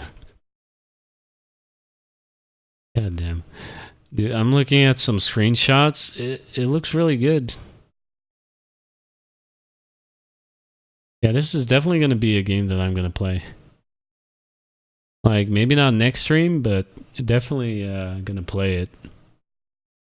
I'm going to ask you, though, you want me to play it on stream, or do you want me to play it before? Because if I'm going to play it on stream, it might take some time before I actually be able to play it.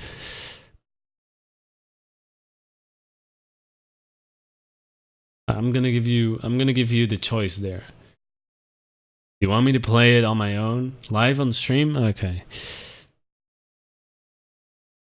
All right. So I'll have to leave it there until I finish Zero Escape. Are you okay with that? Because we have to sing with it.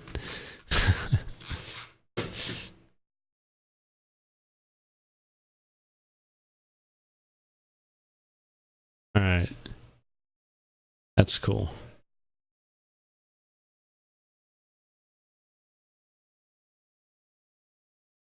And that's Deponia. We also have Professor Layton that I want to do.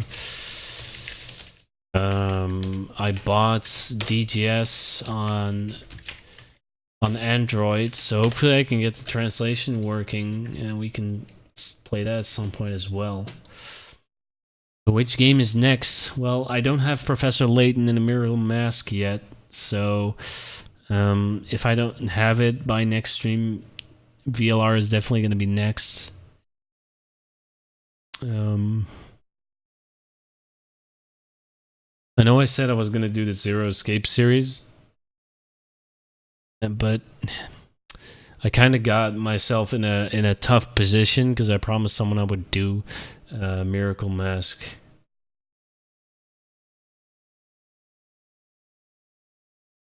But at the same time, I promised someone I would play Zero Escape, so yeah. Did I send you my copy of Project X Zone 2? I mean, that's probably what it is, right? So I'm without internet for a few weeks anyways. How many weeks are you without internet, Wolf?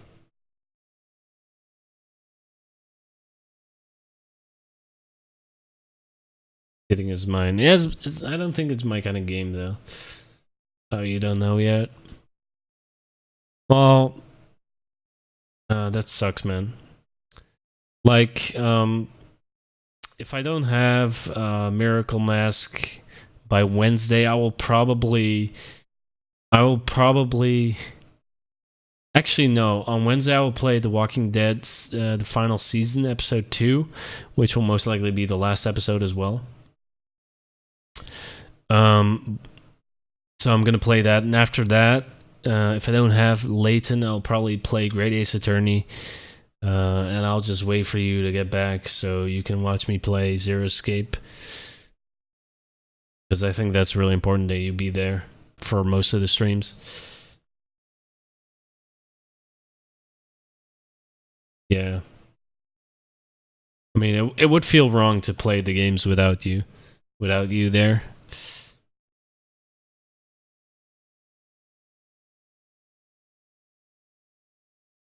I can't believe I finished this game, man.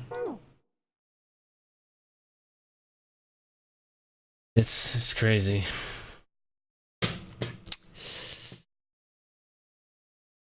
Anyway, yeah, I'm gonna obviously I'm the favorite mod. Eat shit, Rio. Nah,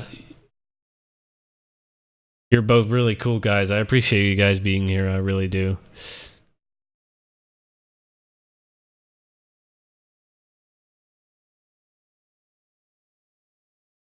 I'm gonna pay you back, Rio, for that game because I just saw the price on that. So yeah, you're gonna have to expect something from me in the near future. But yeah, I'm gonna end it here. I gotta wake up early tomorrow for work. I have a long day. No fanfic. No. Don't worry. The only thing I do with fanfic is read them if they are safe for work. If they're not safe for work, then I'll have to read them on Discord.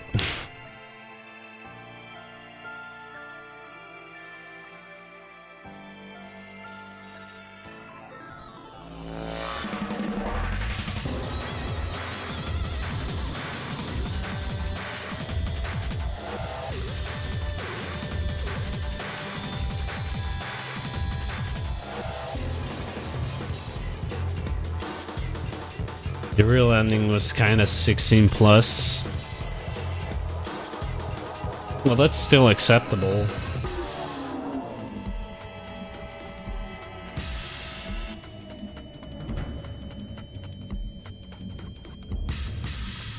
End the stream so I can go to bed.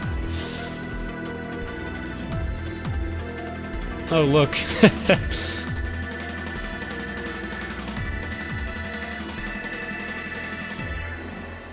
But wait, we have to talk about Deponia, which is already finished.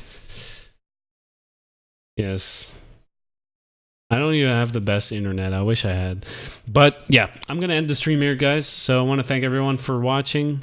For all of you that's left. And yeah, I will see most of you on Wednesday, probably.